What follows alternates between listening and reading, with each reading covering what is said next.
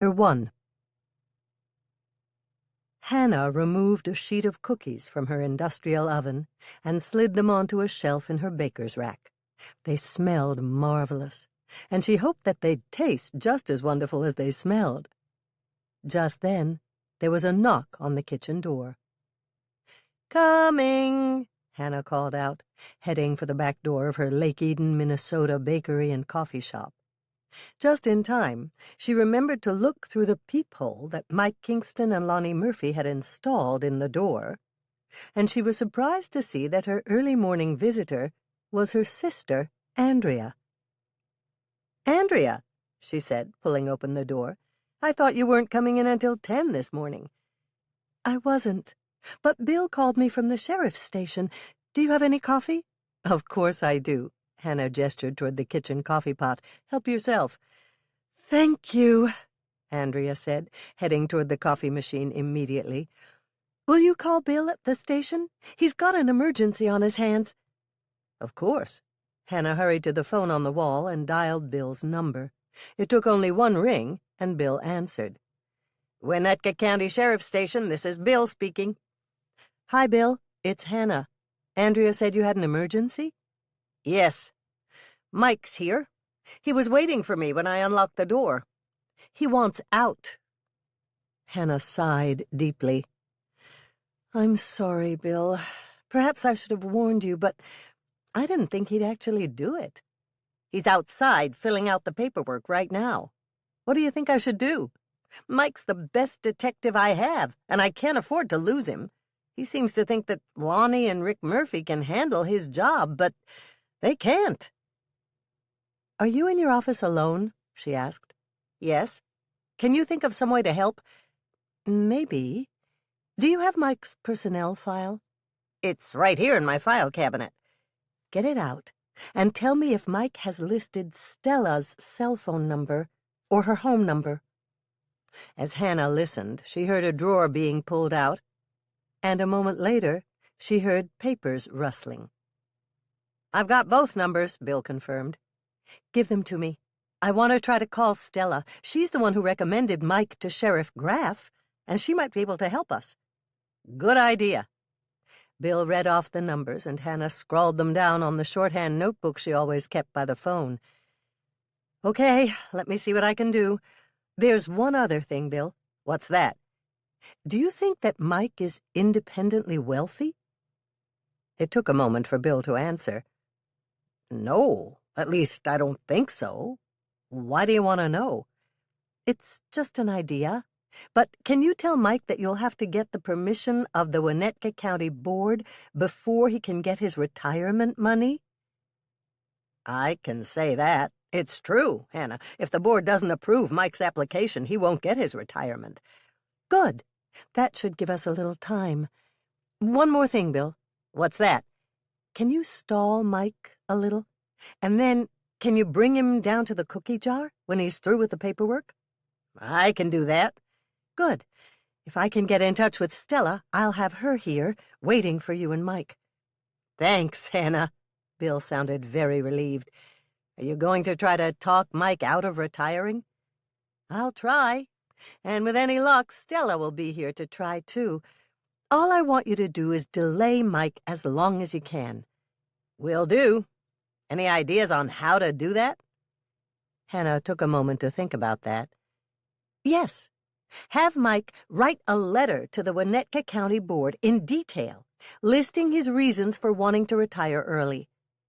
"Okay, I'll do it. Anything else?" "Not that I can think of off the top of my head. Just delay bringing him here for as long as you can." "You got it." Hannah hung up the phone and turned to Andrea. "I have to call Stella. Pour me a cup of coffee, please, will you?" "No problem. Do you want me to dish up some of those cookies?" "Of course. When have you ever seen me turn down cookies?" Hannah had the urge to cross her fingers as she dialed the phone, but she resisted, half afraid she'd dial a wrong number. She punched in Stella's home number first, hoping she could contact Stella before she left for work at the Minneapolis police station. "Hello?" a female voice answered after the third ring. "Stella?" Hannah held her breath, hoping it was Mike's mentor and trainer. "Who's calling, please?" "It's Hannah Swensen, at the Cookie Jar in Lake Eden." "Hannah!" The voice suddenly became much friendlier. "What's going on at my favorite bakery and coffee shop?" "Trouble," Hannah said, getting right to the crux of the matter. "Mike Kingston is in Bill's office right now, filling out the paperwork to resign." "Oh, my gosh. How did this happen? Last I heard, he was happy there in Lake Eden." "He was. Then all of a sudden, after the fishing tournament, boom." "Exactly what do you mean when you say boom, Hannah?" Stella asked. "Stella, it was like flipping a switch. Mike was fine 1 minute, and then the next minute, he wanted out." "So there wasn't any lead-up to this? No ominous black skies above or flashing danger signs before this life-changing proclamation?" "Not really. Although he did say something to me right after the fishing tournament." "What?" "He said he was worried that he was losing his humanity, and that he felt as if he was browbeating the suspects he interviewed into confessing because all he was interested in was closing cases." Uh-oh. That sounds like classic cop burnout to me. "Do you think that you can talk Mike into staying with the department?" "I don't know, but I'll certainly try. Tell me one thing, Hannah. Has Mike ever taken a vacation?" Hannah thought for a moment. "I don't think so." "Okay. I'll call Bill and then I'll get on the road. I hope you have cookies, because I won't have time to stop for breakfast." Hannah laughed. "Of course I have cookies. I always have cookies." "Good. I'll be there soon." "Thank you, Stella. In the meantime, do you want me to assemble the troops?" "The troops? What troops?" "Everyone in Lake Eden who wants Mike to stay here. There's my mother, Norman, Doc Knight, Grandma Knutson at the church, and a bunch of other people."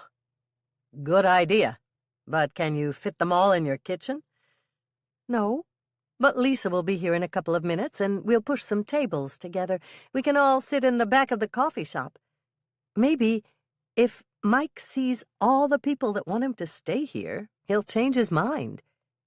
"I doubt that, but it can't hurt. Go ahead, Hannah. I'll see you soon."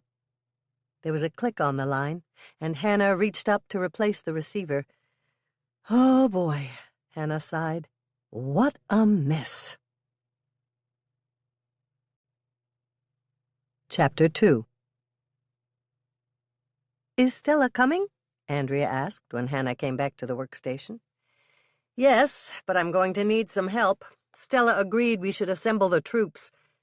"What troops?" "All the people in Lake Eden who might help us convince Mike to stay here." Andrea took a moment to digest this. "Okay," she said, accepting the stenopad that Hannah handed her and turning to a blank page. "How about Grandma Knutson? Write down her name in your notebook. Do you think that you can convince her to come down here and help us?" Andrea laughed. "Of course. You know how Grandma Knutson always wants to be a part of the action. What do you think about asking Reverend Bob and Claire?" "They'll come, and they'll bring Grandma Knutson with them. I'm almost sure of that." "I'll call Mother and Doc. They'll help us." Andrea looked pleased. "Do you think we should invite Aunt Nancy and Hatie?" "Definitely." "Will do. How soon will Stella be here?" "She said she was going to climb in the car and drive straight here. She asked me if I had any cookies." Andrea laughed. "I heard you say that. Do you want me to put some on a plate for Stella?" "Yes, and for anyone else we can think of that'll help us convince Mike to stay." "Do you think we should call Sally and Dick?" Hannah thought about that for a moment. "I'm not sure. I know Mike likes them, but it was right after the fishing tournament that Mike told me he was having a problem. Write down their names, but I'd better ask Stella about that." "You're going to call Norman, aren't you?" "Yes. Doc Bennett is filling in for him today so that Norman can do some paperwork, so I know he's free. And he's one of the best friends that Mike has here in Lake Eden." Even though they're rivals for your affection? Yes. They both know how I feel about them. I've told them that if they were somehow rolled into one person, I'd be rushing right down the aisle. Andrea laughed. I believe you. You've always had a soft spot for both of them. How about asking Earl and Carrie to help us? That's a good idea. Andrea made her way over to the baker's rack and, using oven mitts, pulled a large cookie sheet off the rack and carried it over to the workstation where Hannah was sitting. Placing the cookie sheet down on the surface of the table, Andrea next found a large, round cookie platter and placed it on the work surface as well. Opening one of the large drawers in the workstation, she took out a bright metal spatula and began to use it to transfer the cookies from the sheet to the cookie platter. What a lovely shade of pink these cookies are. Which ingredient did you use to get them that color? Was it grenadine by any chance? Yes. You know how I feel about using food coloring, especially if there's something natural that I can use as an alternative. Try one, Andrea. I want to know what you think of them. I thought you'd never ask, Andrea said with a laugh as she eagerly reached out for a cookie. Hannah watched her sister's face. Andrea loved cookies, and she was a good judge of what they should taste like. Wow! Andrea began to smile. They're great! These are some of the best cookies that you've ever made. Thank you. Hannah was pleased at Andrea's reaction. Do you think that I should sell these cookies at the baseball fields in the snack shack? Yes! Andrea took another bite of her cookie. I'm pretty sure I heard you say before that grenadine is made of pomegranate juice, and I know that's extracted from pomegranate seeds. But what do pomegranate seeds taste like? They're sweetish, but a bit tart, a little like the cookies. Andrea glanced at the clock. I'd better put on another pot of coffee. Yes, and both of us had better help Lisa move some tables together in the coffee shop. Then we'll think of anyone else we should call, and we'll do that. Pink lemonade whippersnapper cookies. Preheat oven to 350 degrees Fahrenheit, rack in the middle position. Ingredients: 1 15.25-ounce box lemon cake mix. I used Duncan Hines Perfectly Moist Lemon Supreme Cake Mix. 2 cups Cool Whip. 1 egg beaten. 1/2 teaspoon of lemon zest. Use just the yellow part of the lemon rind. Be careful not to grind in any of the white part.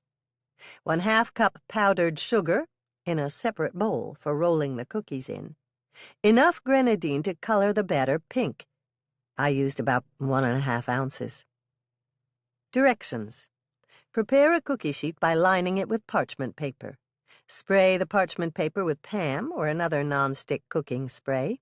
Into a large bowl, add the lemon cake mix, Cool Whip, egg, lemon zest, and just enough grenadine to turn the batter pink. Combine until just mixed through by using an electric or hand mixer. After it is all mixed, put plastic wrap over the top of your mixing bowl, then set in the refrigerator to chill for 20 minutes. Remove bowl from the refrigerator after it has chilled for 20 minutes. Place your powdered sugar next to the mixing bowl. You will only scoop out 1 teaspoonful of the whippersnapper mixture at a time into the powdered sugar. Drop small balls of dough by the teaspoon into the powdered sugar and roll them around until the small balls of whippersnappers are completely coated in the powdered sugar. Place each pink lemonade whippersnapper on a cookie sheet, no more than 8 to 12 cookies to a sheet. Place cookie sheet in the oven and bake at 350 degrees Fahrenheit for 10 to 12 minutes, until cookies are slightly brownish on the top. Remove to a cold stovetop burner or wire rack to cool for 5 minutes. Using oven mitts, take the parchment paper, with the pink lemonade whippersnapper cookies still on it, and remove to the countertop or another wire rack to finish cooling. Yield 2 to 3 dozen pretty, soft, and moist cookies. Serve these pink lemonade whippersnapper cookies with strong hot coffee or glasses of icy cold milk for a yummy snack. Chapter 3. Hannah made a couple of phone calls on her own, then got up to remove the pink lemonade cakes, which she'd baked earlier, from their pans on the baker's rack to the top of the workstation for decorating. Once that was done, she poured herself a fresh mug of coffee and sat down on her favorite stool. "Do you have any ideas about decorating the pink lemonade cakes for the banquet at the community center?" she asked her sister Andrea. "I do," Andrea responded quickly, looking pleased that Hannah had asked her. "I gave some thought to edible flowers, but I decided to try my hand at the pastry bag instead." "Really?" Hannah was surprised. She knew that Andrea had been experimenting with various frostings in the pastry bag, but she hadn't known that her sister felt that confident about her ability to use those frostings to decorate. Andrea looked amused. "I think I've got it nailed. The pastry bag isn't that difficult if you practice, and I've been practicing all week." Hannah smiled. "That's good. What do you have in mind?" "Pink roses. I've got the right tip to make those, and then I'm going to write Summer Solstice in fancy lettering." "That sounds wonderful. Anything you can do will be appreciated. You know how hopeless I am at decorating cakes." Andrea laughed. "I know. I watched you try once. It was—" "Painful?" "Yes, that's the word. I felt so sorry for you. You're such a great baker. But decorating is, or maybe I should say seems to be, beyond me." Hannah supplied the phrase that Andrea seemed to be searching for. "Exactly. That's why I'm so glad you're here, Andrea. You've always been so much better at things like that.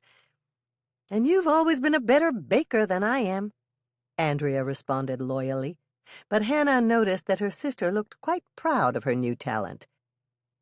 "Did you get a chance to call Michelle?"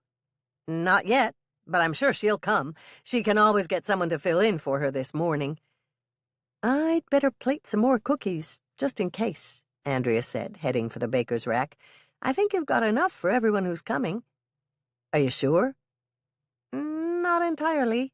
I called Mother first, and she said she was going to activate the Lake Eden Gossip Hotline." "Good heavens!" "I know. And that means we may have a big crowd. Did you bake any more cookies?" "I did. I was here early. I've got molasses crinkles, black and whites, chocolate chip crunch, and cashew chips in." "We should be all right then." "I think so, but I can always run back here and make more if we need them." Hannah paused and looked slightly worried. "Maybe I'd better do that right now." "I'll do it. I know how to make black and white cookies. I've been practicing at home. Grandma McCann says I'm getting very good at it." "That's a real compliment, Andrea, especially from someone like Grandma McCann." Chapter 4. Hannah looked up when she heard a knock on her back kitchen door. "I'll get it," Andrea volunteered. "Maybe it's Stella." Hannah watched while her sister went to the door, looked through the peephole, and laughed out loud. "It's Stella," Andrea reported, "and she's standing there holding out her coffee cup like a beggar asking for a coin. I'll let her in, fill up her cup, and you two can talk strategy. I think I heard Lisa unlock the front door. I'll go help her and Aunt Nancy." Andrea let Stella in from the back door and gestured toward a stool at the workstation. "Have a seat, Stella. I'll get coffee for you. How about some fresh-baked cookies?" "Thanks. I could use them." "Great to see you again, Stella," Hannah said. "I'm so glad you're here." Andrea delivered Stella's coffee and brought a plate of cookies. "Try these, Stella. I think these are some of Hannah's best yet." Stella took a bite of the cookie and smiled. "Wonderful. And they taste delicious." "I'm glad you like the cookies." Hannah accepted the compliment. "What's our strategy for this morning, Stella?" I'm not sure what the final strategy will be. For right now, I think it's a good thing to show Mike that we're all behind him, and we want him to stay. Then we'll play it by ear.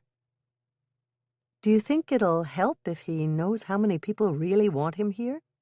It's worth a shot, Hannah. Did Mike say anything more to you about why he wanted to leave? Not really. Then it probably is a case of classic cop burnout. It happens sometimes, even to the best cops. You mean it happens to everyone? Not everyone, but it happens to a lot of cops, yes. It's the stress of the job. Even bad cops burn out occasionally. But Mike is a good cop, isn't he? Of course. No question about it. I think he's just frustrated. Maybe he needs some time away to relax and to think about what he really wants. Do you think you can help him? I'm certainly going to do my best. I called Bill, and he said that Mike hasn't had a vacation since he joined the department. I'm going to take him out to my parents' cabin on Long Lake. We can go out on the lake and fish, or just sit in a boat, or paddle a canoe and watch the sun on the waves. There's something very soothing about being on the water. That's what my mother always says. She still owns my grandparents' cabin, and she hauls Doc out there when he gets stressed. She swears that just paddling around in a canoe helps to ease tension. I think she's right. I know it works for me. The feeling of water gently rocking the boat has always had a soothing effect. Let's go out in the main room. I think Mike needs to know that everyone here loves and supports him. That could make a real difference. We can figure the rest out later. I've got one idea. You can always drive out and bring something in the crock pot for supper. Mike loves your cooking, and he's going to miss you a lot. I truly believe one of the great disappointments in Mike's life is that you refused to marry him. Hannah took a moment to digest that. You mean that if I'd said yes, Mike would be all right? No, not at all. Mike's conflicted, Hannah. Norman's his best friend, and Mike could be afraid you might marry Norman someday and leave him out in the cold. But I could never do that, Stella. I love both of them so much. There's just no way I can choose between them. I know that, and you know that. I'm not sure Mike always does. Stella stood up. Let's go. Do you think Grandma Knutson will be here? I'm sure she's here already. Grandma Knutson wouldn't miss this for the world. She loves to be in on the action, and you can always depend on her to have her finger on the pulse of the community. That means Reverend Bob and Claire will be here, too. Mike will get plenty of support from everyone. You can bet on that. Good. Let's go. Chapter 5. Stella started to push through the door to the coffee shop, then stopped and turned to look at Hannah. It looks like you've got quite a few people in the coffee shop already. What we call the Lake Eden Gossip Hotline must be working at warp speed, Hannah explained. How does that work? Well, Andrea called Mother. Mother called a few of her closest friends. And those close friends called a couple of their close friends? Exactly right. So it's like a telephone tree? Yes, Hannah said, as she and Stella walked into a scene that would have been perfect for a Hollywood sitcom. Seated at the tables, enjoying what seemed like half of the baked goods that the cookie jar had to offer, were Grandma Knutson, Reverend Bob and Claire, Dick and Sally, Dolores and Doc, and what appeared to be about half of all the residents of Lake Eden. As if on cue, Grandma Knutson rose to her feet. "Here they are," she declared. "Let's give Hannah and Stella a round of applause." She swiveled to face Stella. "We're prepared to do anything you want us to do." Good, Stella smiled at her. We just want everyone to tell Mike how much we need him here in Lake Eden and how much we want him to stay. Should we go up and talk to Mike in person? Irma York asked. Absolutely, Hannah replied. He needs to know how we feel about him and how much we depend on him. Do you think you can talk him into staying here? Claire asked. I don't know, but I'll do my best, Stella replied. But will it do any good? Aunt Nancy asked. I don't know, but it'll certainly be good for his ego. Stella gave a little smile. I'm going to help out by taking Mike on a little vacation. Bill told me that Mike hasn't taken one day of vacation since he's been here, and that could be one of the reasons he's so discouraged. You've dealt with this type of thing before? Lisa asked, delivering coffee to both Hannah and Stella. Many times. Mike's a good cop. I trained him myself, so I know he takes his responsibilities seriously. I think part of the problem is that he's just plain exhausted, and that makes him feel depressed, and maybe uncertain about his job and even about his life here. Where are you taking Mike on vacation? Reverend Bob wanted to know. To Long Lake. My parents had a vacation home out there, and I kept it when they died. That's just perfect, Dolores declared. I know when Doc gets stressed out. It always helps when we go out on the lake and just watch the waves lap up against the boat. It's very peaceful on the water. Something else that helps is chocolate, Doc suggested. I always keep a little box of chocolate truffles hidden in my file cabinet for Lori. Dolores laughed. And I know it, too, so I usually eat them all before he even gets around to offering them to me. I think you should have married Mike, Hannah, Irma York spoke up. Then he'd want to stay here in Lake Eden. Hannah shook her head. That wouldn't have made any difference in his staying. We're not sure he's even leaving. But isn't that why we are all here? We are here to talk him out of it. Besides, I couldn't marry Mike. And you all know why. Because you can't choose between Mike and Norman? Dick asked. Well, yes, that's certainly one reason. Sally laughed. Then there's also the fact that marrying both Mike and Norman would be illegal and immoral.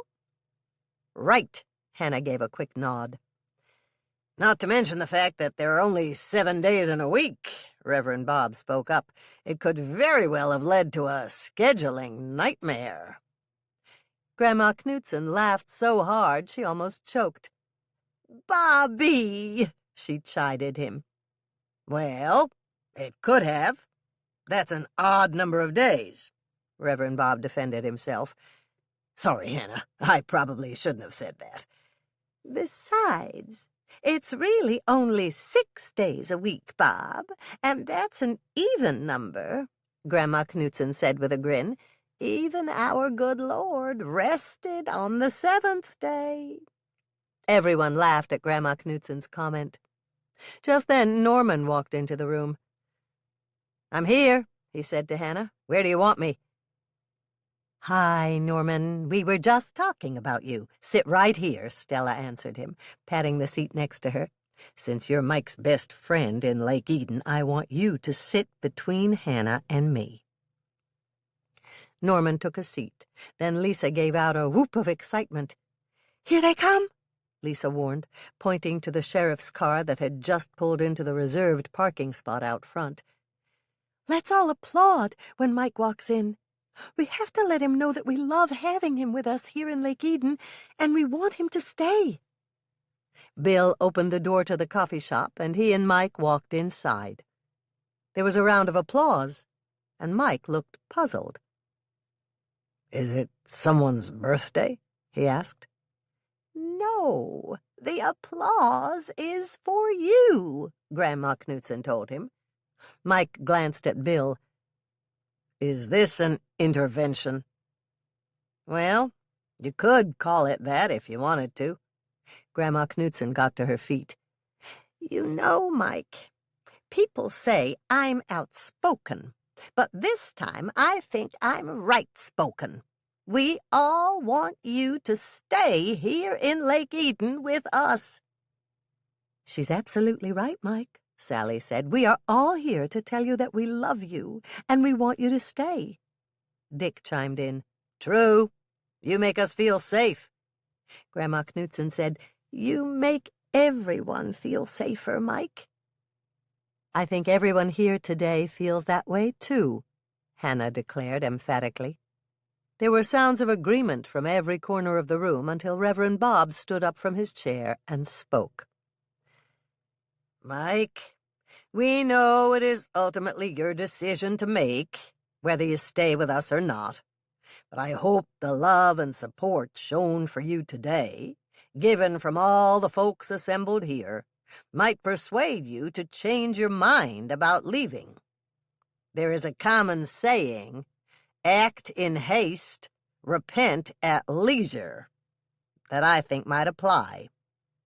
Mike, there are so many people whose lives have been enriched by your working and living among us in Lake Eden. Won't you reconsider?" Mike thought about it for a moment, then nodded. "I do love Lake Eden, both the town and the people who live in it. Reverend, I'm not saying yes quite yet, but I will think about it. I really will." Chapter 6. There was a lovely, cooling, tropical breeze on her face, and Hannah smiled in her sleep. She took a deep breath, expecting to inhale the perfume of exotic tropical flowers, but instead she smelled the scent of fish, Hannah said aloud, startling the two cats who were lying on either side of her feather pillow. It took a moment for Hannah to realize what was happening. When she did, she laughed out loud, startling the two cats so much they hopped off their comfortable perch and landed with twin thumps on the floor. "I guess you're hungry," Hannah told them, glancing at the clock on her bedside table. It took another moment for her to register the numbers, and when she did, she sat up with alarm. "Uh-oh," she said to the two cats. "I overslept. And that means you're hungry, right?" "Meow," Moisha responded. "Meow," Cuddles echoed in a much softer tone. "Okay, I'm awake now. You did your job. Just stay here while I take a quick shower and get dressed." It didn't take much coaxing for the two cats to return to their respective sides of Hannah's pillow. Hannah petted them both, slipped her feet into the moccasins she used as slippers, and padded off to the bathroom. Hannah showered quickly and dressed in clean jeans and a long-sleeved T-shirt. Once she'd brushed her teeth and run a comb through her hair, she exited the bathroom and came out to find her two sentinels now sleeping on her feather pillow. "Okay, let's go," she said, heading for the bedroom door with the two cats following in her wake. As she passed the door to the guest room, Hannah heard the shower running. Norman was up. She hurried down the stairs, turned on the kitchen light, and activated the coffee pot she'd set up the previous evening. "You sound like you're starving. Are you ready to eat?" she asked. Both cats turned to stare at her, and Hannah laughed. "Do you want salmon or tuna?" The two cats stared at her but didn't respond. "Okay," Hannah told them, "I'll choose this morning. You're going to have a little of both, on top of your kitty crunchies." Hannah was almost certain both Moisha and Cuddles looked pleased at her decision. It didn't take long for Hannah to arrange the two cans of cat food on top of the kitty crunchies that both cats loved. Once the resident felines were contentedly crunching their food, Hannah poured herself a cup of morning coffee, inhaled the bracing scent, and took her first scalding sip. "Oh, great! You've got the coffee on," Norman greeted her. "Thanks, Hannah. It's so good having you here with me." Hannah smiled. "Thank you, Norman." And then she thought, Norman's wonderful, and he's always so appreciative every time I do something for him.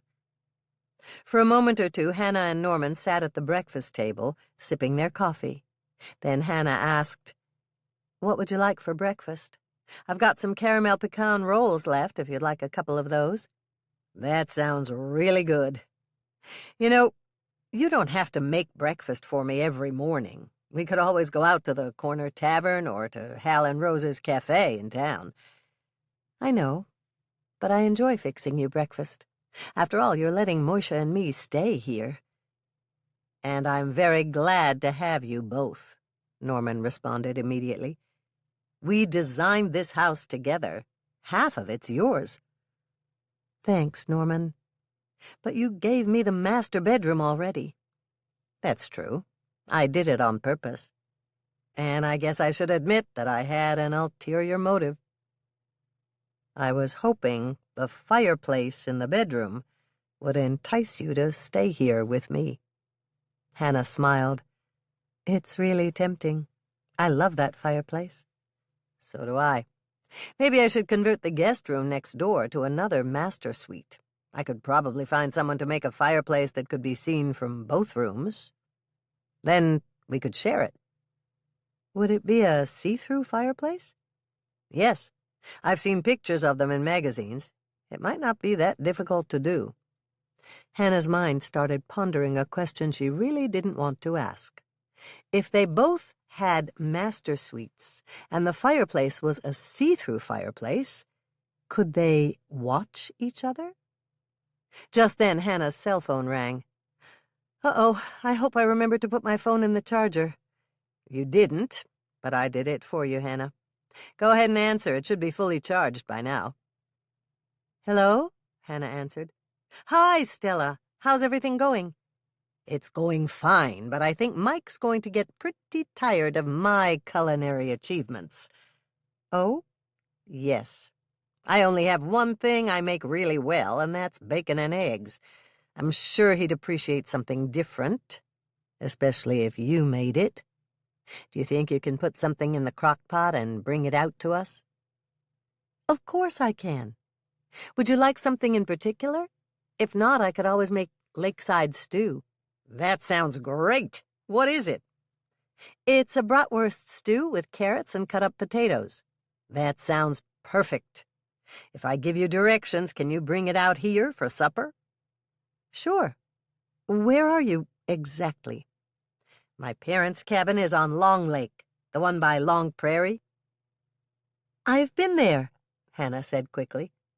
I'm not very good with directions, though. If I put Norman on, can you give him all the details?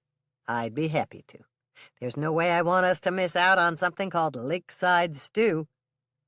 Hannah motioned to Norman, and he got up to take the phone. Let me get some paper. Hold on a minute. Hannah listened while Norman grabbed a pen and paper and wrote down Stella's directions. Thanks, Stella, he said. I won't have any trouble driving out to you. My parents used to go out to a little place on Long Lake called the Rock Tavern. They loved the hamburgers there, and I was fascinated by the colored bottles that were set into the walls. They're still there, along with the macrame bottle cap curtains, and the view of the lake is still gorgeous. It's good to know that some things don't change very much. And that reminds me, if you and Hannah feel like staying overnight, it's a 3-bedroom cabin, and the sofa in the living room makes into a hide-a-bed. Thanks, but I think I'd better leave that up to Hannah. The baseball tournament starts the day after tomorrow, and tomorrow night is the dinner and dance at the community center. We almost have to be back for that because Hannah is going to serve her special pink lemonade cake for dessert after the dinner. How about those luscious cookies I had for breakfast yesterday? Is she going to serve those, too? Yes, at the snack shack. Norman turned to wink at Hannah. Just between you and me, Stella, they won't let Hannah watch the tournament in person. Why not? Hannah gets just a bit too involved. The last time she went to a town baseball game, she told the home plate umpire that he needed glasses. Hannah made a face at Norman, and he laughed. She's not real happy with me right now, Stella. I guess I shouldn't have told you that. The ladies usually relegate Hannah to the snack shack and don't let her watch when the Lake-Eaton Gulls are playing. Hang on. I'll give you back to Hannah. I'm not that bad, Hannah yelped as Norman passed the phone back to her. She gave Norman a bit of a frown and quickly spoke into the phone. "At least, I don't think I am, Stella. All right, I admit I get a little hot under the collar, but only when the umpire is wrong." "What else are you selling at the snack shack for the tournament?" Stella asked, changing the subject. "Cinnamon toast popcorn balls and curveball cookies." "That sounds interesting. And you're serving your pink lemonade cake at the banquet?" "Yes. Are you bringing Mike to the summer solstice parade or the banquet?" "I don't think so. It may well be time for reverse psychology." "What do you mean?" "Yesterday at the cookie jar, Mike got a nice ego massage. Everyone who was there told him how much they loved him and that they wanted him to stay in Lake Eden. He knows that. But now, I think he should get a dose of reality." "You're the expert. Just tell me what you want us to do, and we'll do it." Hannah glanced over at Norman, and he nodded in agreement. "I want you to tell Mike that you and Norman have everything under control. I think Mike needs to hear that he's not indispensable." "But he is." "I know that, and you know that. I need Mike to think about exactly what might happen if he actually left Lake Eden." It took Hannah a moment, but then she connected the dots. "Okay, I think I see what you're doing. Do you want me to remind Mike that Bill is a detective, and so are Rick and Lonnie, and that they can take care of anything that comes up?" "Exactly. And don't forget to add you and Norman to the mix. Say that you're also willing to help." "I got it," Hannah agreed. "Oops, I just heard the shower go off. I'll tell Mike that you and Norman are coming out for supper tonight, and you're bringing one of your meals in the crock pot. He's going to like that." "One other question," Hannah said. "Do you have soup bowls, spoons, and kitchen supplies?" "Of course. My parents lived out here year-round.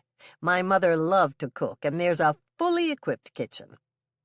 "Then we're all set," Hannah said, smiling as Norman gave her a thumbs up. "We'll see you and Mike later.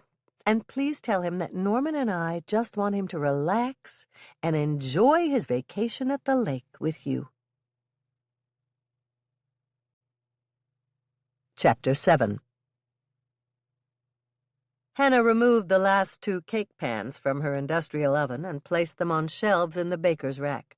She was heading for the kitchen coffee pot next, to check on the fresh pot of coffee she'd just finished brewing, when there was a knock on the cookie jar's back kitchen door. It was Andrea's knock. Hannah recognized it, and she opened the door. "Good morning, Andrea."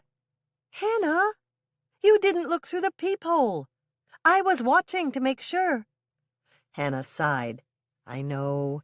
I should have done that, but I recognized your knock." "Anybody could duplicate my knock," Andrea said with a frown. "Really, Hannah, you just have to be more careful." "You're right," Hannah agreed quickly. "You're here early. Is something wrong?" "Not really. It's just that I needed coffee. Bill's already gone, and I didn't want to put on a whole pot just for myself." "Well, you're in luck. I was just about to check on the fresh brewed pot now. Help yourself, and I'll tell you the latest in the Stella Mike story." Andrea hurried to the kitchen coffee pot and poured a cup for herself. "Okay, come and sit down. I do want to know what's going on with Mike and Stella at the cabin." Hannah walked to her favorite stool at the workstation and sat down. "Truthfully, there's not too much to tell, except that Norman and I are going out to Stella's cabin tonight for dinner." "Then you're going to see Mike?" "Yes. Stella asked me to bring something in the crock pot, so I'm going to make my lakeside stew."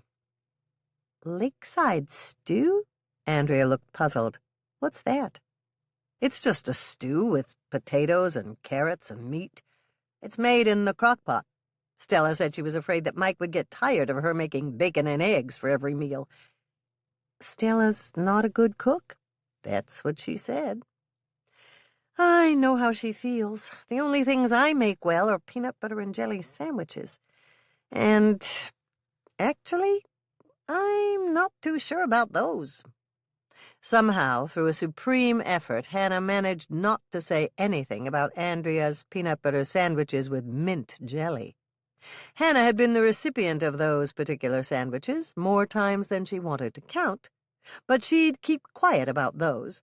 She wouldn't hurt her sister's feelings for the world.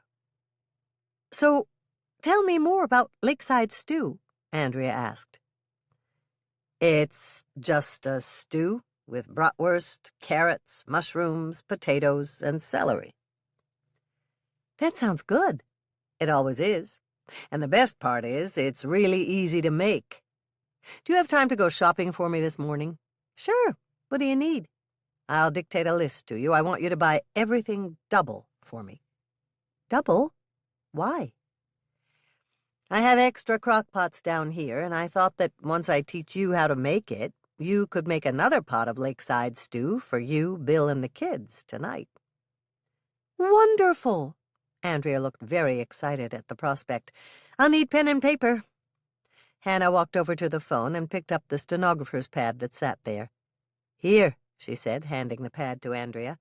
"Let's start with small red potatoes. And remember, everything's doubled." Andrea wrote that down. "Okay, how many do you need?" 2 pounds for each slow cooker. So that's 4 pounds in total. We're going to wash them and cut them into quarters. We'll also need 2 cans of chicken broth. "All right. What else?" "Onions. Get a big package of Florence's chopped onions. They're in the produce section, and they're already pre-cut for us." "Got it. What else?" "Carrot sticks. You can get the kind Florence stocks for kids' lunchboxes. Then all we have to do is cut them up into 1/2-inch sticks. Oh, and get a bunch of celery." "Anything else?" "Yes. 2 cans of sweet corn. And, this is the hardest part, we'll need 4 pounds of bratwurst." "You mean like hot dogs?" "No, not exactly. Ask Florence what she has on hand, and she'll tell you. She usually carries a lot of different kinds of bratwurst. Just ask, and she'll explain the different kinds to you." "Okay, but what kind shall I get?" "That's up to you. I know that I want the Polish sausage type and the knockwurst. But you can get some different kinds if you'd rather. Florence will explain each of them to you, and you can choose which types you want to use in your crockpot for tonight." "Wonderful!" Andrea looked delighted at the thought. "That's right. And remember, if you taste your Lakeside Stew and think it's too bland for your family, you can just add some Slap-Ya-Mama hot sauce to perk it right up." "Right!" Andrea finished her coffee in one swig. "Florence is probably open by now. I can go down there and get what we need." "Perfect. And once we put the Lakeside Stew together, maybe we can bake more pink lemonade cake layers. We'll need to bake quite a few of those for the banquet." "Right, Hannah. I'll be right back." "Wait a second," Hannah said as Andrea stood up. "I almost forgot. Write down 2 cans of Campbell's cream of mushroom soup, 2 cans of Campbell's cream of celery soup, and 2 cans of Campbell's creamy tomato soup. And we also need 4 small cans of sliced mushrooms or mushroom pieces." "What are those for?" "We're going to make our own version of golden mushroom soup. Campbell's already makes a canned golden mushroom soup, but sometimes Florence's distributor doesn't carry it, or it's sold out." "You mean some of the soup that I'm going to buy, when mixed together, will make our own golden mushroom soup?" "That's right. The only reason I know this trick is because Grandma Knudsen taught me how to do it a couple of years ago." Andrea smiled. "Grandma Knudsen knows everything, doesn't she?" "Yes, at least it seems like it. She's been cooking and baking for years, and she's discovered all the shortcuts." "I think she should teach cooking classes on KCOW television," Andrea said. "I'll shop now and bring everything back here. And thank you for helping me make something new for Bill and the kids. Not a problem. In fact, it's my pleasure. Hey, before you leave, remind me later that I have something else you can make for Bill and the girls. Really? What's that? It's called tropical pie, and it's got a pear, apricot, and pineapple filling. Tropical pie. Preheat oven to 375 degrees Fahrenheit, rack in the middle position. Ingredients: 1 frozen deep dish pre-made pie crust. I used Marie Callender's.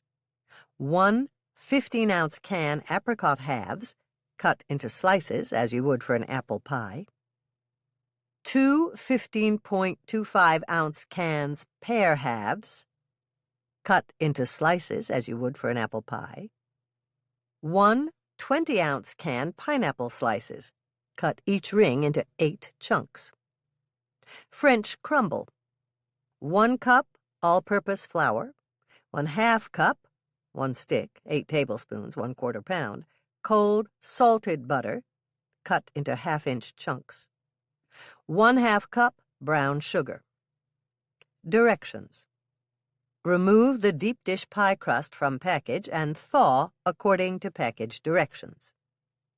In the bowl of your food processor, combine the flour, salted butter, and brown sugar. Process with the steel blade in an on and off motion until the resulting mixture is in uniform small pieces. In a medium-sized bowl, combine the apricot slices, pear slices, and pineapple chunks with 1/2 of the French crumble mixture. Arrange this mixture in the deep dish pie shell. Sprinkle the rest of the crumbled mixture over the top of your pie. Pat the top down with your impeccably clean hands and cut several slits in the top to vent. Place your pie on a baking sheet lined with aluminum foil and bake at 375 degrees Fahrenheit for 45 to 55 minutes or until the top is golden brown. Remove from the oven and let your pie cool on a cold stovetop burner or wire rack. Yield 8 pie-shaped servings of tropical delight. Serve with strong hot coffee or glasses of icy cold milk. Hannah's note: this yummy dessert can be topped with a scoop of vanilla ice cream, a slice of cheddar cheese, or both. Chapter 8. I'm back!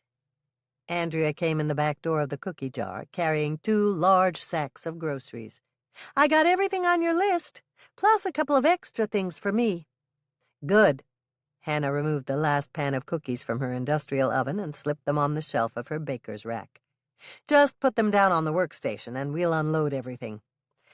Will do, Andrea said, setting the sacks of groceries on the stainless steel surface. Hannah walked over and sat down on her favorite stool. What did you get? Everything you wanted for both of us, and a couple more things for me. Like what? Like this. Andrea pulled out a paper-wrapped package to show Hannah. Florence had lots of different types of sausages, and she explained them all. Not only that, she actually cooked a couple of them in her little toaster oven and let me taste them. Florence is very helpful, especially when it comes to explaining the products in her meat case. Yes, she is. What kinds of sausage did Florence help you find for us? Apple and celery sausage, Polish sausage, the sausage that looks like fat hot dogs, and something that looked like white sausage. Weisswurst? Yes! If it's okay with you, I want to put the apple and celery sausage in my lakeside stew. Good idea. I know how crazy Bethy is about apples. Andrea laughed. Sometimes she's a little too crazy about apples. What do you mean?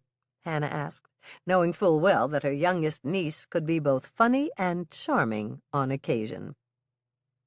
Bethy got worried the other day because she ate an apple star. A what? An apple star? Sometimes I don't peel the apples, I just cut them into slices with the seeds in the center. I get it, Hannah responded. When you do that, the seeds make little stars in the center. Exactly. Bethy loves apples cut that way, and the other day she forgot, took a big bite of the apple slice, and before she knew it, she'd swallowed a couple of apple seeds by mistake. Hannah chuckled. Did Bethy think she was going to grow an apple tree in her stomach? That's exactly what she thought. She worried so much I had to feel her stomach every morning this week and convince her that no apple trees were growing inside her tummy. Tracy didn't tell her that? Hannah asked, mentioning her older niece. Tracy told her, but Bethy didn't believe Tracy. She wanted me to tell her, just to make sure Tracy was right. I'm glad you got it all straightened out, Hannah said. You said you bought a couple of extra things. What else did you buy? Instant mashed potatoes. Those are for me, and I paid for them. Florence gave me a tip, Hannah. She said that I could use instant mashed potatoes to practice my frosting techniques. Okay. She did explain that instant mashed potatoes wouldn't taste like frosting, didn't she? Andrea laughed. Of course she did. She said she'd read about that in an article, and they used instant potatoes all the time to double for ice cream and powdered sugar frosting on photo shoots and on television. The article said that the lights were so hot, they tended to melt the frosting or the ice cream.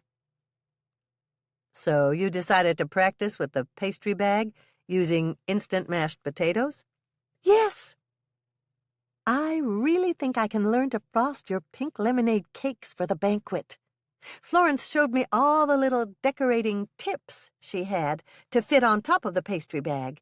There's one for rose petals, and another one for making little stars, and another one for writing names and things like happy birthday and congratulations. I'm sure I can do it if I practice. I'm sure you can. You're very artistic. That's what Bill says. Do you want me to go home and get my crock pot? I've got one. That's not necessary, Hannah said, reaching down to open the sliding door built into the workstation. Look under here, Andrea. Andrea glanced down at the sliding door that Hannah had opened. You have a whole battalion of slow cookers. Yes, I do.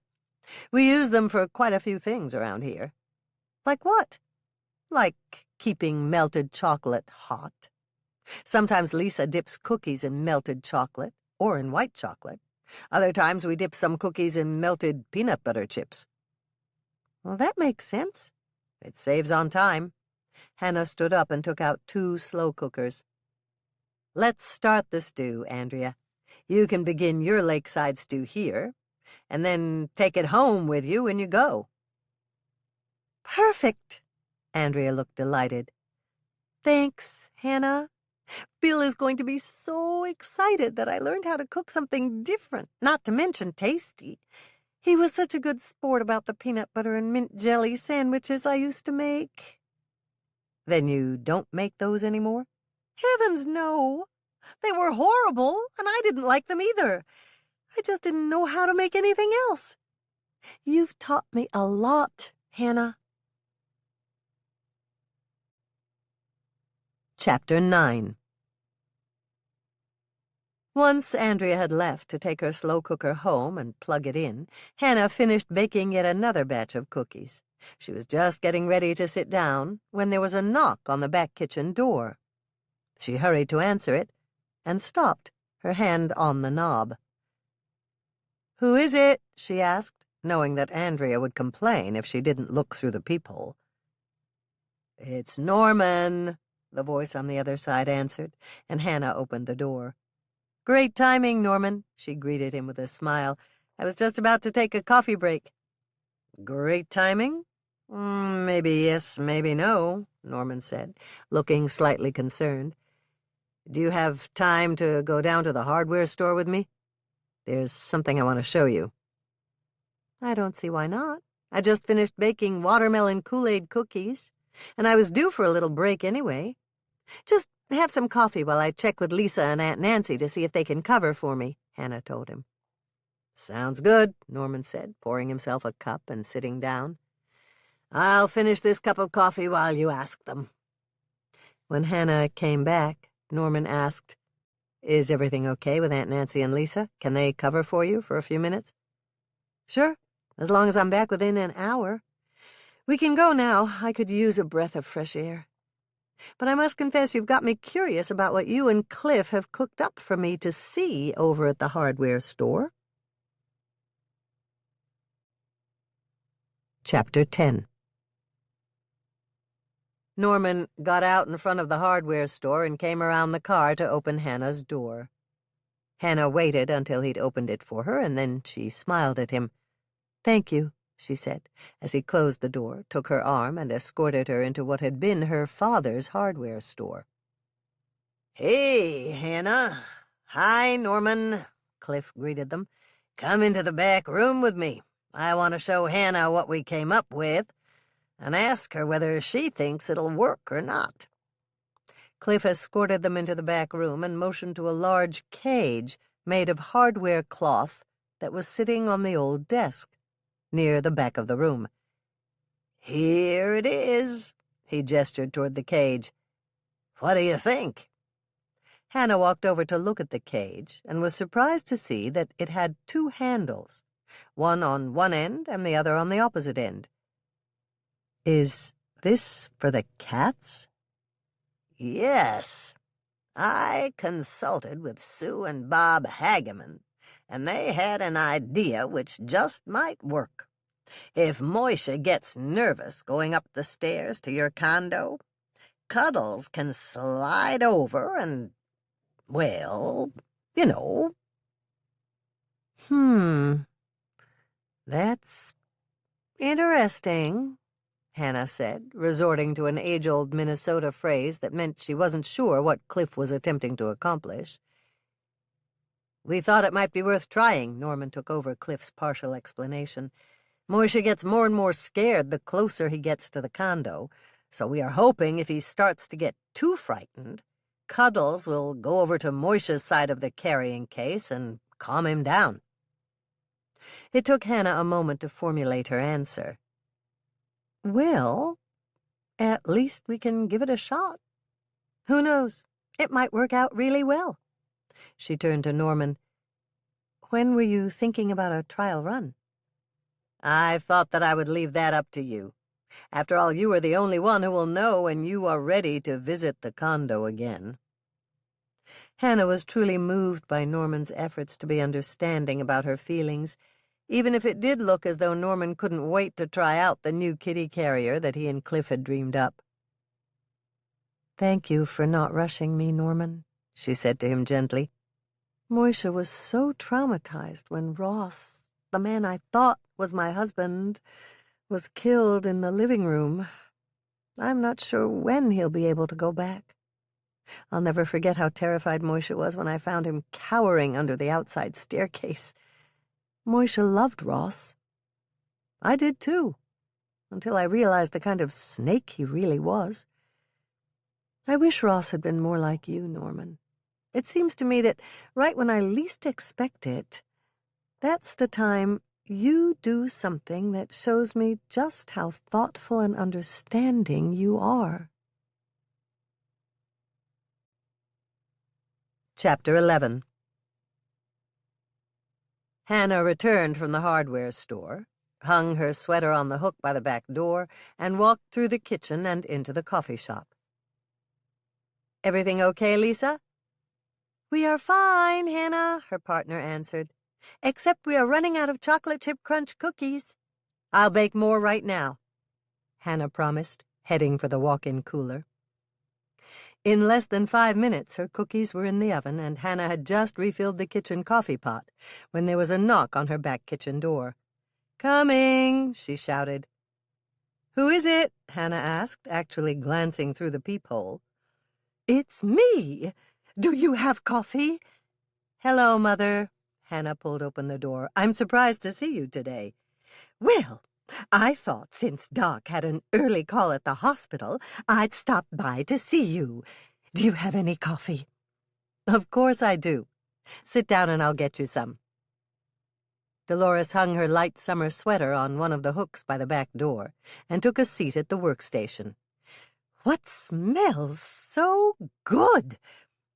"It's either the pink lemonade cakes I just baked or the pink lemonade whippersnapper cookies that I made earlier." "Heavenly," Dolores pronounced, taking a sip of the coffee that Hannah had just delivered. "Could I have a couple of cookies? I didn't have time to eat anything yet, and I didn't feel like stopping at Hal and Rose's cafe." "Of course, Mother." Hannah walked to the cooling rack and filled a plate with cookies.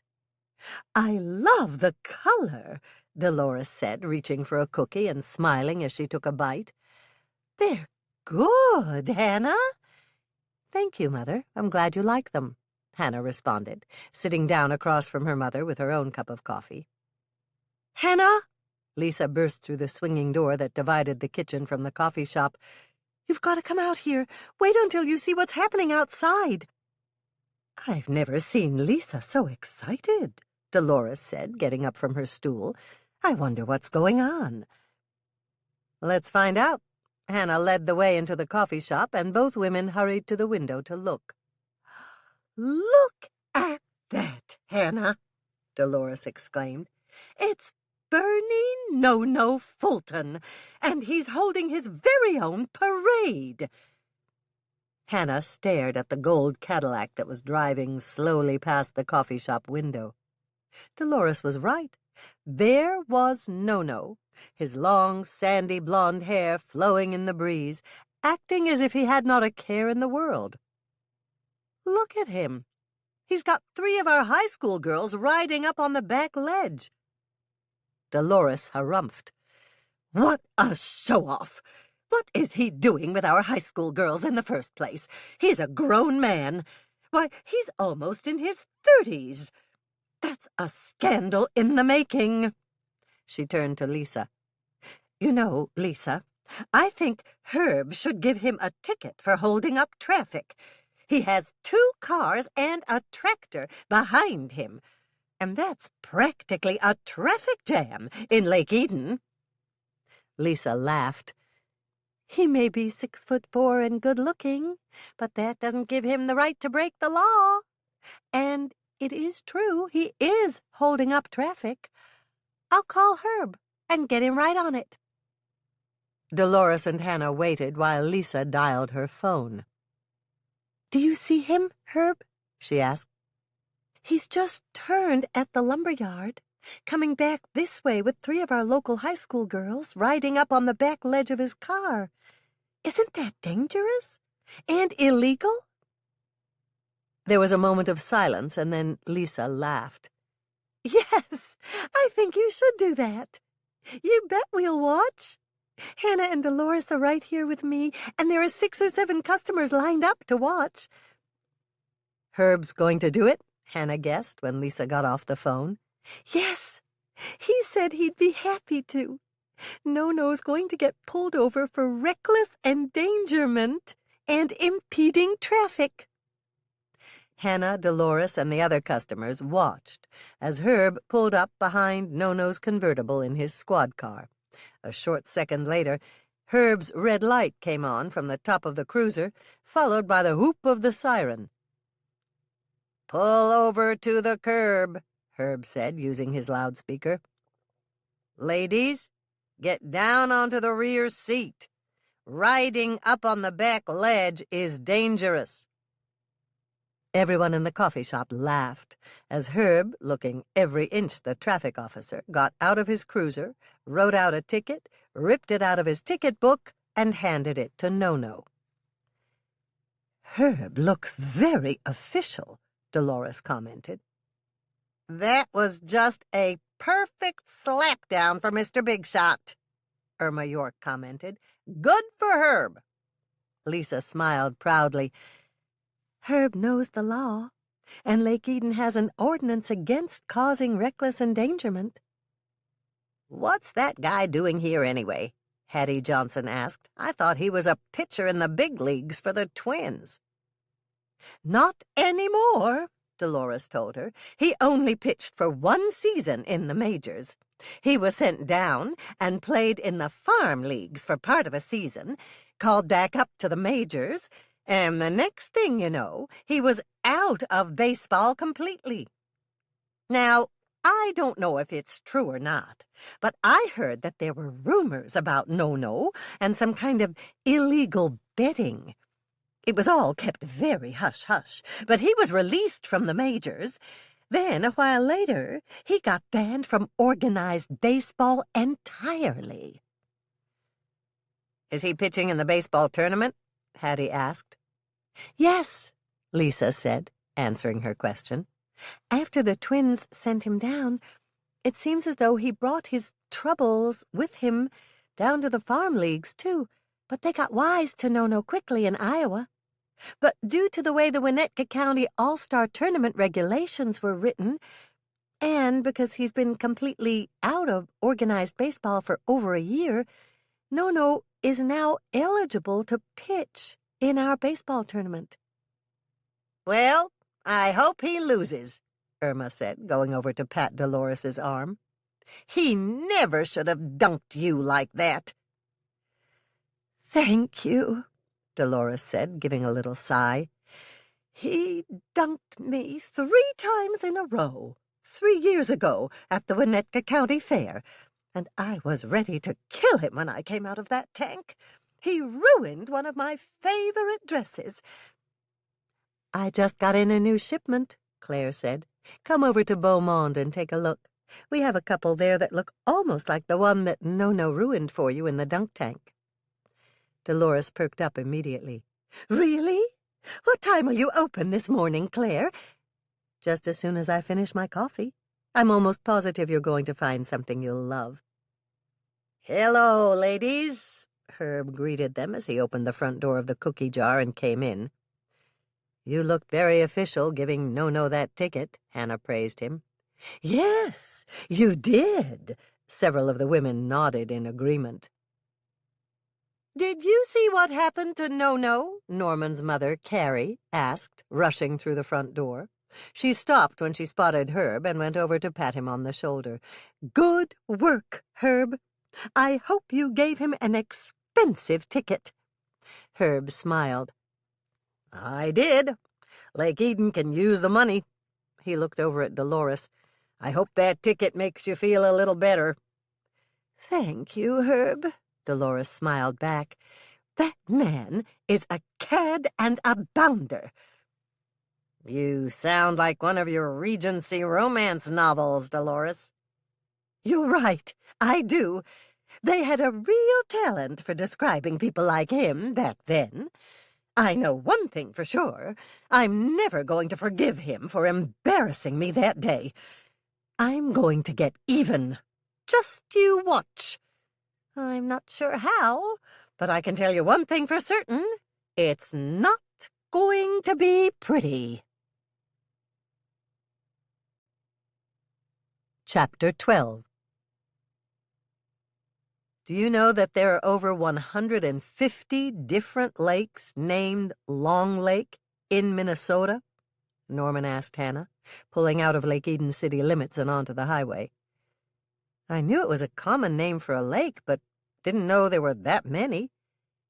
"I guess we're lucky that this particular Long Lake is fairly close," Norman commented, speeding up a bit. "Your lakeside stew smells really good. But I don't smell any fish. I expected salmon or cod or even walleye." "You don't smell fish because there isn't any," Hannah told him. "This lakeside stew is a bratwurst stew without any fish at all in it." Norman laughed. "Leave it to you to do something unexpected." "Are you disappointed that I didn't use any fish?" "Not at all. What did you use?" "Mostly I used Polish sausage and brats. I put several different kinds of bratwurst into the lakeside stew." "I didn't know that there were more than a couple types," Norman said, sounding surprised. "There are a lot more than most people think, and Florence seems to carry them all. She made some up in her toaster oven for Andrea, and Andrea was totally amazed with how good they were." "What else is in your stew?" Norman asked. Campbell's cream of celery soup, mushroom pieces, potatoes, carrots, Campbell's cream of mushroom soup, and quite a few other ingredients. That all sounds good to me. Look at this cute little place. He pointed to a small restaurant that they were slowly passing. That's the Hub, Hannah stated. That's what it says on the bench in front. Have you been there? Yes, several times with my parents when I was little. They had great steaks there, and Mother knew the woman who owned it. Her name was Doris. I don't really remember, but I think her husband's name was Hank. Anyway, Doris was always very nice to me, and she used to give me nickels to play their pinball machine. Here's the turnoff for Stella's cabin, Norman said, turning off the highway and onto a gravel road. When she gave me directions on the phone, she said it was about 3 miles in. It's a big cabin, Hannah. 3 bedrooms. She said she'd really love it if we'd stay until Mike went to bed for the night. That's okay with me if it's okay with you, Hannah responded. It's fine with me. So that's what we'll do then. Stella probably wants to talk to us about Mike after he retires for the night. They rode on in silence for another couple of minutes, and eventually Norman pulled up into a paved driveway. Is this it? Hannah asked. Yes. I'll carry in the crock pot, Hannah. You can take the bag with whatever else you brought. Okay. All I have are a few finishing touches. Like what? Like oyster crackers, goldfish crackers, some gravy mix, and a couple of bottles of Cold Spring Export for Mike. I've got ginger ale and lemonade for me, Norman said, opening the back door and taking out a cooler with lemonade and a couple bottles of ginger ale. Chapter 13. This cabin is huge, Stella, Hannah said once she'd finished plugging in the slow cooker and helping Stella set the table with soup bowls and spoons. I know. When my parents retired, they lived here year-round. They even had a monarch garden. I know what that is. As a matter of fact, I've got one, too. Did they have help setting theirs up? Norman asked, putting the lemonade, ginger ale, and beer away in Stella's refrigerator. You betcha. They got instructions from the University of Minnesota website telling them exactly what to plant to attract the butterflies.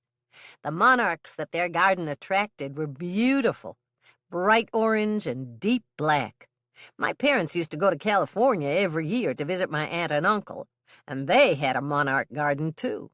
Dad said that the California garden had only light yellow monarchs, and that was because the monarchs' colors were determined by the climate and the food they ate. Hey, Mike, Norman greeted him as Mike came into the kitchen. How's the fishing? Not good. I got totally skunked today. Well, sit down and drown your sorrow with one of the Cold Spring Export beers we brought. All right. Mike looked pleased as he sat down to the table and accepted a bottle of beer from Norman. Something smells really good in here. It's Hannah's lakeside stew, Stella explained. She brought everything, including oyster crackers. That's good. I'm glad she brought those. Oyster crackers will be the closest thing to fish that I'll eat today. The fish just weren't biting at all. Don't worry, Mike, Hannah said with a grin.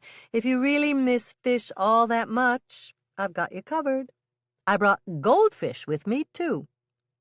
Mike looked confused until Norman spoke up.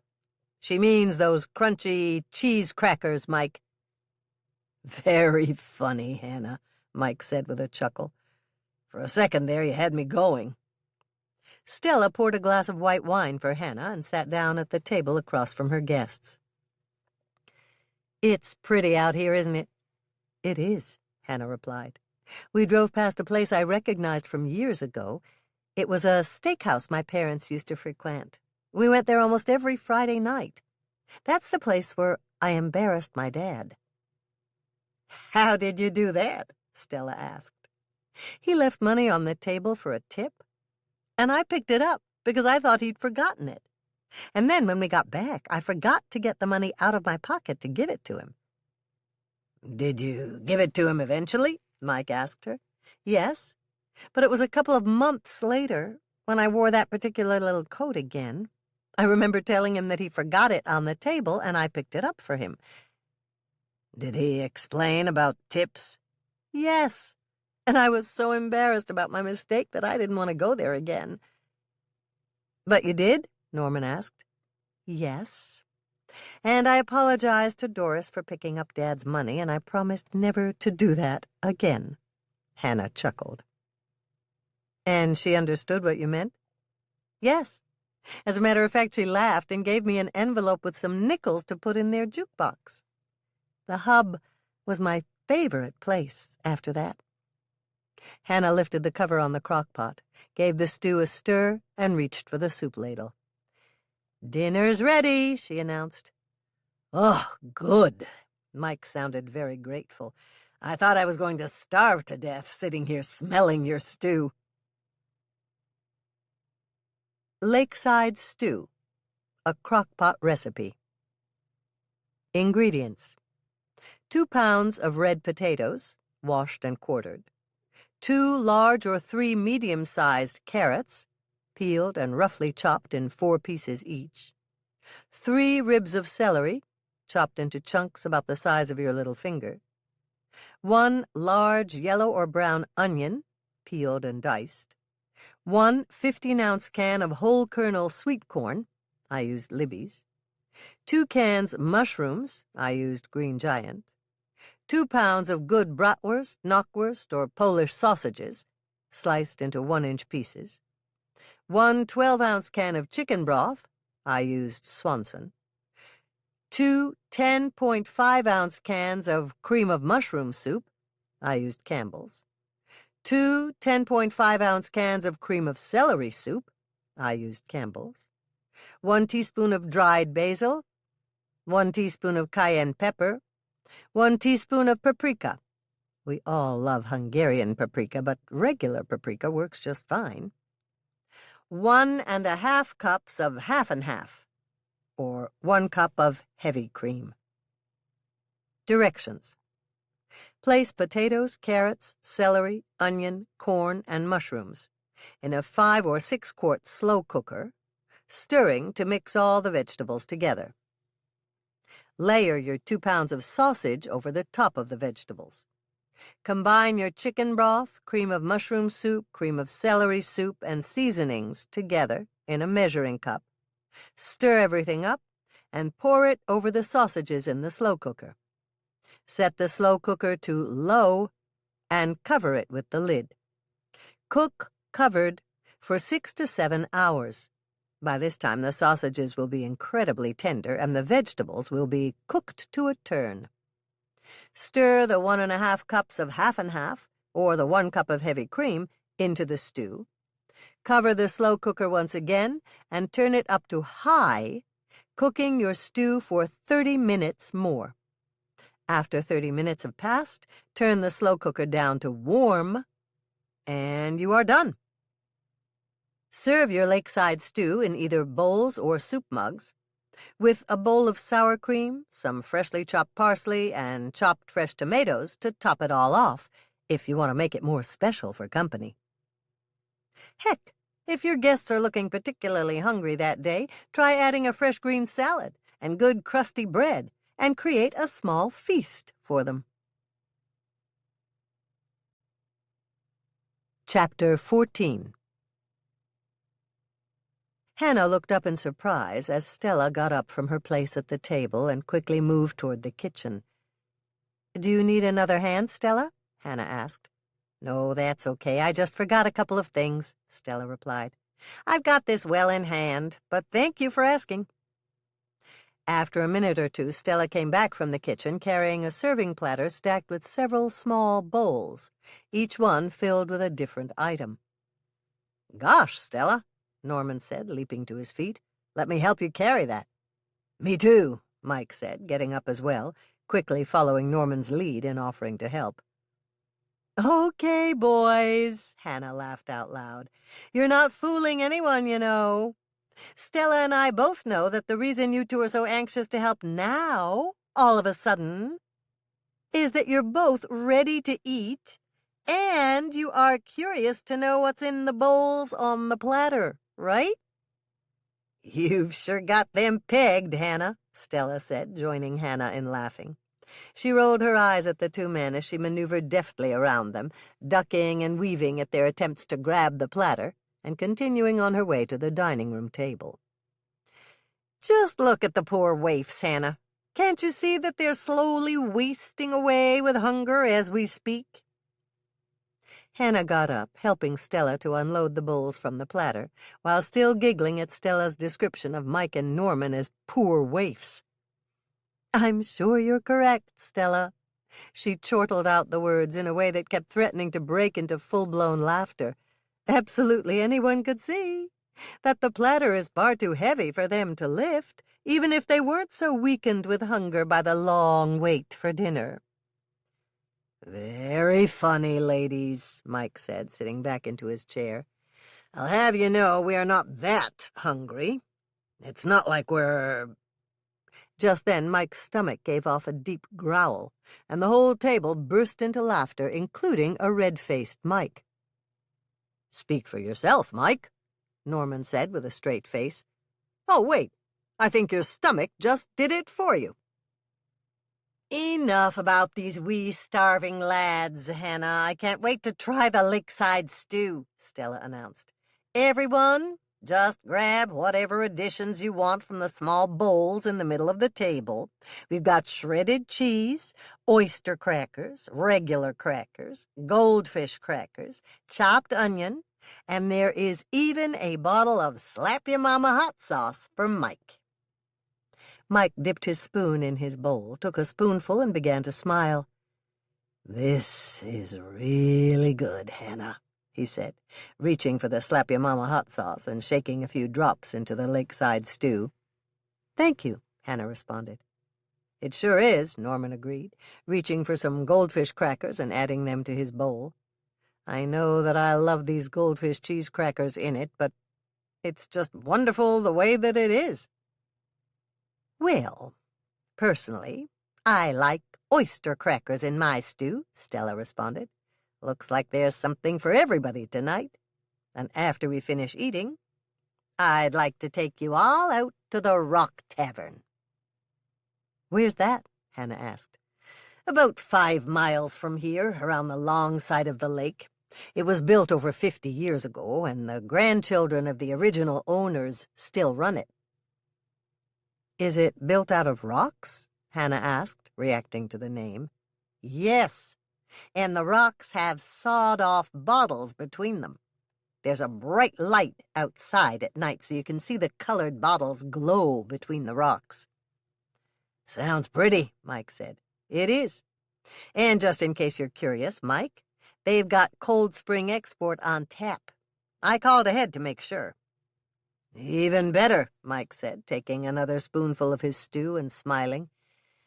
You really make a great stew, Hannah.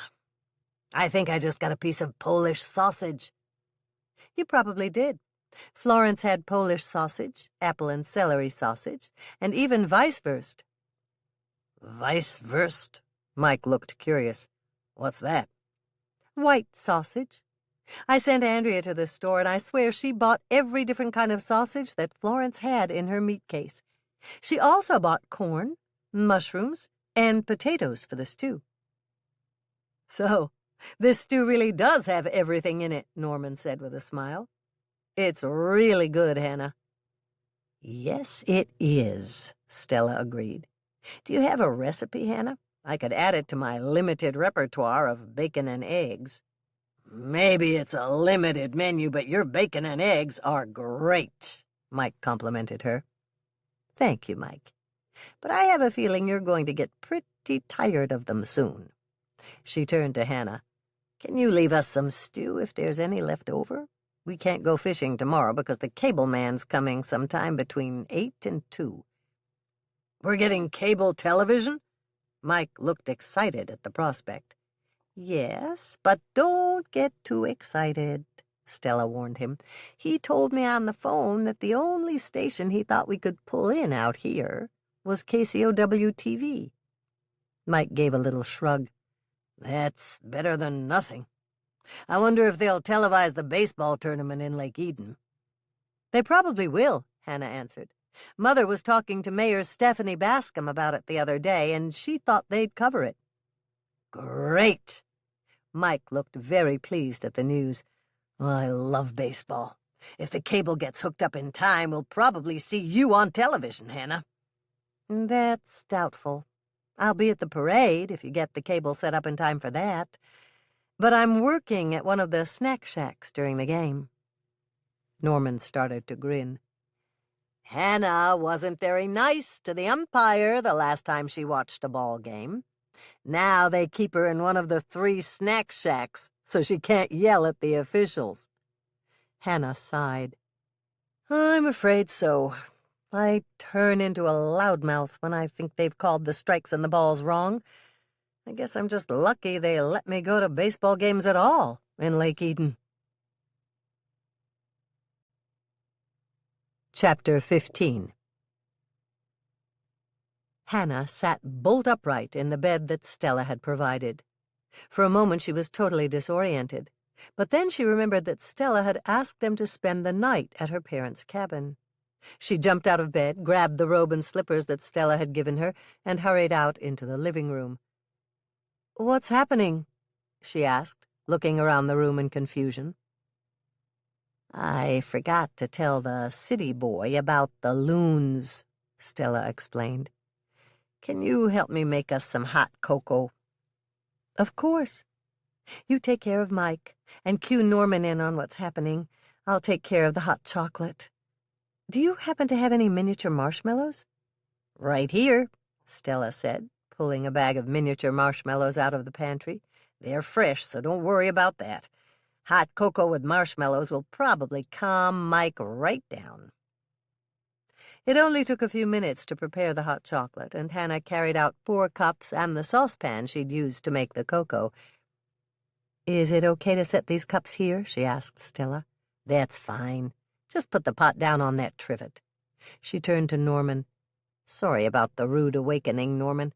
I forgot to tell the city boy here that it's mating season for Minnesota loons. Norman chuckled.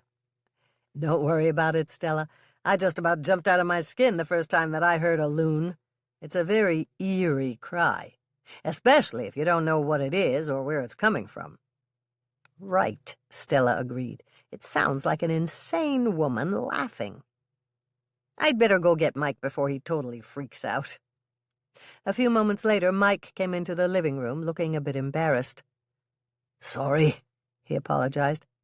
I had no idea that loons sounded that way. It was unnerving, Norman provided the word Mike was looking for. I felt the same way the first time I heard one. Minnesota has a lot of strange things, Hannah said, pouring hot cocoa for each of them. For example, there's the pink and white lady's slipper. That's the state flower. What's so unusual about that? Mike wanted to know. It's poisonous. Isn't that strange? Norman answered him. When I moved back to Minnesota, I went to the University of Minnesota website to learn more about the state. Did you know that the official Minnesota state drink is milk? Given how many dairy farmers there are here, that makes sense, Stella chimed in. But I've got one a little harder for you. What is the Minnesota state tree? I know this one. It's so easy, Mike said. It's the Christmas tree, right? Close, but no cookie, Mike. Hannah spoke up as she joined in on the impromptu early morning Minnesota trivia battle. It's actually the Norway pine. I know because Tracy had to do a report on the early days of logging in Minnesota. Very cute, Hannah, Mike said. I see what you did there with the close but no cookie comment. All right, I've got one for you. What is the Minnesota official state B. What? Norman frowned at Mike. There is no such thing as an official Minnesota State bee, unless you're talking about a spelling bee or a quilting bee. Wrong, Norman. There is an official Minnesota State bee. It is, in fact, the rusty-patched bumblebee, Mike proclaimed. Are you okay, Mike? Hannah asked, looking concerned at Mike's sudden turn into an apian expert. I'm fine, Mike replied. Why do you ask? No particular reason. I guess that I never knew that you had a secret identity before.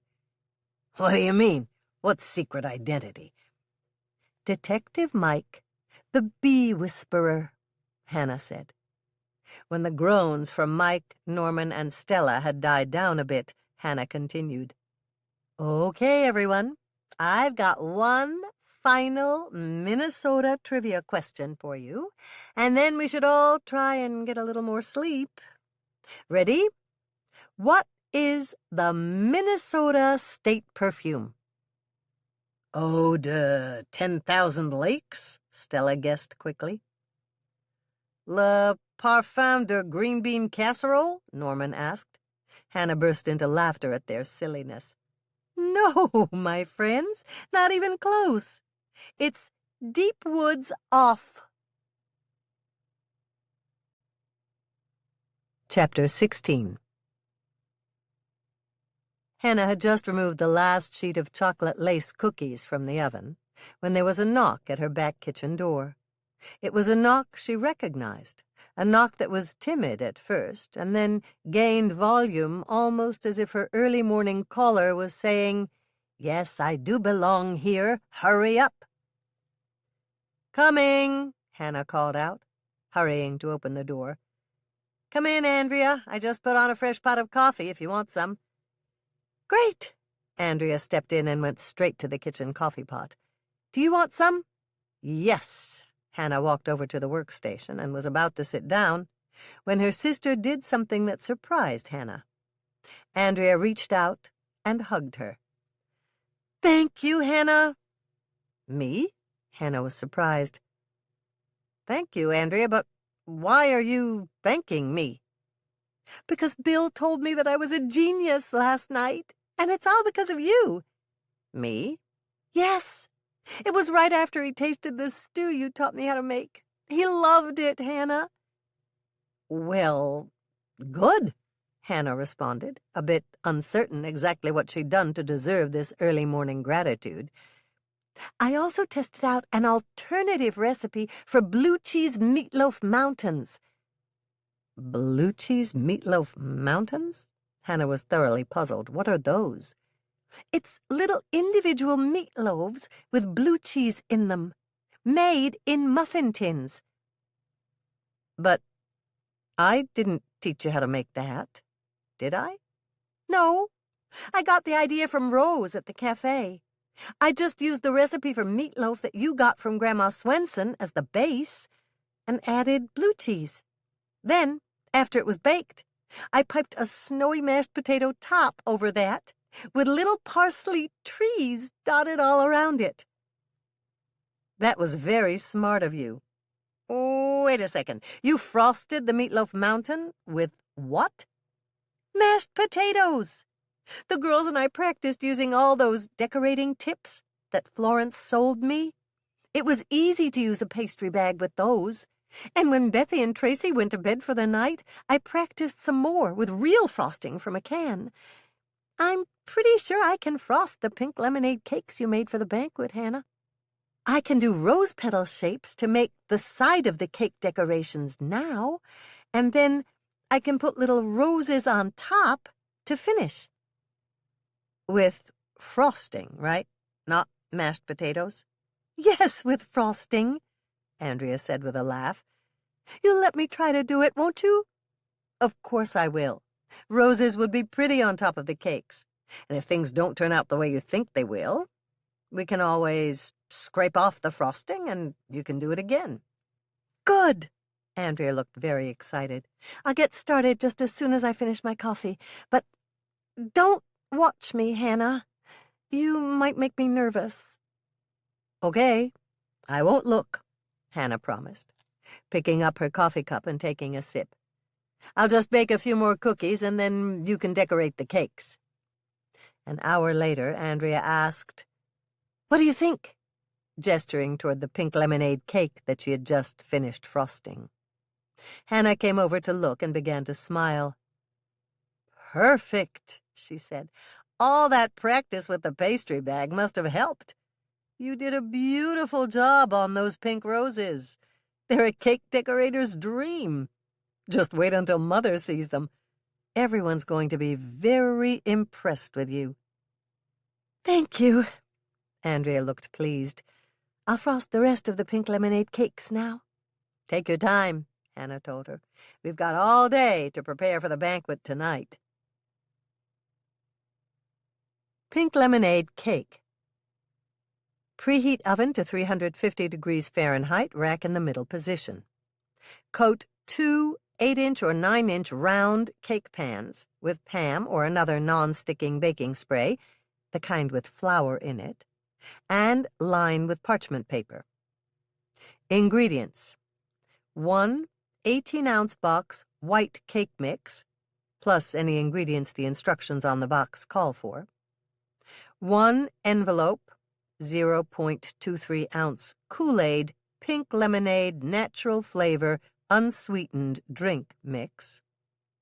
1 teaspoon finely grated lemon zest, just the rind, not the bitter white part. 2 teaspoons vanilla extract. 1 ounce grenadine. Find this in the liquor section of your grocery store, but it is non-alcoholic. Note, 1 ounce of grenadine equals 0.5 tablespoons. Directions. For the cake, in a large bowl, prepare the cake batter according to the package directions.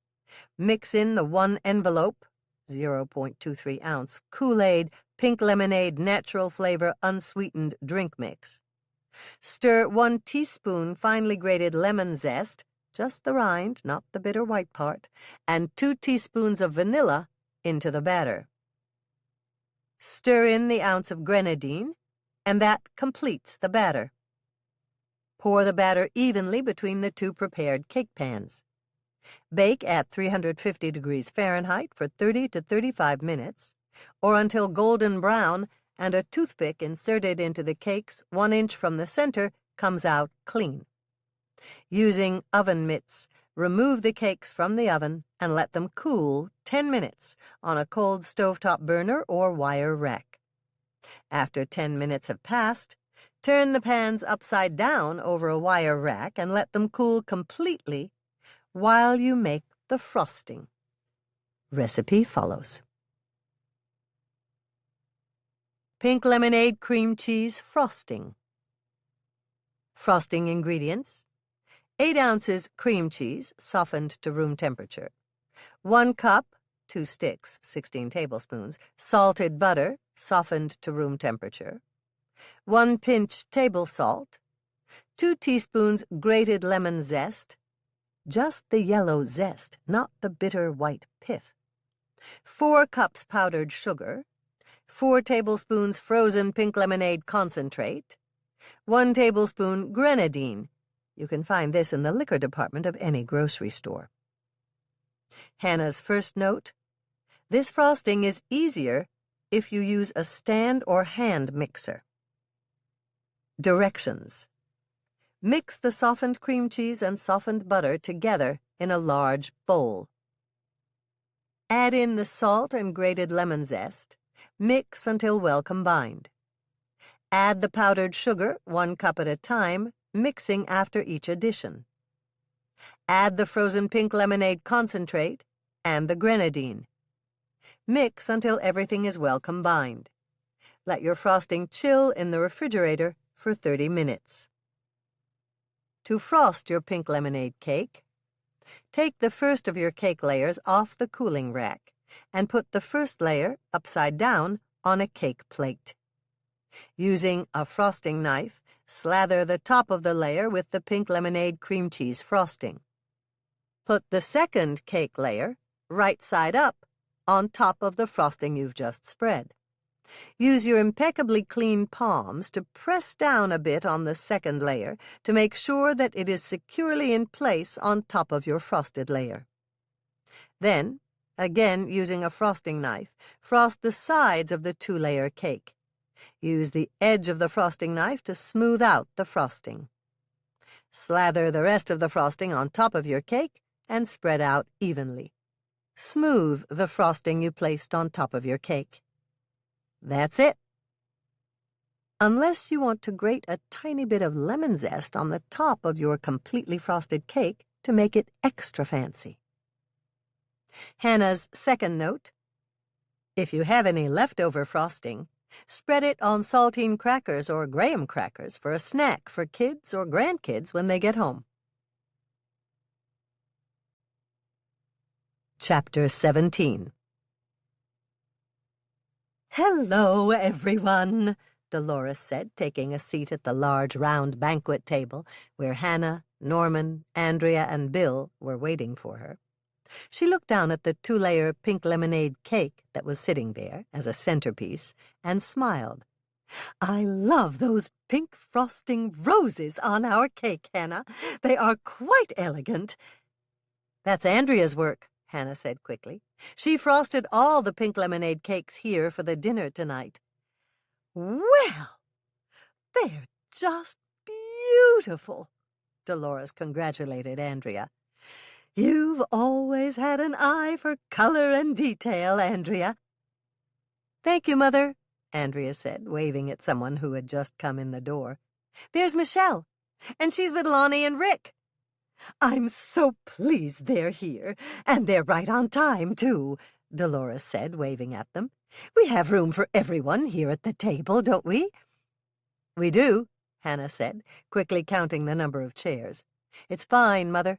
Everyone can sit with us." "Stephanie's going to give the welcome speech," Dolores informed them, "and she told me that she was going to introduce all of the summer solstice queen candidates first. Then some of the notable all-stars, and finally the names of the baseball teams that will be playing in our all-star baseball tournament. She said that we even have several players that used to be in the big leagues." Hannah winced. She really hoped that No-No wasn't among them. She knew how much Dolores disliked him, and her mother wouldn't be silent about that fact. Several girls from the home economics classes at Jordan High walked around the tables serving coffee, and then Stephanie Bascom got up to speak. "Thank you all for coming tonight," Stephanie said. "Lake Eden is very fortunate to be hosting the Winnetka County All-Star Baseball Tournament, and I will mention those teams tonight. But first, we have several luminaries that I'd like to introduce." "I hope Doc gets here in time to hear the rest of Stephanie's introductions," Dolores said, giving a little sigh. "He's still at the hospital?" Hannah guessed. "That's right. There was a patient that he was very concerned about. He promised me that he'd try to get here, but—" She glanced at her watch. "It doesn't look to me like he's going to make it in time." "We're here, Mother," Andrea pointed out. "I know, dear, but I wanted Doc to get a good look at that man." "You're talking about No-No?" Hannah guessed. "Yes. I'll never forget how he embarrassed me at the Winnetka County Fair. That was one of the worst moments of my life." "I know, Mother." Hannah reached out to pat her mother on the back. "We all know," Andrea added, looking around the table. "Thank you, everyone," Stephanie Bascom said, smiling at the guests. "I'd just like to point out a few things before we start tonight's program. As I said, there are several notable luminaries I'd like to introduce. But before that, I'd like you all to look down at the absolutely lovely pink lemonade cakes that Hannah Swensen made for our dessert tonight. And Hannah's sister, Andrea Todd, decorated your lovely cakes. So let's give Hannah and Andrea a round of applause for a dessert fit for a king, or rather, fit for a summer solstice queen.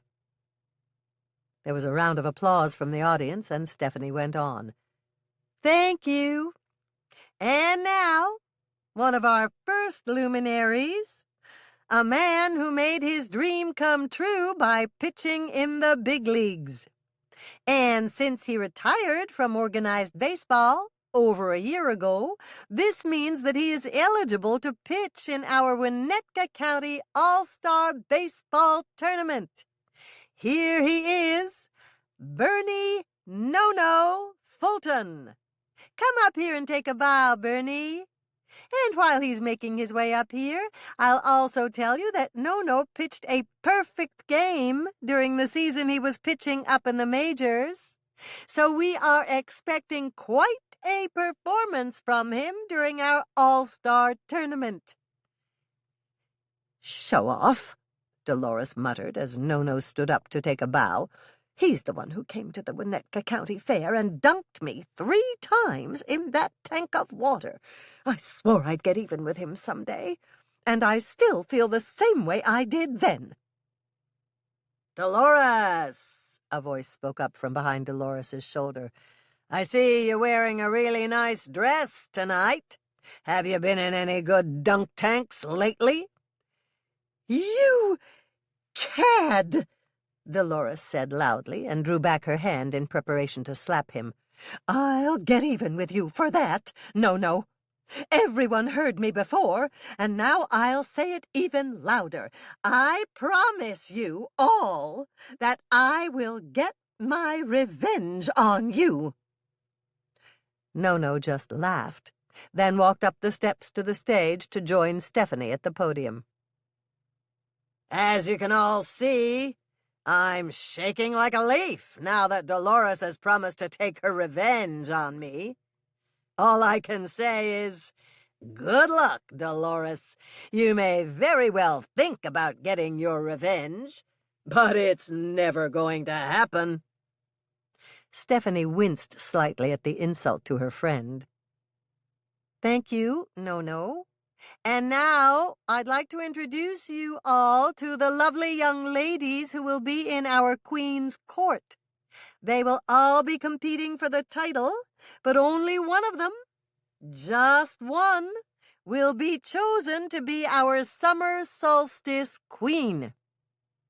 The audience applauded as each of the young ladies got up from their seats at the Queen's Court table, displaying the smiles they'd practiced to look attractive on camera, and waving at the audience.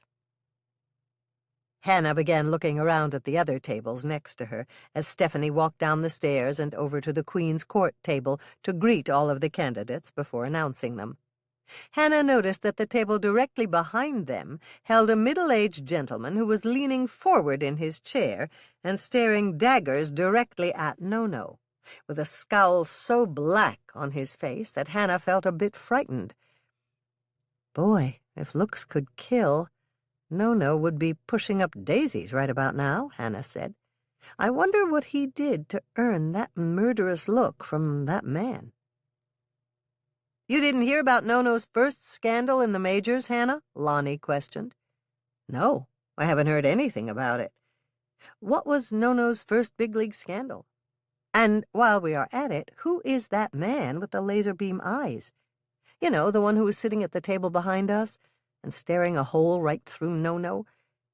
You know, the guy who was looking at him like No should be 6 feet under rather than here in Lake Eden. That's a sad tale, Hannah, Lonnie replied, looking Hannah in the eyes. There once was a journeyman baseball player named Zach Edwards, who was never that great as a fielder, but, man, could he ever hit that ball a ton. I mean, on the right day and with the right pitcher to hit against, he could drive that ball like nobody's business. And he was an even better hitter in pressure situations. He was on the backside of his career as a ball player, though, and usually he spent most of his time down in Triple-A ball, dreaming of a big finish, the one year in which he might win a World Series ring. Don't get me wrong, he was not really a big league mainstay, due to his concrete glove. But Zach would get called up, regular as clockwork, every fall, when the parent club needed some punch in the lineup for the playoff run. That is, up until that tragic year his career ended for good. Okay, Lonnie, you've got my attention now. This is pretty good stuff, but what does this have to do with No-No and the Scowling Man? Lonnie chortled. Wow, that sounds like a title for a detective novel, doesn't it? The Case of No-No and the Scowling Man. Now, hush, Hannah, and let me finish. This is too good a story to rush. Now, where was I? Ah, right. All throughout that fateful last year, Zach was hitting the heck out of the ball. He had been leading the minors in hitting throughout the whole first half of the season. His batting average was hovering around .350, and he'd already racked up 27 home runs, and he was putting up record RBI numbers for the Royals AAA League affiliate. He even got to play in the AAA All-Star game, something he'd never accomplished before. That led to him getting called up to the bigs a lot earlier than he'd ever been called up before. Come on, Lonnie. This is fine, but what about No-No? Hannah ground her teeth, thinking Lonnie was dragging the story out. Calm down, Hannah, Lonnie said soothingly. It's almost over now. Okay, well, Zach Edwards is called up to the Kansas City Royals in early August that last season, and he continues the batting tear he had been on in the minors for that year, but hitting even better and with a lot more power. I mean, Zach was smacking the best pitchers in the majors around like they owed him rent or something. He was having a game-changer of a season, hitting the ball to every field with power, clearing the bases, and he even managed to improve his fielding a bit. Hannah leaned closer to Lonnie and asked, "But how did it all go bad, Lonnie?"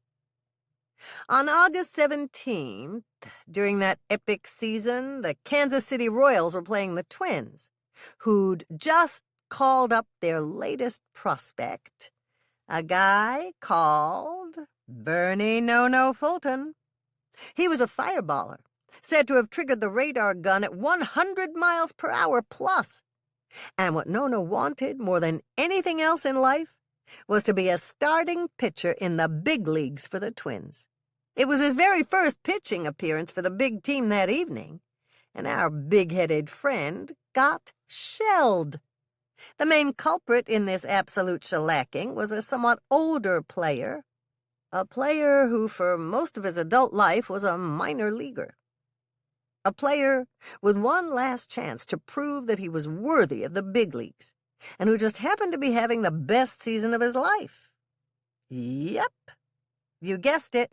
Good old Zach Edwards went 3 for 5 with 6 RBIs off of No-No that night, including a 3-run jack, which not only knocked No-No out of the ball game, but also knocked him out of the majors.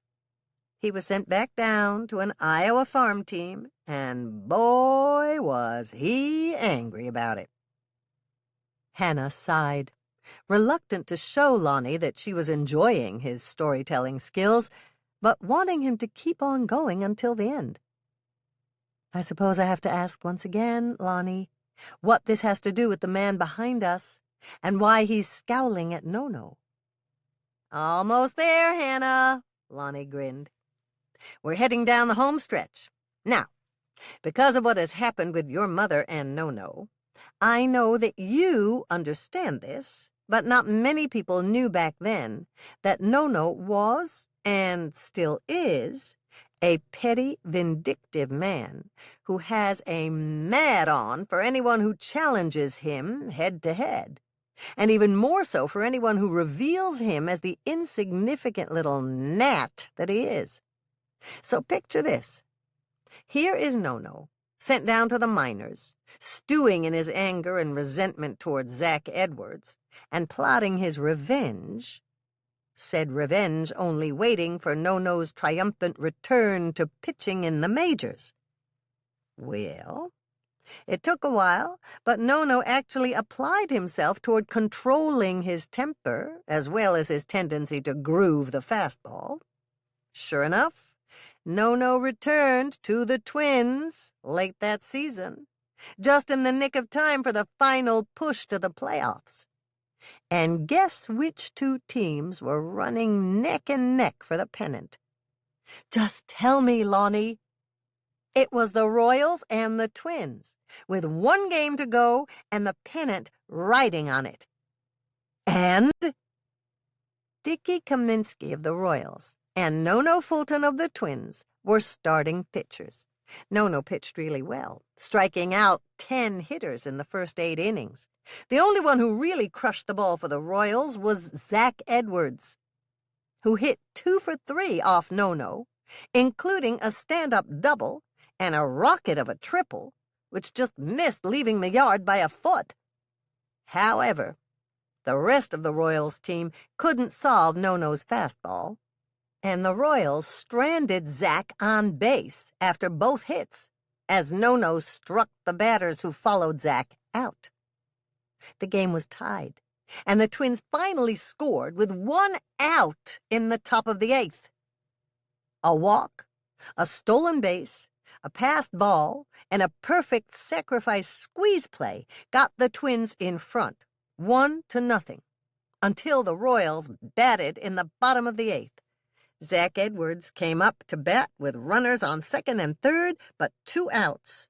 Zach hit Nono's best fastball so hard and so far that the ball should have had its own area code. But it hooked just foul. Zach stepped out of the batter's box, knocked off the dirt on his cleats with his bat, and gave Nono a little smirk. And that's when it happened. According to fans who were there, Nono went into his windup and threw a screaming fastball right at Zach. Zach froze for 1 second, and that was his undoing. That single pitch by Nono shattered Zach's left elbow joint into powder. And by doing so, it completely ended not only the best year of Zach's life, but completely ended Zach's baseball career forever. Lonnie took a sip of his iced tea and, looking at Hannah, said, "Do you understand who that man glaring at Nono is now, Hannah? And why he's looking like he would like nothing better than to bury Nono in a shallow grave, hopefully while he is still breathing?" Hannah looked over at Lonnie in amazement. "You don't mean that's Zach Edwards, do you, Lonnie?" "I knew you'd figure it out, Hannah. That's Zach, all right. His son, Phil, plays for the Gray Eagle Warriors as their shortstop, and Zach is here in Lake Eden to support him during the All-Star tournament." Hannah looked up as Stephanie began to speak once again. "May I have your attention, please? While Jordan High home economics students deliver coffee to our tables and cut slices of the beautiful pink lemonade cakes, I'd like to introduce each of the lovely young women who will be competing for the title of Lake Eden's Summer Solstice Queen. Ladies, I will call you one by name, and I will ask you to join me here on stage, forming a single line on my right as your name is called." Stephanie paused to look down at the sheet of paper she'd placed on the podium. "But before that, I'd just like to remind you that our summer solstice parade will begin at 10 o'clock tomorrow morning. Every high school participating in the Winnetka County All-Star Baseball Tournament has provided a float for their Summer Solstice Queen candidate, and this float will be accompanied by its corresponding high school marching band. The first float will be from Jordan High School, right here in Lake Eden, which leads us to our first contestant. A warm Lake Eden welcome, please, for one of our own, Jordan High's candidate for Queen of the Summer Solstice, Miss Dorothy Peters. She loves classical music and this is her 3rd year playing violin in the Jordan High Orchestra as first chair. Come on up here and stand just behind me to my right, Dorothy." Everyone applauded as Dorothy walked up to the podium and stood a bit behind Stephanie. Our 2nd Summer Solstice Queen candidate is Donna Jensen from Browerville High School. She is the head cheerleader for the Browerville Tigers, who are competing in our All-Star Tournament. Come up here, Donna, and stand next to Dorothy. Stephanie motioned, and Donna made her way to the stage, standing to the right of the first candidate. Our 3rd candidate is Princeton High School's Carrie Matthews. She has led the Princeton Monarchs High School debate team to 2 consecutive Minnesota State Championships. A stunning red-haired girl strode confidently to the stage and shook Stephanie's hand, getting in line next to the others. The next contender for the throne of Summer Solstice Queen hails from Little Falls, Minnesota, and her favorite team is the Little Falls Bisons. Her name is Paige O'Connor, and she is the head baton twirler for the Bisons' award-winning marching band. A petite young lady with a short pixie-style haircut made her way up the stairs to where the other girls waited, and stood there, smiling and waving. "We are more than halfway through now," Stephanie informed the crowd. "Lucky candidate number 5 is someone known throughout Minnesota for her portrait paintings in acrylics. In fact, she has already had her first gallery show in her hometown of Long Prairie, Minnesota, and she is a huge fan of the Long Prairie Lions baseball team. Please welcome Miss Faith DeMarco." Faith joined the other girls on stage to scattered applause, looking around as she awaited the final 3 contestants for Summer Solstice Queen. "On to our number 6 contestant," Stephanie said, smiling widely. "She comes from Elk River, Minnesota, and she is representing the Elk River Stags, not only as their reigning homecoming queen, but also as their candidate for Winnetka County Summer Solstice Queen. Her name is Miss Amelia Tremaine. Amelia is known for her outstanding GPA in biology and chemistry at Elk River High School, and she was just offered a full scholarship to the University of Chicago for next year." Amelia gracefully walked to the stage and up the stairs, joining the rest of the young ladies standing there. Stephanie leaned forward into the microphone, and lowering her voice in tone and in volume, she smiled, knowing full well that she was nearing the end of the candidates, and it was time to ramp up the drama.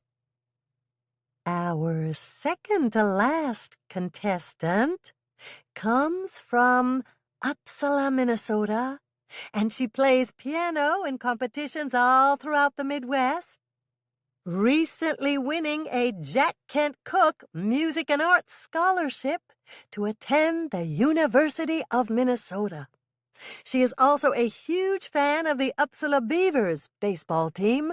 Ladies and gentlemen, please give a warm welcome to Grace Sweeney, who is here tonight to support the Uppsala Beavers baseball team.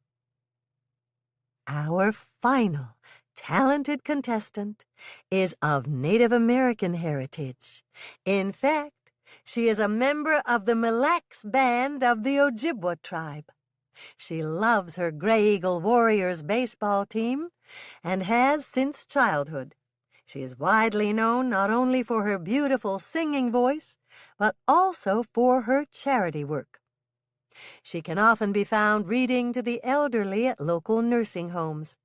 Miss Dawn Sweetwater, please come to the stage and take your place as the final candidate for Summer Solstice Queen. Hannah leaned over to Andrea and spoke softly. "It's time for me to leave. I've got a lot of cookies to make. How about you?" "Oh, yes, Hannah, I've been ready to leave for a while now. Can I help you with the cookies tomorrow?" Hannah gave a little smile. That would be great. Hey, should we ask Mother and Michelle if they are staying or if they want to go too? Andrea looked at Hannah with a grin on her face. I think we'd better, Hannah. Mother would just notice us trying to sneak out anyway. Remember the last time we tried to sneak out? At Denny's birthday party? Oh, Andrea. We were very young at the time, Hannah said. I'm sure that our ninja skills have gotten much better since then. Andrea leaned over to talk to Michelle. Hey, Michelle. Hannah and I are getting ready to duck out of here. Are you in? Michelle leaned in. Thanks, but Lonnie and I are going to stick around for the dancing. How about you, Mother? Andrea asked. I'm in. Ready when you are, Dolores said eagerly. Andrea slid back toward Hannah and said, Mother's ready. Because Doc's hung up at the hospital, Bill and I will drive her home. Hannah looked over at Norman and Bill. Will you boys pull up in front in the getaway vehicles? Bill looked at Norman and they exchanged determined nods. We got this, Hannah, Bill said. We'll meet you out front, Norman chimed in, rising from his chair. A minute after Bill and Norman had left, the ladies rose to leave. Hannah went first, followed up the stairs by Andrea and their mother. After they'd reached the lobby, Dolores gave a sigh of relief and spoke to Hannah. Thank goodness we're leaving. I just want to go home, have a glass of champagne, and wait for Doc to get back from the hospital. I understand how you feel, Mother. Let's go. Chapter 18. Hannah stretched as she took the final baking sheets, filled with chocolate lace cookies, out of her industrial-sized oven, and placed them into her large, rolling baker's rack to cool. She would wait just a few minutes before transferring the cookies, still on the parchment paper which lined the baking sheet, off the baking sheet and onto the surface of her stainless steel workstation, to their final cooling before serving. She gave a satisfied nod of accomplishment to Andrea, very pleased with the way they turned out. True, the cookies needed a bit more attention than most, due to their delicate nature, but they looked fantastic. Andrea, are you willing to try one of these yet?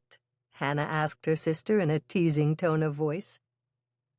It's a sacrifice, but I suppose I could take one for the team. Andrea teased Hannah right back, in the same tone of voice Hannah had used. That, along with one more cup of coffee, would almost make me feel human again. They had both come to the cookie jar early in the morning, as Hannah did every day, but it had felt even earlier than usual this morning, after spending so much time at the summer solstice banquet the night before. Andrea was finishing off the last bite of her very first chocolate lace cookie, and exclaiming how crisp and chocolatey it was to Hannah, when the door between the coffee shop and the kitchen burst open, and Lisa came flying in. Let's go! The parade's starting, she said in a rush. Come outside, guys. I've got a table reserved for you on the sidewalk. Hannah and Andrea followed Lisa through the cookie jar, then out the front door to an area that was roped off on the sidewalk for a couple of small tables. Here you go, Lisa said, lifting the rope and ushering them over to one of the tables.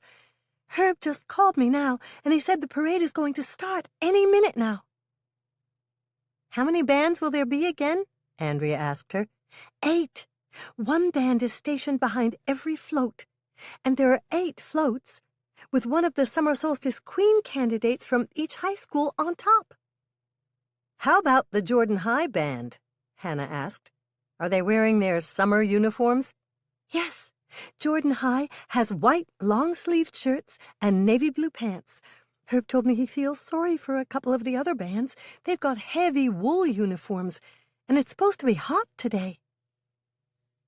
I feel sorry for Uppsala and those itchy, scratchy uniforms, Hannah said, once the first band had passed their table. They must be really sweltering in those heavy things. Does the Jordan High marching band have a winter uniform? Andrea asked. Yes, they do. I know because I helped pay for them.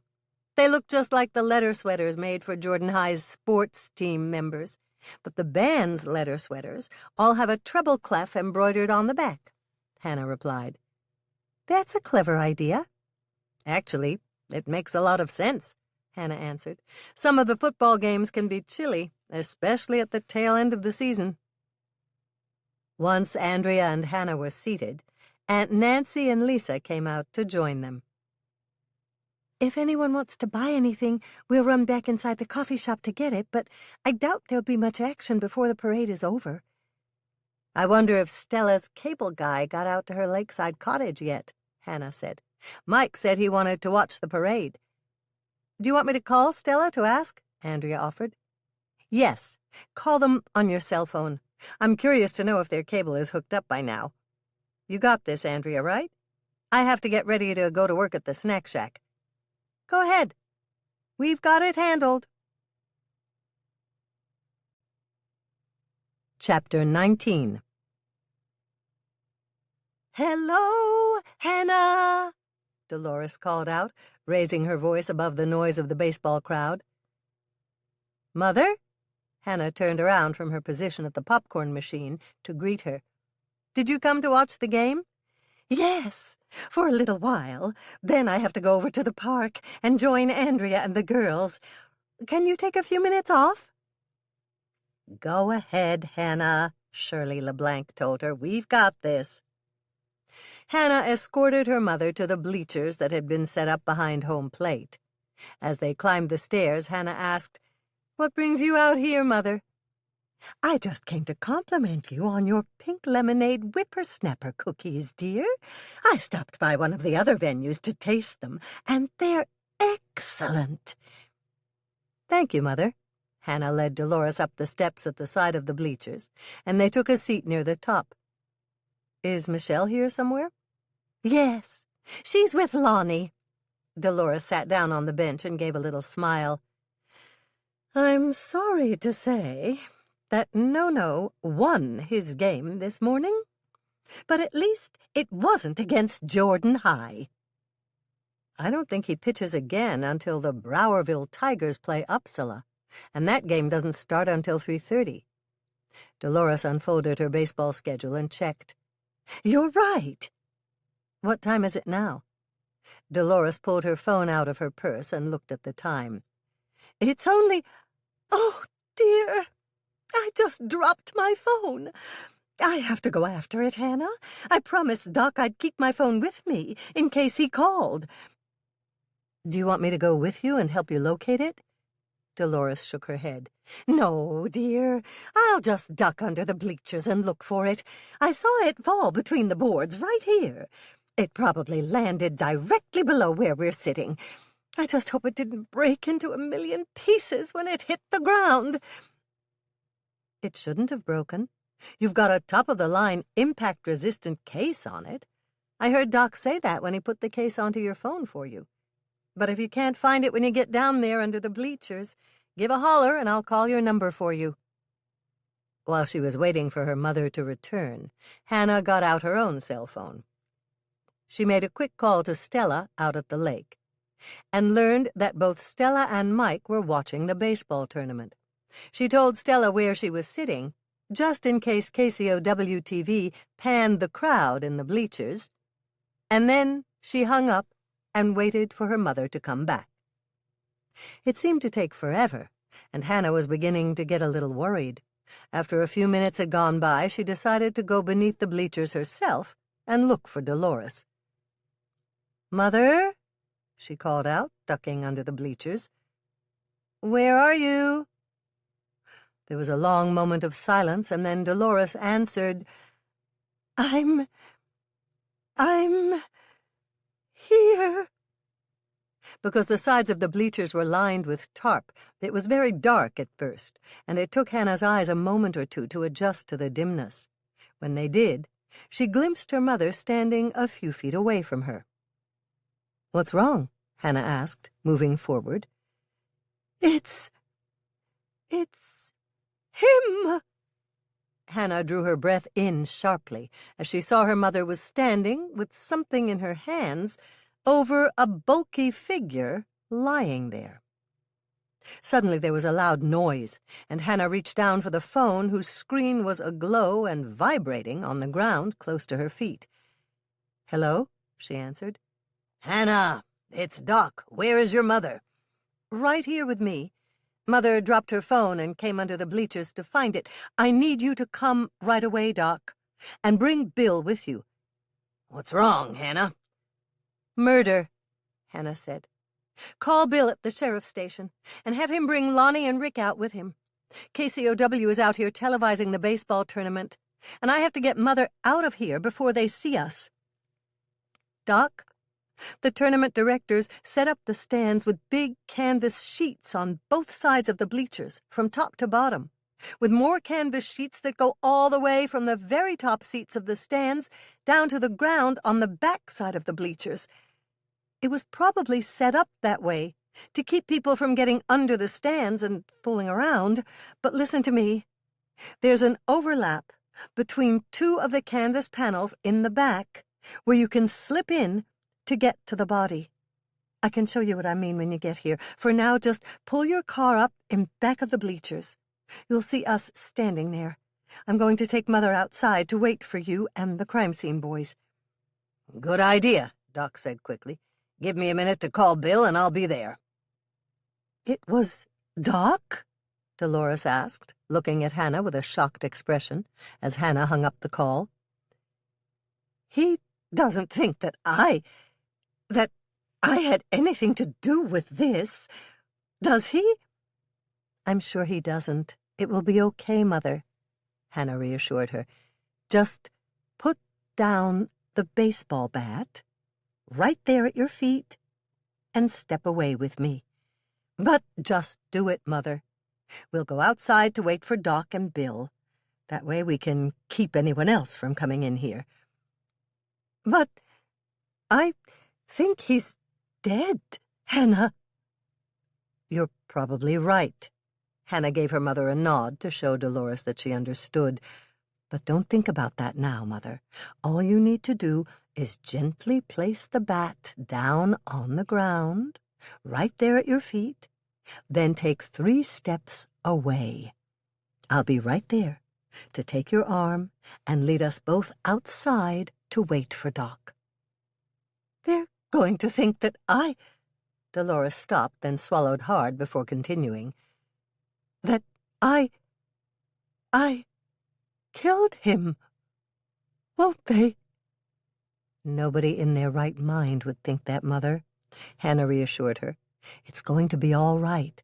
I'm going to take you outside, and when Doc and Bill and the boys come, we'll head down to the cookie jar so that you can wait for Doc to meet you there when he finishes."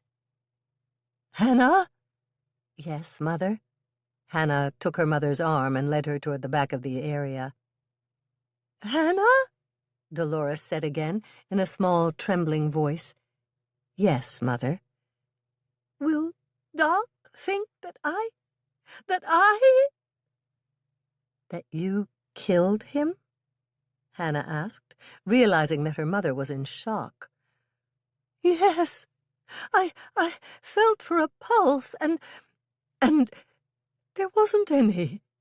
I watched Doc do that once, so I knew how." "That's all right, Mother. No one is going to think that you killed him." But I had the bat in my hands. And Hannah, I was mad enough to kill him. Everybody knows that." "But you didn't, and that's what counts." Hannah pulled her mother toward the back of the stands, then in between the massive canvas sheets that led to the outside. Once the two of them had gotten out from under the stands and into the clean, fresh air and sunshine, Hannah spoke once again. "Let's just stand here and wait for Doc, Mother. He should be here any second now."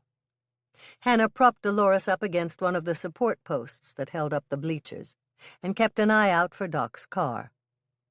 "Just stay here and breathe deeply, Mother," she said, still hanging onto her mother's arm. "He'll be here any minute now, and when he sees us, he'll know where to come." Yes. Dolores's voice was still shaky, but she seemed a bit calmer now. Will I be the prime suspect?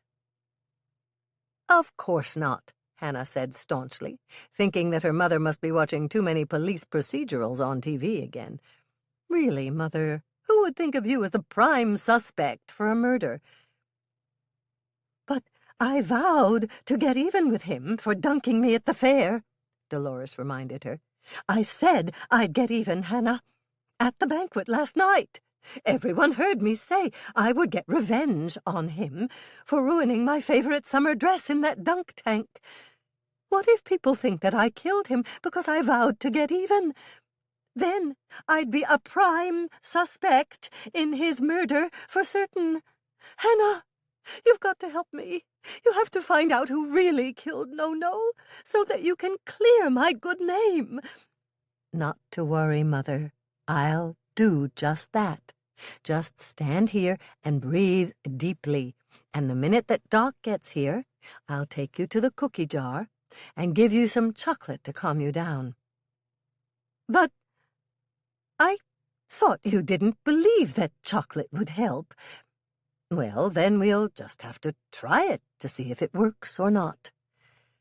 I can do that, Dolores agreed, and Hannah noticed that a little color was coming back into her mother's face. Good. And I think I see Doc pulling up right now. Hannah gave a wave as Doc got out of his car and hurried over to them. Before he could say a word, Hannah spoke quickly. If it's okay with you, Doc, I'll take Mother to my truck now. I'll drive her back to the cookie jar and give her some chocolate. Good idea. No coffee for her, Hannah. But a small glass of wine wouldn't hurt her at all. I'll come there just as soon as I finish up here. Chapter 20. Why are we stopping here, Hannah? Dolores asked as Hannah pulled up in front of the Lake Eden liquor store. Doctor's orders, Hannah told her. Just wait here, I'll be right back. Whatever. Dolores sat back in the seat and closed her eyes. I'm really tired, Hannah. I know. You've been through a lot today. Just a few more minutes and we'll be back at the cookie jar. I've got something new that I want you to try. A new cookie? Dolores asked, perking up slightly. Yes, they're called chocolate lace cookies, and I need your honest opinion of them, Mother. I'd love to taste the new cookies, Dolores responded. And, believe it or not, I am getting a little hungry. I think it's because I didn't bother to have breakfast this morning. The moment Dolores closed her eyes, Hannah got out of her Suburban and walked rapidly into the liquor store. Luckily, Hank was working and had several bottles of champagne chilling in his cooler. Hannah chose one, rushed back out to the Suburban, and drove them straight to the cookie jar. "We're here, Mother," she said as she pulled into her parking spot. "Let's go inside. I picked out a nice bottle of champagne for you." "How lovely," Dolores said, unhooking her seatbelt and reaching for the door. "Is Doc coming soon?" "Yes." Hannah waited for her mother to get out of the car, then led her through the back kitchen door and into the kitchen. "Just have a seat, Mother. I'll get you a little something to drink first, then some cookies." "But are you sure I should have champagne?" Dolores asked, sitting down on her favorite stool at the stainless steel workstation. Hannah nodded emphatically, pouring Dolores a glass immediately. "I'm quite sure, Mother. In fact, it was recommended by your favorite physician that you have some, strictly for medicinal purposes, just as soon as you got settled here. You might say that it was doctor's orders." Dolores chuckled faintly, looking quite content. "Well, Doc knows best, I'm sure. What kind of wine is this again, dear? It's champagne, of course, but what brand is it?" "It's Corbel Brut. I know that you prefer Veuve Clicquot, but this was the only decent champagne that Hank had chilled. It's fine, dear. Dolores took a ladylike sip. Actually, it's rather good. I don't always have to drink expensive champagne, you know. Dolores took another sip and smiled. Actually, I feel a little better now. I'm sure you do. Just relax and wait for Doc to get here. Yes, and I'll be sure to eat some of the new cookies you just offered me, too. What kind of cookies are they again? Chocolate lace cookies. They're made with oatmeal and chocolate, so they'll be perfect for your breakfast. Dolores laughed. I used to try to get you to eat oatmeal in the morning when you were little, she reminisced. You didn't like it then. Well, I do now. Hannah plated a half-dozen cookies and set them directly in front of her mother. Dolores reached for a cookie, took a bite, and started to smile. Is this your way of getting me to eat chocolate so that I'll calm down? Yes, Hannah answered honestly. Do you think it'll work? Yes, I think it will. And oatmeal is so nutritional, isn't it? I'm not sure. You'll have to ask Doc when he comes. These are wonderful, Dolores said, finishing a cookie and reaching quickly for another. If I had these every morning for breakfast, I'd gain a ton of weight. She took another bite, set the latest cookie down on her plate, and sighed. I suppose I'll have to tell the police exactly what happened under the bleachers, won't I? It was more of a statement than a question, and Hannah nodded. Yes, I'm sure they'll want a statement. I hope I remember everything that happened, Dolores said, looking slightly worried. I wouldn't want anybody to think that I killed No-No. It's okay, Mother. Don't worry about that now. You're right. Instead of worrying, I think I'll have another of these delicious new cookies. Hannah waited until her mother had finished the rest of her second cookie and started to reach for a third before pouring her mother another small glass of champagne. You really ought to get champagne glasses for down here, Dolores told her. Champagne is much better if it's served in a proper champagne flute. It enhances the flavor. Hannah just smiled. I'm sure you're right, she agreed, pouring a bit more into the small juice glass she'd given to her mother. The next time I'm at Costmart, I'll pick up some nice glasses for you, Dolores promised, taking another sip of her champagne. This is very good. I'm glad you like it.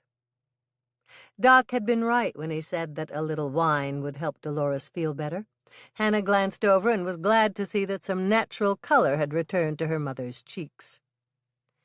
Hi, I'm here, Doc greeted them, striding in the back door without knocking. And Lonnie, Rick, and Bill are right behind me. Then he crossed to the workstation, gave Dolores a hug, and sat down beside her. You look better, honey. Thank you. They're going to want me to give a statement about finding No-No, aren't they? Yes, but I'll be right here with you. What if I can't remember everything? It will be fine, Laurie, Doc assured her. You just do the best you can. I don't think I've ever been a prime suspect in a murder before, that's all, Dolores said, looking a bit frightened. We're here. Lonnie and Rick arrived just in time to save Doc from answering. Are you going to interview me? Dolores asked them. Yes, if you're up to it, Lonnie answered. Before she could say a proper hello to Doc and the two deputies, Hannah's cell phone rang.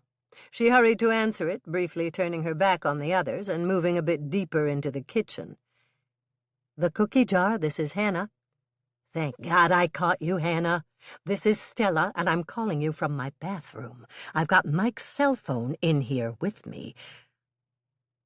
That's different, Hannah said, for lack of something better to say. Why do you have Mike's cell phone in the bathroom with you? Because I didn't want him to call you before I was able to talk to you first. I've got his car keys, too, so he can't get to Lake Eden unless I give them back to him. For one moment, Hannah was thoroughly confused, but then she understood. Your cable man came and hooked you up to KCOW, didn't he? Yes. And Mike saw them carrying out the body. He's going to call you just as soon as I give him back his cell phone, Hannah. Do you remember what I said, that it might be time for a little reverse psychology? I remember. Good. I want you to tell Mike that you don't need him for this case at all. Tell him that between you, Bill, Rick, and Lonnie, you have everything handled without his help. Do you think Mike will actually believe me? Hannah asked doubtfully. Yes, if you're convincing enough. Just say that everything's fine at your end, and Mike should just relax and enjoy his vacation at the lake. Whatever you say. You're the expert. Thanks. I just hope I'm right. I know that Mike is going to start chafing at the bit, but I'm determined to keep him here for now. Hannah hung up her phone and walked back over to the workstation where Dolores was sitting. She had just finished properly greeting Lonnie, Doc, and Rick with a few fresh cookies and some coffee when Bill came striding in through the back door. "Hi, Bill. Did you come to take my statement, too?" Dolores asked. "That's right," Bill answered for all of them. "It's just a formality, Dolores. No one here thinks that you killed No-No." "Really?" Dolores asked, and it was clear that she was surprised. "You mean that I'm not the prime suspect?" "No." Bill shook his head, looking a little perplexed. "You sound almost disappointed, Dolores. Did you want to be the prime suspect?" "Well, perhaps. I did say that I'd get even with him for dunking me in that tank, didn't I? And all of you know full well that I'm good at wielding a baseball bat. I'm the prime suspect, Bill, whether you want to believe it or not. No, I didn't kill him, but I would have if I'd had the chance." "Oh, well, whatever you say, Dolores. If you want to be the prime suspect, we'll consider you our prime suspect." He turned to Rick and Lonnie. "How about you two?" "Sure," Lonnie agreed quickly. "Yes, that's okay with me, too," Rick seconded Lonnie's opinion. "Then get out your notebooks and interview me," Dolores instructed. Rick and Lonnie exchanged glances, and then both of them got out their notebooks. "What time did you enter the arena under the bleachers, Dolores?" Lonnie asked her. "I have no idea. All I know is that I dropped my phone, and I went under there to try to retrieve it." She stopped speaking and glanced at Hannah. "Do you know what time that was, dear?" "Yes, approximately." "Hand me your phone, please, Mother." Hannah took the cell phone from Dolores, pressed on the phone icon to reach the Recent Calls menu, scrolled down through it, and then looked up. "It was between 1:15 and 1:30 today," Hannah informed them. "How did you come up with that range of time, Hannah?" Lonnie asked. "Because, according to Mother's recent call log, under incoming calls, Doc called her phone at 1:35 today. I answered that call after I had found Mother under the stands already, and it had to be at least 10 minutes before that time when I actually got worried enough that she hadn't come back yet and started down the stairs to find her. Given that it took a few minutes to get down the bleachers, walk around the back, then find a way for me to get under the bleachers, that gives us a timetable of around 1:20 when Mother went under there. Well, plus or minus 5 minutes for error. That would give us a time span between 1:15 p.m. and 1:30 p.m. when Mother headed down the stairs. Well done. And why did you go under the bleachers, Hannah? Bill asked. I thought that I just told Lonnie, didn't I? I went there to find Mother, because she hadn't come back yet, and I got worried that she couldn't locate her phone under the bleachers and might need my help. So it was at 1:35 p.m. that Doc called Dolores on her phone? Rick chimed in. That's right. I told Doc to call in the murder, then for him to get to us as quickly as he could. Bill jumped in. Hannah, Mike doesn't know there's been a murder, does he? I'm afraid he does. Maybe 5 minutes before you got here, Stella called me. Mother and I had been back here at the cookie jar for a while. Lonnie, Rick, and Doc had just come in, and Mother had finally calmed down a bit. Stella told me that they had been watching the tournament coverage on KCOW and had seen a sheet-covered body being wheeled out. She wanted to assure me that she was going to keep Mike with her, and she wouldn't let him come back to Lake Eden to get involved in the investigation. How is she going to do that? Rick interjected. I mean, how could she stop Mike from coming back to Lake Eden if he wanted to? A 2x4? Hannah laughed. Not quite. Stella's a genius. Not only did she hide his cell phone, but she also confiscated his car keys, so he couldn't just take off. Stella also reminded me that she wants all of us to practice a little reverse psychology on Mike. She told us to say that we have it all under control, and we really don't need him for this investigation. In other words, gently but firmly stonewall him. She doesn't want anyone encouraging Mike to come back to Lake Eden for work until she thinks he has gotten his passion back for the job. Or, as she puts it, until he's got his head back in the game. And you went along with that reasoning? Bill asked Hannah. Yes, of course I did. Stella's the expert in things like this. She's dealt with a lot of cop burnout, and she knows Mike better than anyone. If she feels that Mike isn't ready to come back to Lake Eden yet, I'm more than willing to trust her judgment. Okay, Bill said. I guess I'll trust her too, at least for right now. And now I'd like to get back to what Dolores saw and heard while under the stands. Bill walked over to the workstation to give Dolores a gentle pat on the shoulder. Then he addressed her directly. Are you ready to tell us what you remember about finding No-No, Dolores? Yes, but you should really try one of these new cookies, Bill. Hannah made them this morning, and they're delicious. I will in a minute, Bill said, motioning for Lonnie and Rick to come closer to the workstation. All right, boys. I believe Dolores is calm enough to give you her full statement now. What do you want me to say? Dolores asked him. Just tell us what you remember in your own words.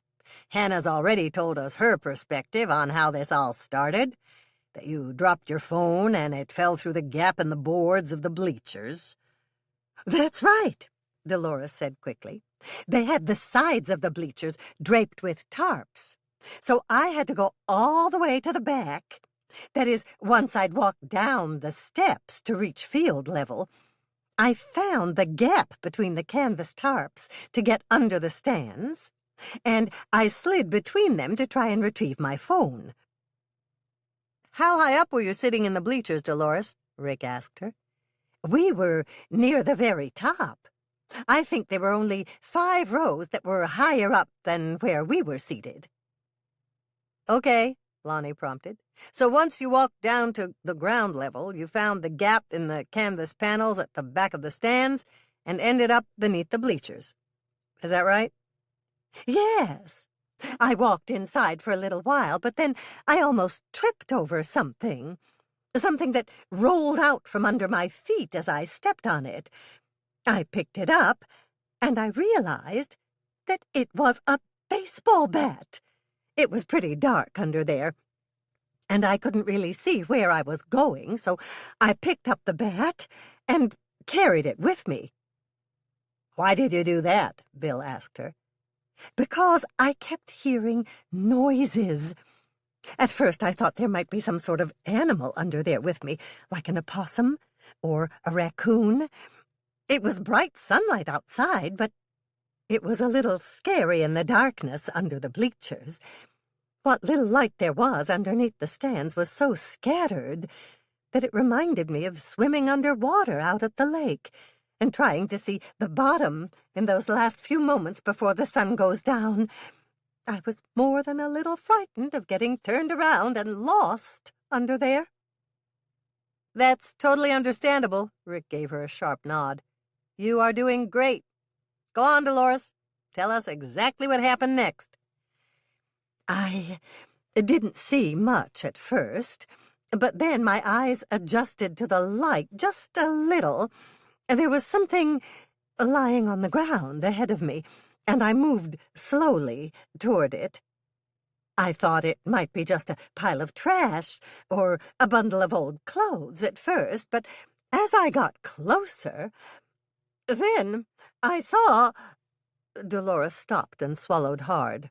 Her hands were shaking, and she picked up her glass with both hands to take another sip. "Then I saw that it was more than clothes. It was a person lying there, someone in some sort of a uniform. I moved even closer, and that's when I realized that it was a baseball uniform, and that the person was No. Dolores took a deep breath and blinked away tears. I felt for a pulse on his neck, and then on the inside of his wrist, but I couldn't feel any pulse." "How did you know to check there for a pulse, Dolores?" Lonnie asked. "I'd seen Doc do that before. And Hannah, too. I'd seen Hannah feel for a pulse on someone's neck. I thought perhaps if there was a pulse, I'd hurry back out and get help for him. But there was nothing.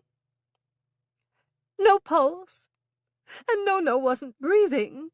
No didn't move at all when I touched him. I wanted to scream or run away, but I think I just stood there for a while, just standing there over his body, wanting to scream or cry or run or do anything other than stand there, but I couldn't seem to move." Dolores turned toward Bill, and tears began to run down her cheeks. "I'm sorry, but I'm not exactly sure how long I stood there, Bill. It feels like it was all a bad dream, you know, like the ones you get when you have a bad fever. And I kept thinking, if I just wake up now, everything will be all right again. But I couldn't wake up, you see.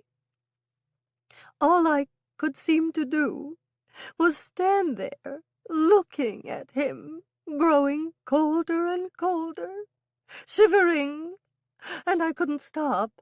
I only looked up when I heard Hannah calling my name." "So you said something back to Hannah?" Rick asked. "I guess I must have, because the next thing I remember is that Hannah was telling me to set the bat down and take a couple of steps away. The next thing I remember, we were standing outside in the sun, waiting for Doc." "Thank you, Dolores," Bill said quietly. "You've been very helpful. I know that couldn't have been easy for you to remember. You've done very well." "I have?" Dolores seemed to awaken from a daze, looking up in surprise at Bill.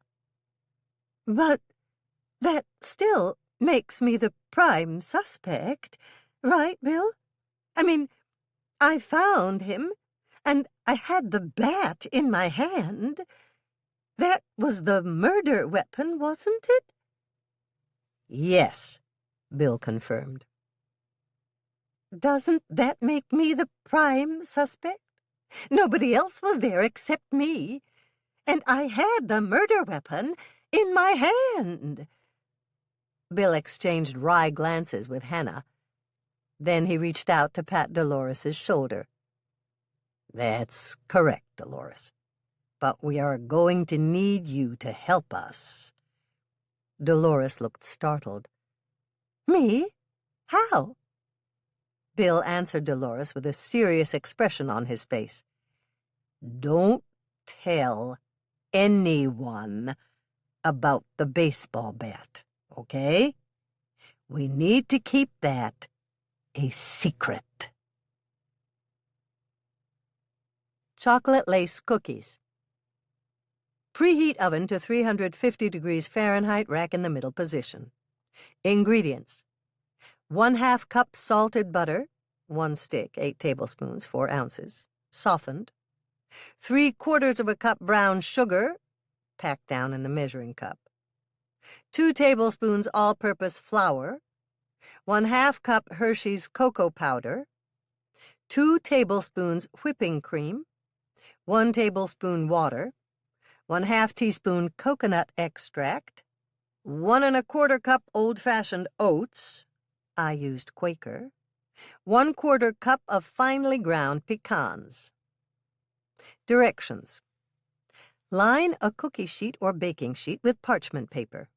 Spray with PAM or another nonstick cooking spray. Using an electric mixer, beat the butter and brown sugar on high for 2 minutes. Add in the flour, cocoa powder, whipping cream, water, and coconut extract. Beat on high until thoroughly combined. Remove the bowl from your mixer. Add the oats and pecans. Stir them in gently until everything is well mixed. Flour your impeccably clean hands and form 1-inch balls, 12 to a cookie sheet. Press your cookies down slightly. Bake at 350 degrees Fahrenheit for 11 to 13 minutes. Mine took 12 minutes. Remove the cookie sheet or baking sheet from the oven using oven mitts and place it on a cold stove burner or wire rack. Let cool for 3 minutes, then remove the parchment paper and cookies from the cookie or baking sheet to another area to finish cooling. Yield 36 to 42 delicious light and chocolatey cookies that your family will love. Serve with strong hot coffee or icy cold glasses of milk for a real treat. Chapter 21. Hannah had just set out a plate of cookies for Doc, Bill, and the detectives when Bill's cell phone rang. "That's probably Mike," she alerted Bill. "KCOW probably had some sort of an alert or a breaking news banner on the screen. Remember, Bill, to tell him that we've got this covered and we don't need his help on this one." "Got it." Bill reached for his phone and answered. "Hi, Mike," he said when the caller had identified himself. "What can I do for you?" "Really? You saw them take out a body from under the stands?" Bill repeated the conversation on the other end of the line for everyone's benefit. "No, Mike, we don't need you on this one. Just stay there at the lake with Stella so you can relax and recharge your batteries. We're good to go here." There was a moment of silence, and then Bill laughed. "Not now, Mike. We've got all the horses we need to pull this wagon. As I told you, we've got this handled. You just go catch a big fish for dinner out on the lake, then go on back to the cabin, maybe have a little nap, and enjoy your day out there. You're a lucky man. I wish I could get out there and relax with you at the lake." There was a raised voice on the other end of the line making a heck of a racket, and Bill held the phone way out, away from his ear, all the while grinning a mile-wide grin to the rest of them in the kitchen. After the tirade from Mike had quieted down, Bill returned the phone to his ear and then spoke to Mike, this time in his most soothing, syrupy-sweet voice. Now, Mike, is that any way for a member of my elite team to speak to his superior officer? Even one who is out on administrative leave?" Another bout of caterwauling broke out from Mike's end of the phone, and Bill once again had to yank the phone away from his ear and wait for Mike to calm himself. Well, Mike, I don't believe I care to speak to you any further about this matter, at least not until you can get yourself under some sort of control. You really need to cool down. I guess it's a very good thing that you are relaxing at the lake, so you can literally go soak your head. Goodbye, Mike." And with that, Bill shut off his cell phone rapidly with a laugh. Boy, oh boy, he's blowing off more steam than a Great Northern locomotive. He's so tightly wound up right now they could rent him out as a yo-yo for kids' parties. "Perfect," Hannah told Bill. "I don't know. He seemed a tiny bit disappointed in your responses to his questions, boss," Lonnie said, trying to keep a straight face. "You might be right, Lonnie. I think Mike wanted me to say that we needed him back here." "I'm sure he did," Hannah agreed. "I'm glad I remembered to charge my cell phone this morning. Mike will probably call me next." "And you'll tell him nothing about the case, except that we've got this and don't need his help, right?" Rick asked her. "Yes. All of us, we should trust in and stick to Stella's plans for Mike. She'll be closest to him out there, and he will vent to her, because she will be the only one giving him a sympathetic ear. So she should be the one to decide when Mike will be truly ready to come back here.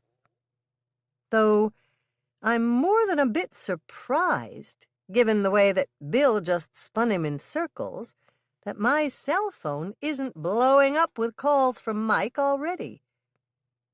As if in answer to her statement, Hannah's cell phone rang. "I bet that's Mike," she said, picking up her phone to answer. "Mike!" Hannah greeted him on her cell, giving a little nod at everyone gathered around the workstation. "What can I do for you?"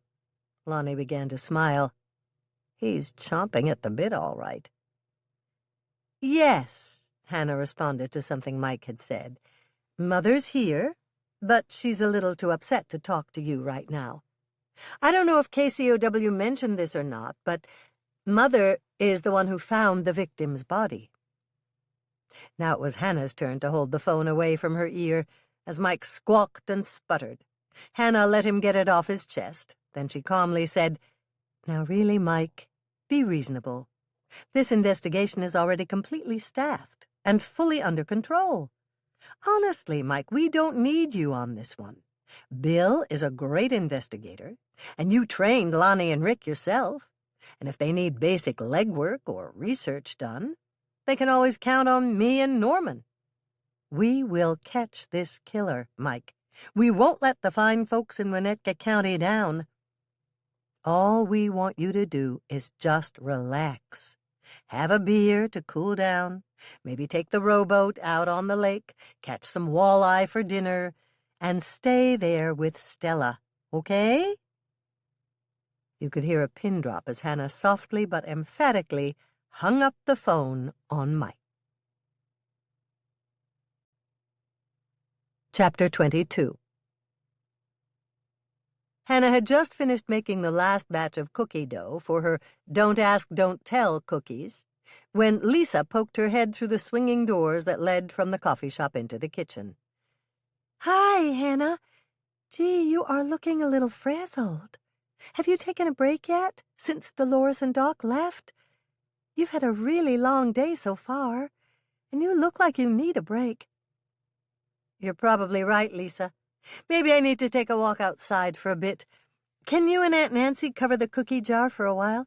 "Absolutely. We have got everything under control here. Take as much time as you need. Go listen to the birds chirp, breathe some air that doesn't have any flour in it, and enjoy the late afternoon sunshine." "Thanks, Lisa. You're the best partner ever." "Aw, you're only saying that 'cause it's true," Lisa chuckled, but nevertheless looked pleased at Hannah's compliment. "Go on. Get while the getting is good." "You don't have to tell me twice," Hannah said as she took off her apron, hung it on the rack on the back wall, and walked out the back kitchen door into the great outdoors. Maybe I'll just go visit my neighbors and see how their summer solstice sales are going, she thought. That should take my mind off of things. Hannah looked up rather absently to find that her feet had taken her over to the back door of the Beau Monde dress shop. A look of contentment came over Hannah's face briefly. Yes, she thought to herself, this is just what I needed. It will be good to see Claire and just chat for a minute about nothing at all. "Hello, Hannah," Claire greeted her when Hannah knocked on the back door of Claire's dress shop. "Hi, Claire. I'm just kind of floating around Lake Eden this afternoon, visiting my friends and seeing how they all are doing. Have you had many customers today?" "Quite a few," Claire reported with a smile. "All the shops are cooperating, referring customers to one another and keeping the sales chain going. We're all doing good business as far as I know." "That's good to hear. I believe I'll go on over to Florence's Red Owl and see how her summer solstice sale is going, too." Just then the bell over Claire's door rang, signifying that someone had come into her shop. "Just let me check and see who's come in, Hannah. Stay right there, and we'll have something to drink when I come back. I just took some white grape juice out of the refrigerator, and it should be nice and cold. Or, better yet, come up front with me and greet my customers." Hannah followed Claire into her shop and waited until the Beau Monde owner had greeted the new arrivals. "This is Hannah," Claire introduced her. "Hannah owns the cookie jar next door." "I love your cookies," one of the women responded. "Darla and I were at the next table from you during the parade." "Which parade?" Hannah asked. "The one with the floats, or the parade of one?" Both ladies started to laugh at Hannah's description. "We were there at the first one," the First Lady responded. "It was the one-car parade, starring Mr. Big Shot himself. And unfortunately," she pointed to her friend, "her daughter was up on the back of his convertible." "That was quite a show, all right," Hannah said quickly. "Is your daughter all right with, the most recent developments?" "You mean No-No's murder?" the other woman asked. "Yes," Hannah said. "Yes, Darla was actually, maybe it's not nice to say so, but she told me that Susan was relieved." "It's true," Darla sighed. "My husband James and I were both worried that my daughter would fall for No-No's fame and fortune and throw her future plans for getting engaged and graduating from college right out of the window. I was actually relieved when I heard he'd, well, you know." "I can't say I blame you," Claire said quickly. "Young girls can be easily fooled by celebrities." "I know," Darla admitted. "Usually Susan is a very level-headed young woman, but No-No was handsome, and he had a certain appeal." "But Susan had everything all worked out in her plans for the future," her friend said. "I know. Susan and Tony, the boy she'd been dating for over 4 years, were going to go to college together. They wanted to get married after they graduated, and perhaps they would have, but neither one of them wanted children until they'd gotten their degrees. James and I thought that waiting to have a child until after college graduation was a reasonable decision to make, and our family doctor gave Susan birth control pills so there wouldn't be any unexpected surprises." "So, was your husband worried that all your daughter's plans for the future would go by the wayside if she decided to be with No-No?" Claire asked her. "Yes, and I've never seen him that angry about something before. I assured him that I'd had the talk with Susan, but he was still furious about Susan defying him and terrified that she might throw her entire future away for some no-good, puffed-up, no-account baseball player. James said that No-No had better hope James didn't catch up with him before No-No left town, or that jumped-up little weasel would regret ever talking to our daughter in the first place. And then, all of a sudden, No-No was out of the picture for good, and Susan's future looked bright again. Did your husband, Hannah hesitated, not wanting to bring up anything personal. Did he think it could happen? Darla asked, understanding why Hannah was asking immediately. Of course he did. And even though it's not very nice, I've got to say that he looked relieved when he heard about No-No's death. I'll be right back, Claire, Hannah said quickly, deciding to go next door for the stenopad she called her murder book. I want to get a sample of my new cookies for Darla and her friend. It didn't take Hannah long to dash next door, bag up some of her pink lemonade whippersnapper cookies, and come back. This is so nice of you, Hannah, Darla said, accepting a bag of cookies. We're going to have one just as soon as we look at the colors Claire has in these sweaters.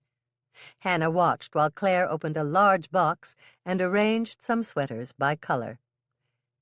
Remember what I promised, Claire reminded them. If this new material doesn't work the way it's supposed to, all you have to do is bring back the sweaters, and I'll be glad to refund your money. And the material is supposed to be cool during the day and keep in the heat at night? Darla's friend asked. That's right. I'm not sure exactly how it works, but the salesman assured me that it all had to do with the brand of hollow fibers that were featured in the weave. The two ladies chose several colors. Claire bagged what they had purchased, and they left Beaumont smiling. Offering to refund their money was nice of you, Hannah complimented her friend. Do you think the sweaters will actually work the way they're supposed to?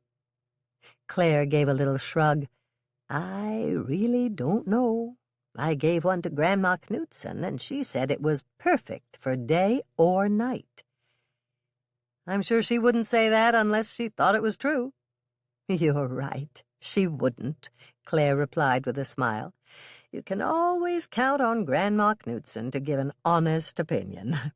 I didn't decide to make the sweaters my featured item until she'd approved them. Claire glanced at the bag of cookies Hannah had just placed on her counter. Are those for me? Yes. Thank you. I noticed that you brought back your stenopad. Are you going to list Darla's husband as a suspect? Absolutely. From what Darla said, he was worried about their daughter being... Hannah paused, trying to find the right word.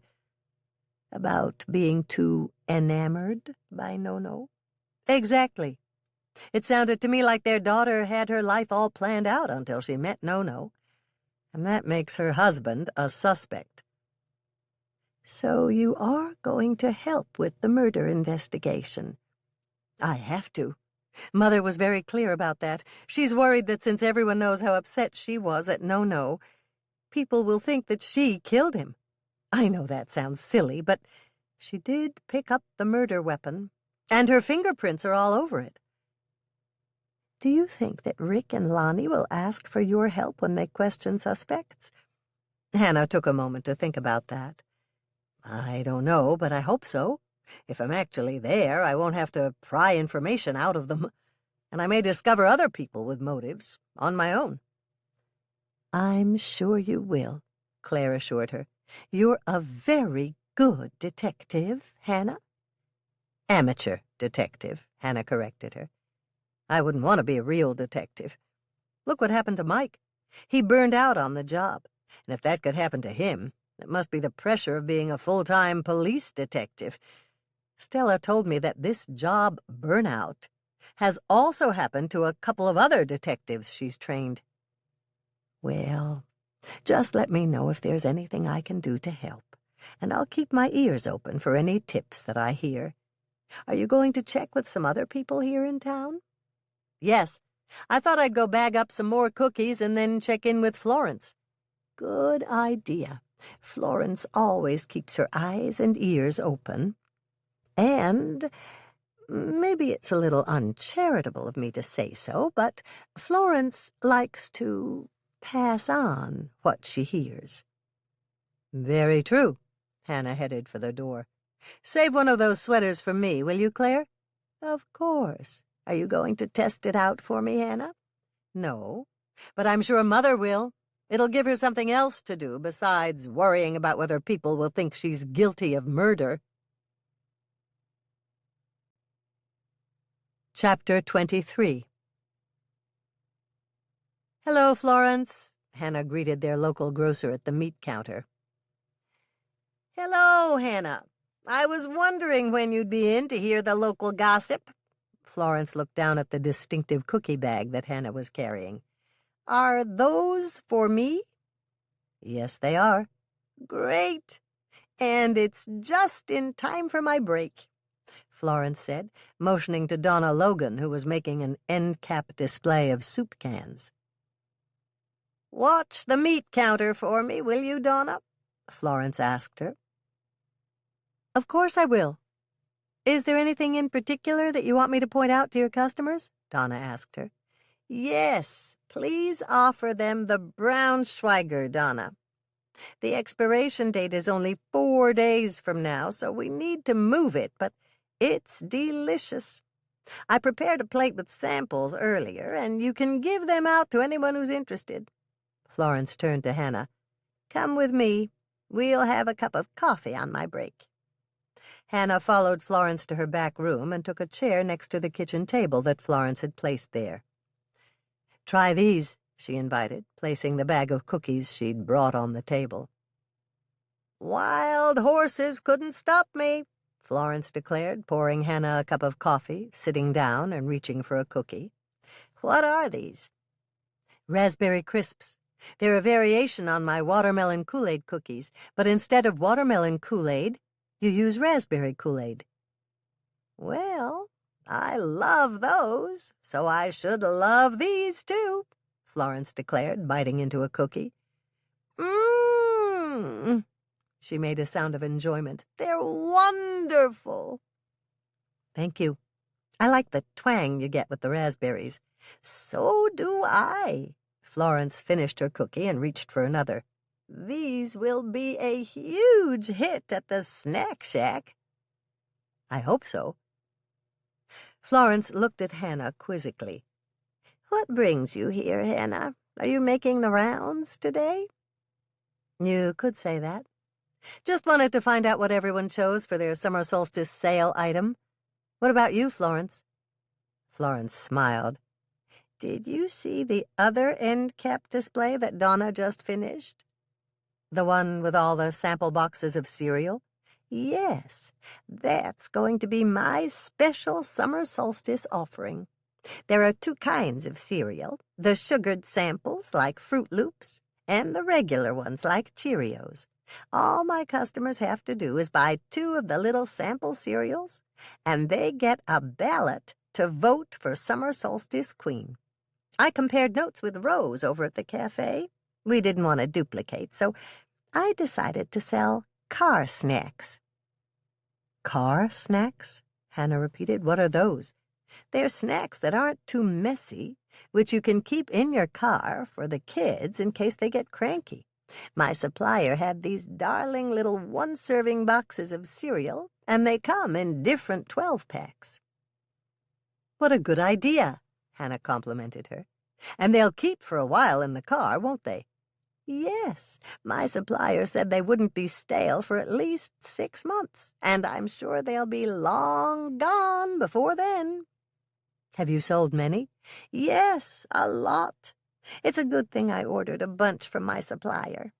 By the way, if you see Bill, tell him that everyone thinks it's a great idea that the Winnetka County Sheriff's Station is counting the summer solstice queen ballots."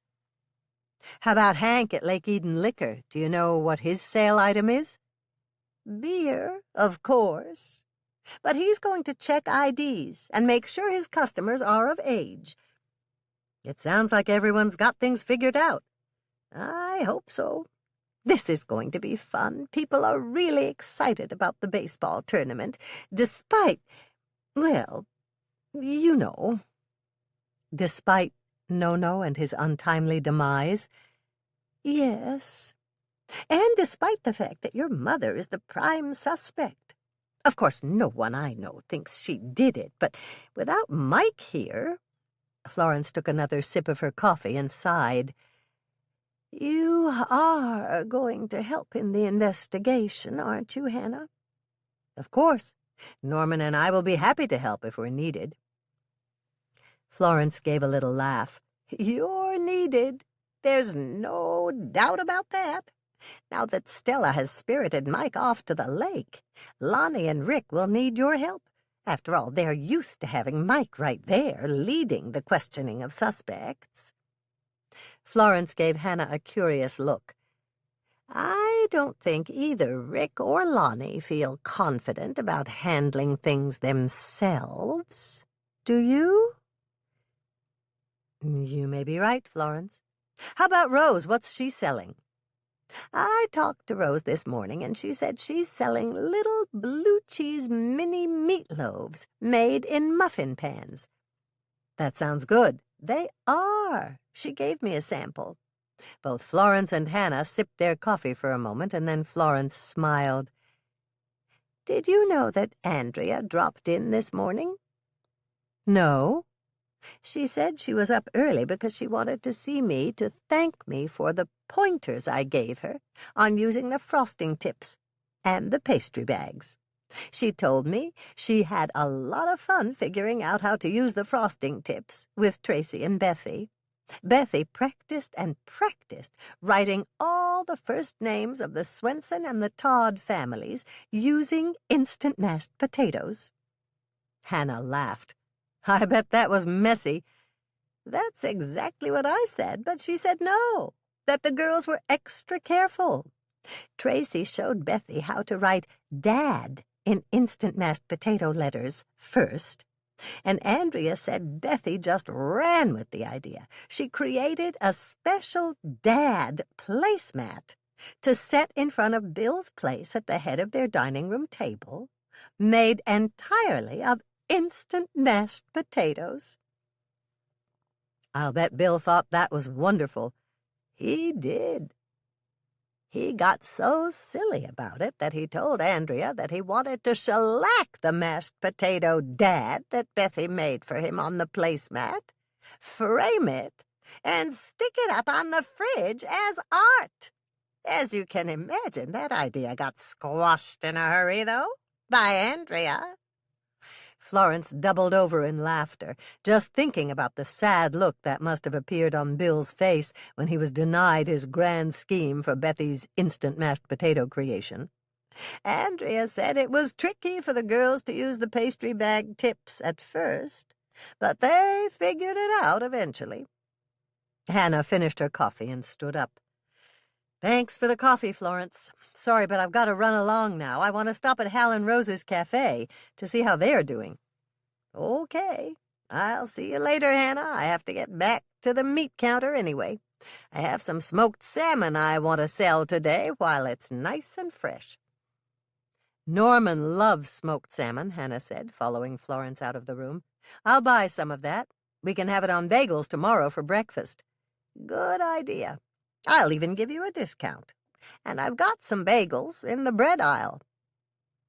Several minutes later, Hannah left with her smoked salmon and bagels and hurried down the street to Hal and Rose's cafe. She walked in the door, pleased at the crowd she saw lining the booths, and took a seat at the counter. "Hello, Hannah," Rose greeted her. "Did you want coffee?" "No, thanks. I just had coffee with Florence, so I think I'll switch to lemonade." "Good idea. It's hot out there, and lemonade is refreshing. Would you like regular lemonade or strawberry lemonade?" "What's in the strawberry lemonade?" "Grenadine. I like the flavor." "So do I."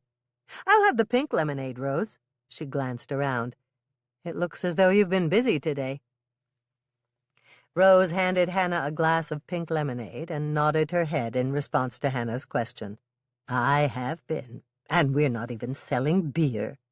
Hank and I discussed it, and I'm leaving that to him at the liquor store. To tell you the truth, I just didn't feel like checking IDs all day. I understand. Hannah took a sip of her pink lemonade and smiled.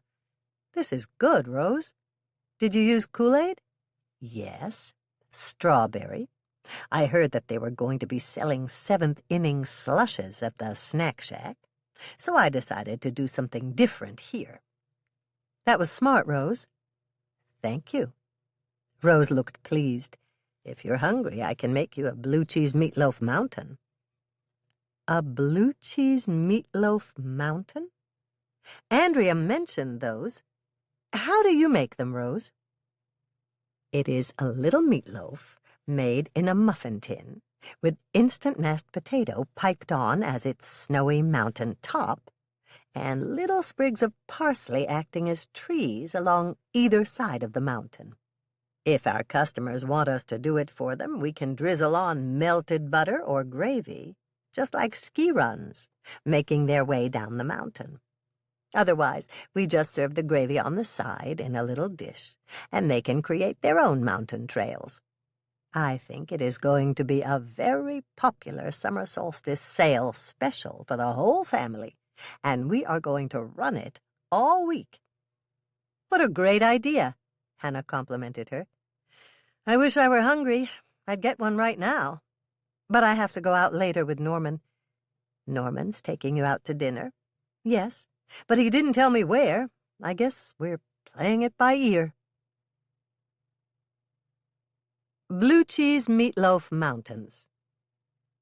Preheat oven to 375 degrees Fahrenheit, rack in the middle position. Meatloaf ingredients.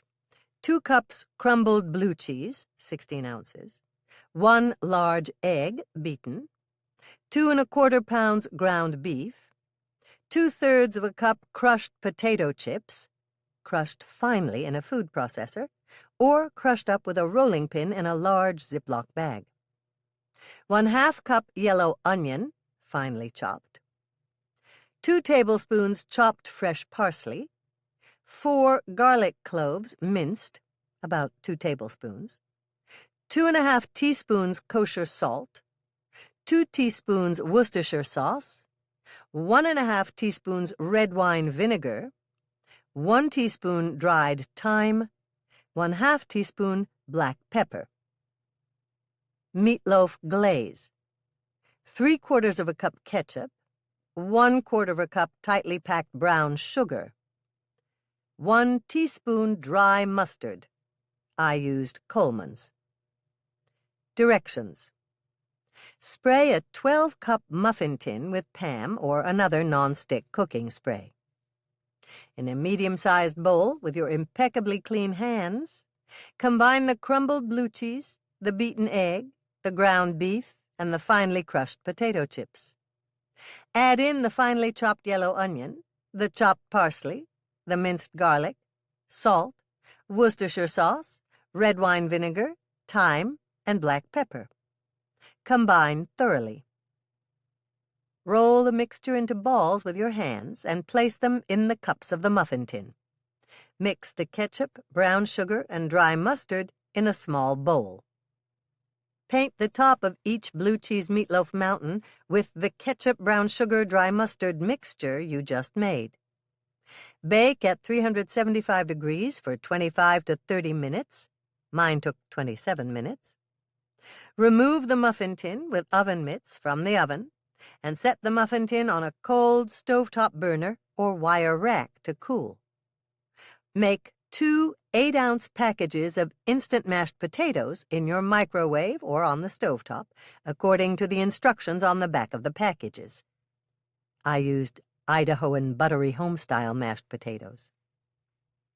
Place the finished mashed potatoes aside to cool slightly for 3 or 4 minutes before either piping or scooping the mashed potatoes on top of the blue cheese meatloaf mountains. To serve, after 5 minutes, remove the blue cheese meatloaf mountains from the muffin tins with a fork or tongs to a serving platter and bring the platter to the table. When your mashed potatoes are ready and slightly cooled, carry them to the table, along with a disher or small ice cream scoop. Everyone can scoop their own amount of mashed potatoes onto the top of their individual blue cheese meatloaf mountains for a snow-topped treat. Don't forget to bring some melted butter or some gravy to the table so everyone can decorate their own meatloaf mountains with ski trails that run down the snow-capped tops. Now, all you need are some small sprigs of parsley, just in case anyone wants to decorate their mountains with little parsley trees. This recipe makes 12 mini blue cheese meatloaf mountains per muffin tin. Cherry crisps. Preheat oven to 325 degrees Fahrenheit, rack in the middle position. Ingredients: 1 packet, 0.13 ounce, 3.6 grams, cherry Kool-Aid powder. Don't get the kind with sugar or sugar substitute added. 1 2/3 cups white granulated sugar, 1 1/2 cups softened butter, 3 sticks, 8 ounces, 2 large eggs, beaten, just whip them up in a glass with a fork, 1/2 teaspoon salt, 1 teaspoon baking soda, 3 cups all-purpose flour, pack it down in the cup when you measure it, 1/2 cup white granulated sugar in a bowl. Directions: mix the cherry Kool-Aid powder, the kind without sugar, with the granulated sugar. Add the softened butter and mix until it's nice and fluffy. Add the eggs and mix them in. Mix in the salt and the baking soda. Mix to make sure they're well incorporated. Add the flour in half-cup increments, mixing after each addition. Spray cookie sheets with Pam or another non-stick cooking spray. You can also use parchment paper if you prefer. Roll dough balls 1 inch in diameter with your hands. We use a 2-teaspoon cookie scooper at the cookie jar. Roll the cookie balls in the bowl of white sugar and place them on the cookie sheet 12 to a standard size sheet. Bake the cherry crisps at 325 degrees Fahrenheit for 10 to 12 minutes. Mine took 11 minutes. Or until they're just beginning to turn golden around the edges. Don't overbake. Let the cookies cool on the cookie sheet for no more than a minute, and then remove them to a wire rack to cool completely. Yield: approximately 6 dozen pretty and unusual cookies that kids will adore, especially if you tell them that they're made with Kool-Aid. 7th inning slush. Ingredients: 2 cups of club soda, 1 packet Kool-Aid pink lemonade drink mix, unsweetened, 1/2 cup of white granulated sugar, 3 cups of ice cubes, 2 scoops vanilla ice cream. Directions: place the 2 cups of club soda, the packet of Kool-Aid pink lemonade drink mix, unsweetened, and the white granulated sugar into a blender. Add 2 scoops of vanilla ice cream and blend well. Add 3 cups of ice cubes or crushed ice and blend again until smooth. Yield: 4 to 6 glasses of ice-cold summer relief. Chapter 24. "Hannah," Hank called out to her as she walked past the liquor store, "could you come in for a minute, please?" "Sure." Hannah went around the side of the building and went into the door that led to the on-sale bar. "What's up, Hank?" "I've got some... Well, I'm not sure if it's important or not, but Roman Gans came in here today, and I think I should talk to you about him. Have a seat, and I'll pour you a glass of wine." "Thanks, but no thanks. I'll have something non-alcoholic. What do you have?" "Diet Coke, regular Coke, root beer, Sprite, and..." Hank glanced down at the label on the tap. "Diet Sprite." "I'll have a Diet Sprite," Hannah decided. "Norman's taking me out to dinner tonight, and I don't want to drink anything with alcohol this early." "Here you go," Hank said, placing a glass in front of Hannah. "I might be wasting your time here, but, as I said, Roman Gans, was just in today, and he said a couple of things that I thought you should know." Hannah took a sip of her drink. "What did he say?" "He looked odd, and he wanted a drink immediately. His hands were shaking, and he looked really upset about something." "Did he tell you why he was so upset?" "Yes. It took a little prying, but he wanted to talk, so I convinced him that I wanted to listen." Hannah smiled. "I think maybe you should be working for the sheriff's department, Hank. That's one of the best techniques that a good detective can use, convincing someone that you really want to hear what they have to say." Hank looked pleased. "Thanks, but I'm a bartender, Hannah. Bartenders do this sort of thing all the time. People come in and they need to talk, and all we have to do is listen." "What did Roman have to say?" Hannah asked the important question. He'd been upset and angry with his granddaughter's behavior lately. You may recall that Roman and his wife had been taking care of her ever since her parents were killed in that auto accident. "I do remember hearing something about that." Well, Roman told me he was still very upset because his granddaughter sneaked out of the house a couple of days earlier without saying anything about where she was going or who she'd be with.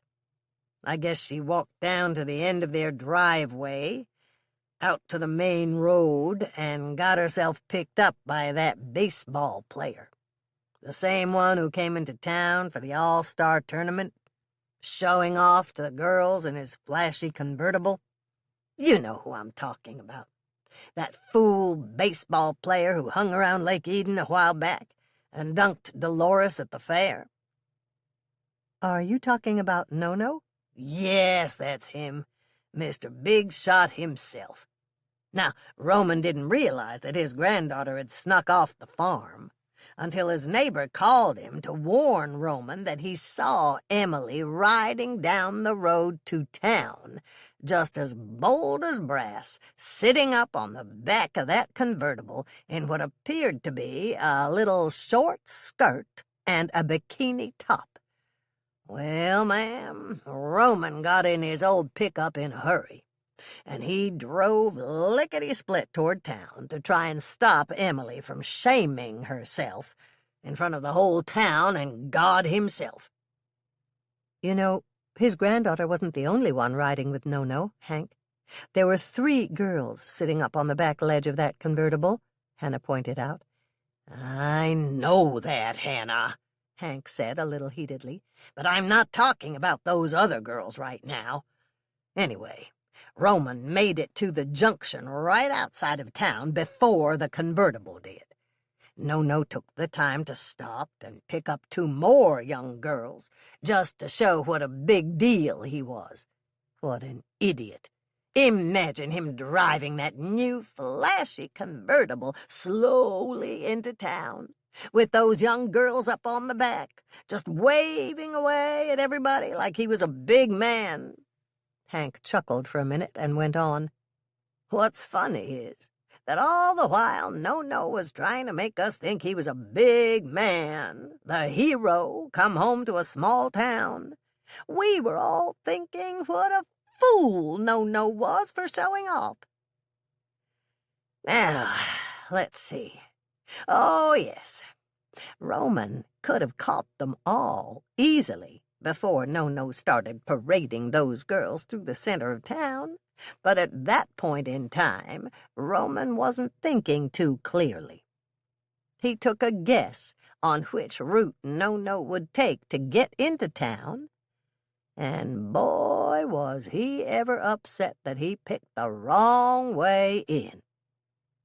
I'll just bet Roman was so mad he was spitting tacks when he figured out they had come a different way into town. Right, Hank?" Hannah asked, caught up in the story. This was starting to sound a little like a daytime drama she'd watched years before. "Sure enough," Hank said, winding up Roman's story. Of course, by the time Roman realized that No-No had come into town the other way round, No-No's little mini parade was already done. Roman finally managed to spy No-No's car by sheer luck. Seems they drove out the back side of town and right past the junction where Roman was waiting. I'm here to tell you, right then and there, Roman pulled out and skidded his pickup truck sideways across the road. Heck, Roman managed to block the whole junction off. Then Roman got out of that old truck and gave No-No a real good taste of what Roman thought about city slickers with fancy new cars, trying to corrupt naive young farm girls. "Oh, boy," Hannah said, smiling at the mental image of No-No getting dressed down by the old farmer right there in the middle of the road. "That really must have been something to see, and to hear, too." Hank chuckled again and said, I'm surprised they didn't hear Roman taking No-No to task way up there in Brainerd. Good riddance to bad rubbish. That's what I told everybody today after I heard No-No got himself killed.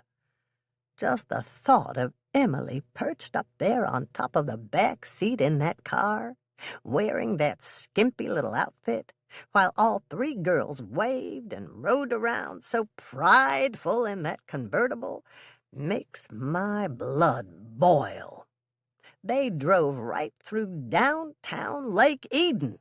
Did you know that? I reckon Roman was madder than a wet hen, mostly because Emily had snuck out while dressed like that. I mean, after all they'd tried to teach her about staying modest and humble, that made Roman think that maybe he and his wife were falling down on the job in trying to raise Emily in the proper manner for a respectable, church-going young lady. It's a darn shame. "Roman's very religious?" Hannah asked. Yes. Sometimes, well, it's not up to me to judge, but I think he's a little over-religious, if you know what I mean. "I understand." Anyway, when I saw him earlier today, Hank went on, Roman seemed so upset, and he was shaking real bad when he sat down in here and asked me for a whiskey to calm down. He drank it like it was water, and then he got a second one. Hannah, Roman only drank beer before, so far as I know. Then after he drank his second whiskey down, Roman told me that he had to get going because one of his Jersey cows was about to calve, and Roman was worried that she was pretty small for birthing. "So Roman said the reason he was shaking was because he was worried about the calf?" Yes, well, that's what he said. It seemed a little strange to me, so I asked him if he'd called Dr. Hageman. I mean, if he was that nervous about the birth and all, you'd think that he'd call the vet over, in case there was trouble, right? But he said no, he hadn't, because he was raised on a farm and he was used to things like that. He told me that he'd be fine without any hand-holding from some city vet like Doc Hageman. But he sure was shaking a lot for someone who didn't want the vet there and was used to delivering breeched calves himself. "So he was going to take care of the calving alone?" That's what he said, and he left straight away after. "Was this before or after No-No was killed, Hank?" That's just it. It was before, I think. But if it was before, it sure couldn't have been that much before. I had the TV over the bar on, and KCOW showed the body on the stretcher no more than 30 minutes after Roman left here. And that made me wonder if I hate to say it, but... You wondered if Roman could have killed No-No? Yeah, the timing fits. He was really upset, Hannah, and I don't think it all had to do with that calf. I'm pretty sure he was still fuming about his granddaughter. And, you know, people who are upset sometimes do crazy things. I've been in this business long enough to know that. It's always the quiet ones you have to watch out for, Hannah.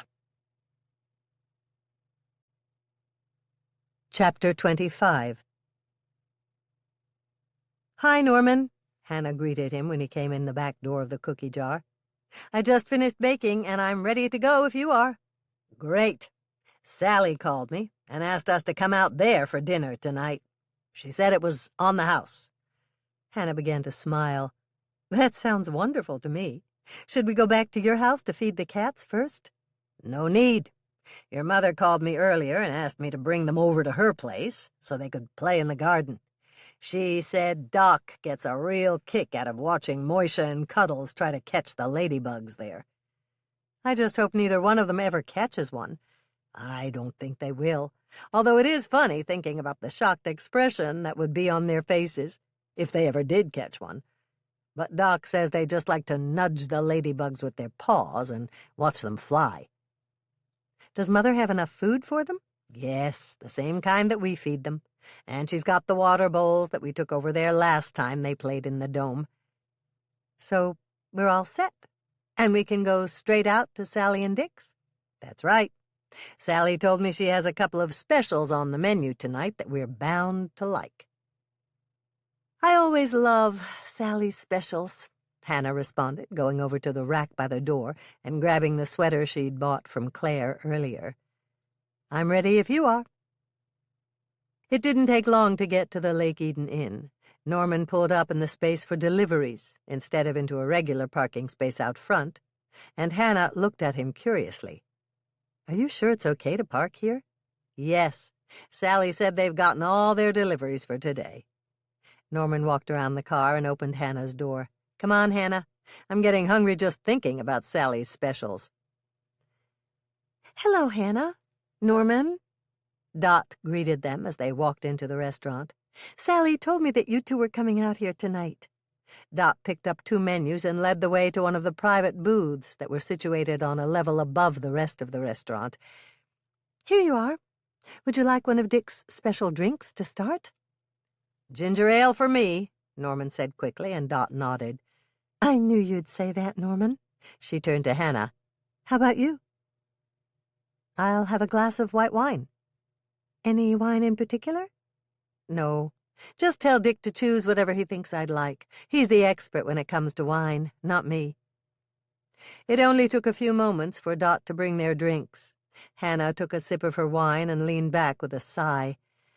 "I love to come out here. It's so relaxing." "Yes, it is. And it's not that far to drive home. Do you want to pick up the cats tonight or leave them over there? Your mother said that they're welcome to stay overnight." Hannah thought about that for a moment. "Let's leave them there overnight. I know they love to play in the garden, and Mother and Doc always take good care of them." "Perfect. Then we can have a night by ourselves. I've got a new movie I recorded that we can watch." "That sounds good. What is it?" "Something called Squared Love." "I've heard of that. It's a romance, isn't it?" "Yes, and a comedy at the same time. We can make microwave popcorn and stay up late." Hannah laughed. "You know that I'll probably fall asleep, don't you, Norman?" "Yes, but you fall asleep with your head on my shoulder, and I like that." "So do I," Hannah said, smiling at him again. "Let's check out the special Sally has on the menu." They both picked up their menus, and Hannah gave a big smile. "Sally's got goose! I wonder if that's wild goose or domestic goose." "We'll have to ask. It doesn't say. What difference does it make?" "Domestic goose is fat, and you have to roast it on a rack. Wild goose doesn't have enough fat since it's been traveling for a while, so You have to lard it. What does that mean? I'm not sure what it means now, but it used to mean that you had to keep basting it with lard. And it doesn't mean that anymore? I'm not sure you can even buy lard in stores anymore. What do you do if it's wild goose and you don't have any lard? Norman asked. I'm not sure what Sally does, but I'd probably use bacon and lay it all over the top of the goose. And then I'd keep an eye on it and replace the cooked bacon with more fresh bacon when it was needed. Interesting. You know a lot about cooking, Hannah. Thank you, but there's a lot I don't know. Hannah sighed, shaking her head. Hello, you two, Sally said, pulling back the privacy curtain and giving them a smile. Did you notice that I have goose on the menu tonight? It was the first thing I noticed, Hannah told her. I'm going to have the goose. I absolutely hate geese. Sally looked puzzled. Wait a second. You're going to have the goose, but you hate geese? That's right, and I'll be very happy to eat them instead of being chased by them. I sense a story in the making here. Do you have time to sit down and listen to Hannah's tale, Sally? I do. Dot's got everything covered for me, and... The curtain pulled back, and Dot reached in with a glass of wine for Sally. See what I mean? Now tell me about those geese that chased you, Hannah. It was when I was 3 years old. I went out to Grandma and Grandpa Swensen's farm for the first time. I was all dressed up for the occasion. I think it was my Uncle Jim's birthday or something like that. I had on a beautiful pink dress with lace around the collar and cuffs and white patent leather shoes. Your grandparents lived on a farm? Norman prompted. Yes, and I'd never been there before. The farm was on a hill, and there was a path leading up to the house. I started up the path, and 3 big geese chased me with their wings flapping. They were hissing, and I was so scared I slipped and fell down. What I fell in was a puddle of... well, you can guess. Oh, no, you poor thing, Sally sympathized. My dad picked me up and held me out in front of him so he wouldn't get you-know-what on him. Then he took me in the back way, through something he called the mud room. It was a room with a sink and a spigot of water that acted like a shower. So they washed you off in the mud room? Yes. And then they washed my clothes, too. And since I couldn't wear wet clothes in the house, Grandma Swensen wrapped me in a blanket. That must have been embarrassing, Norman commented. It was, especially since the blanket kept slipping, and everyone else there had nice clothes on. And that's why you hate domestic geese? Yes. I'll never forget the way they flapped their big wings and hissed, and that they nipped really hard at my legs and ankles. I know it's probably silly of me, but I've hated geese ever since. Sally smiled. And you want to eat them to get even? Exactly. I'll definitely have the goose, Sally. And so will I, Norman concurred. You're doing it to support me? Hannah asked him. Yes, partially. And since I've never had goose before, I want to try it to see if I like it. Sally giggled, then took a large sip of her wine. Hannah, she said, Dick said that he has something he'd like you to try out for him. It's an appetizer that we are thinking of putting on the bar menu, and he'd like to get your opinion on it. He also said something about bringing it over himself. Is that okay with you two? Hannah shot Norman a quick glance and then answered for them both. Sally, you know how much we love being Dick's favorite guinea pigs when he's working on his new bar appetizers. Tell him to come by the table whenever he is ready. We will be right here, with either forks or fingers waiting on his latest creation. Sally nodded, then left Norman and Hannah alone in the booth, heading toward the bar to tell her husband of their decision. Hannah and Norman sat for a moment or two in compatible silence. Then Norman spoke.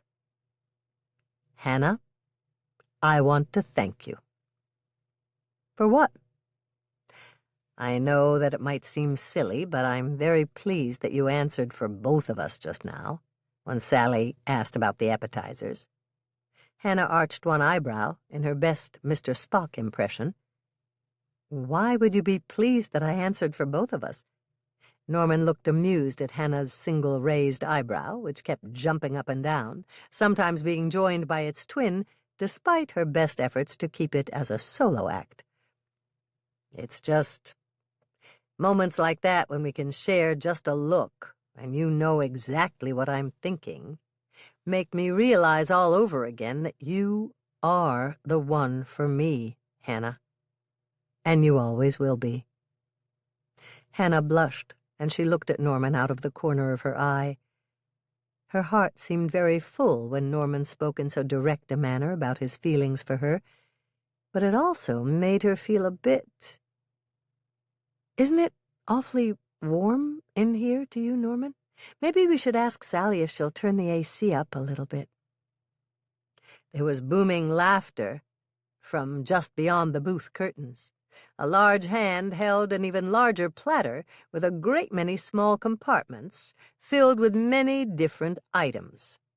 This was followed rapidly by the rest of Sally's husband, Dick, the other co-owner of the Lake Eden Inn. "Passions rise where flames of love burn ever bright," Dick stated in a theatrical tone, with an impish grin plastered widely on his oh-so-slightly smug face. "But I will ask Sally to turn up the air conditioning regardless." "Dick!" Hannah glared at her favorite bartender with a look of exasperation on her rapidly reddening cheeks. "Sometimes I think you enjoy teasing me more than you should. It merely seems a bit warm here, that's all." "Aha!" Dick said, giving Norman a conspiratorial wink. "Methinks the lady protests too much." The real quote is, "The lady doth protest too much, methinks." Norman laughed at Dick's wink. "It's Queen Gertrude speaking about the play within a play in Hamlet by Shakespeare. The line quoted is in Act 3, Scene 2. "You are not helping, Norman." Hannah somewhat sheepishly joined in their laughter. "So, anyway, what appetizer do you have for us to try, Dick?" "I have just the thing you want, Hannah," Dick said as he placed the platter, 2 tiny forks and 2 small appetizer plates on the table in front of them. "We call this a plenitude of pickles, and it has 6 different pickled vegetables, each in their own little compartment on the platter. There are pickled beets, cornichons, pickled baby corn, pickled cauliflower florets, pickled wax beans, and for dessert, sweet pickled watermelon rind. We find that pickles are light and easy on the digestion. They cool down your body temperature, unless they are pickled jalapenos, of course, and best of all, for the restaurant, they make you thirsty." "What do you mean, best of all, they make you thirsty?" Norman asked slyly, knowing the answer already. "Think about it, Norman," Dick chortled happily. "If customers at a bar are eating something that makes them thirsty, they naturally will want to—" Hannah swept into the conversation, smiling at Dick. "They will buy more drinks, of course." Hannah turned to him, her embarrassment all but forgotten, smiling at him in her acknowledgment of a fine marketing tactic. "Well, I will let you try the plenitude of pickles and then eat your supper in peace," Dick said, "although I would like you to come see me before you leave tonight, to speak to you about No-No, and give you some information you may need for the investigation. Will that be all right with you both?" "That's fine with me, Dick," Norman said, loading the 2 small plates, one for each of them, full of different little pickled things, and handing one of the plates to Hannah. "That sounds great, Dick," Hannah agreed. "See you later, then." Norman began to nibble on one of the pickles, unable to resist their siren call, even before Dick had left the booth. After a second, Hannah started eating too, and the next 5 minutes were spent exclaiming in happiness to one another over the varied flavors and tastes which seemed to envelop their mouths. Then they went even further, analyzing and breaking down in detail what they thought were the different types of spices Dick had used on each little vegetable variety that he pickled. Soon they were smiling and laughing with each other, and having a wonderful time together, just eating, talking, and squabbling good-naturedly over which pickle they liked the best. Hannah looked up as Dot cleared her throat from outside the booth's curtain at precisely the same instant they had finished the appetizers. When she heard them call out permission to enter, Dot rolled in a cart featuring a main course consisting of lovely moist goose with beautiful crispy brown skin, which was piled high on 2 plates of Sally's best china. The goose was accompanied by a tart blackberry sauce in one of the 2 sterling silver gravy boats on Dot's cart, with a second gravy boat of thick, dark brown gravy sitting right next to it. The cart also held some very tasty-looking baby Brussels sprouts, which had been slow-roasted earlier in the day over low heat in Sally's ovens, with a reduction of balsamic vinegar and bacon pieces. The Brussels sprouts glistened and gleamed in the low light of the booth, looking almost as though they had been candied with a sugar glaze from the balsamic vinegar. One final thing caught their attention almost immediately: a large bowlful of some sort of mashed, golden-hued vegetables, seeming to glow with deliciousness, and which looked whipped into perfection with what surely must have been an entire cow's daily production of cream and butter. After they had finished their dinner, and they had ruefully declined dessert, at least for the moment, Hannah turned to Norman and spoke. "Norman, Dick said that he had some information for us, which might help out the investigation into No-No's murder. Let's stop to see what he meant." "That's fine by me, Hannah." Chapter 26. Dick was standing behind the bar polishing bottles while he awaited the slow trickle of drink orders from Dot, when Hannah and Norman walked into his mostly empty bar. Dick motioned to 2 comfortable captain's chairs located directly in front of him, indicating they should sit there. "Bit of a slow crowd this evening, Dick?" Norman asked him, looking around at the mostly vacant tables and booths in the bar. "Not really. You guys just managed to hit the seam between our happy hour rush and the newest piano bar player coming in." Hannah quizzed Dick. "Earlier, you said that you might have some information about the investigation into No-No's death. What have you heard? Or what do you know that might help us in the investigation?" Dick leaned toward them so only they could hear him, first motioning for the other bartender to cover for him. "What this is, it could be considered deep background about why No-No left Major League Baseball a little over a year ago, plus other certain curious things I've seen and heard lately while working here. Odd things, ones which led to me asking around about a couple of No-No's former associates who happen to be here in town for the tournament. In fact, they are staying right here in the Lake Eden Inn." Hannah leaned in closer to Dick. "What do you mean, why No-No left baseball? Everyone knows he left the majors because he blew out his arm pitching in spring training, the year following the Twins winning the World Series. That's right, isn't it, Norman?" Norman looked a little reluctant to say anything at first, but finally he spoke up. "There were some slightly unsavory rumors of No-No associating with quite a few shady characters in the Twin Cities, characters who might have been involved with racketeering and high-end sportsbook operations." Hannah looked over at Dick, who nodded along solemnly and leaned in toward the bar. "Go ahead, Dick. We're listening. Tell us what really happened when No-No retired from the big leagues." Background first, Dick said, lifting one index finger in the air as though he were giving a lecture. Do either of you know of any surefire way to get booted out of organized baseball forever? I'll give you a hint. The clue is contained in Major League Rule 21, the one regarding player misconduct. Hannah shook her head, but Norman, after looking thoughtful for a moment, lifted a hand slowly into the air. Dick, I think trying to bribe an umpire to influence a game in order to make the opposing team lose is an automatic lifetime ban, isn't it? Good job, Norman. Yes.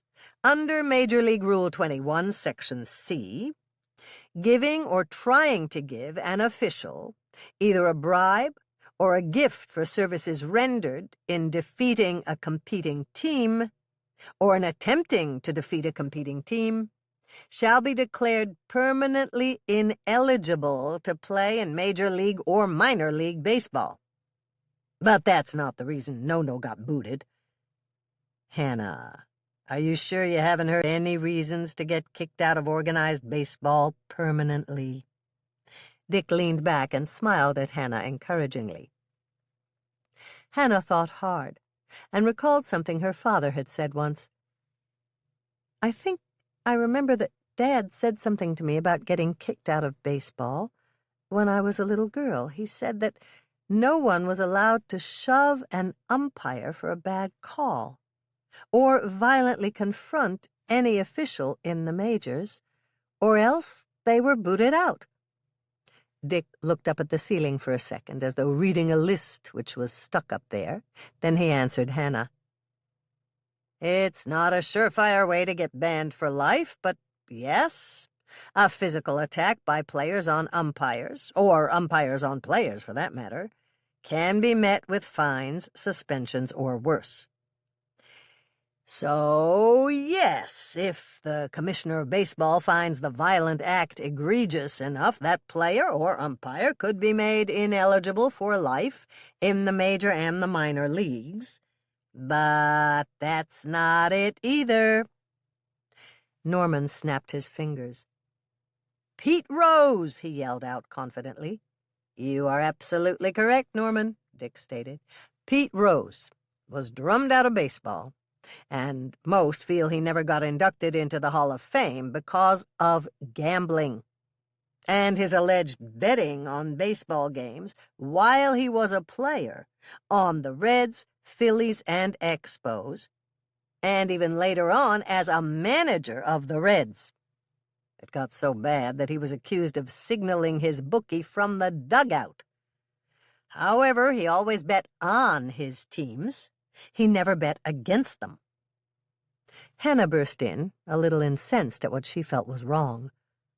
That's not fair. He bet on his team to win, right?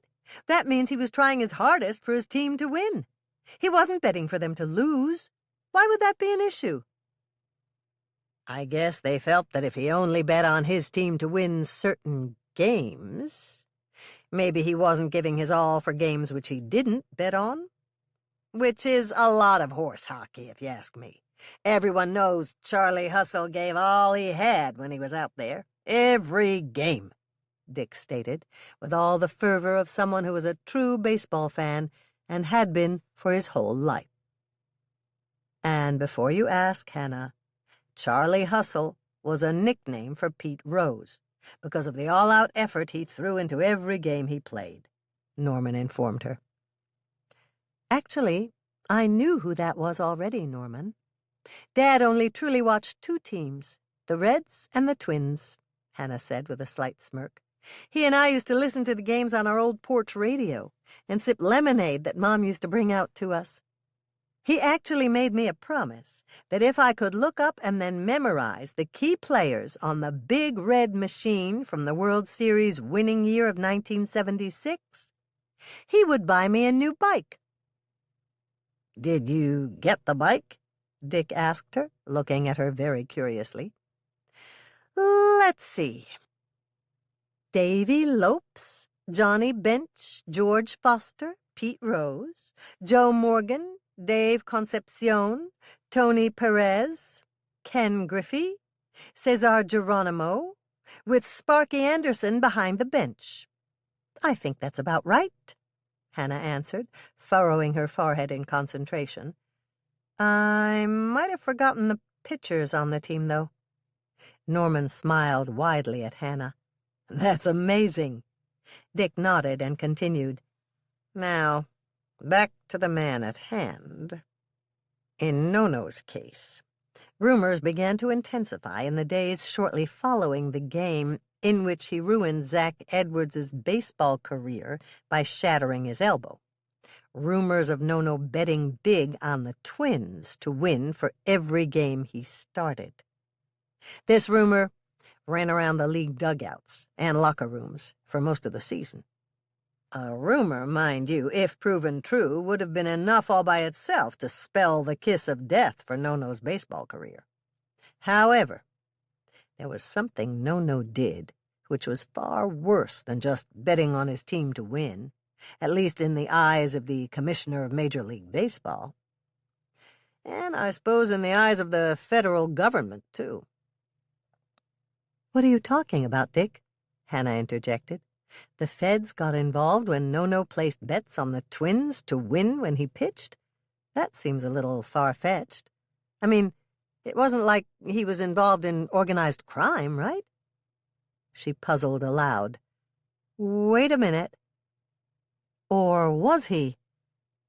"Yes. I am afraid that Nono did get involved in bookmaking himself. Especially when he was sent down to the farm leagues. Remember that there was a real fight for bets coming in from online sports gambling groups. The feds got involved, but they needed to find a way to get information from inside the crews to shut it all down.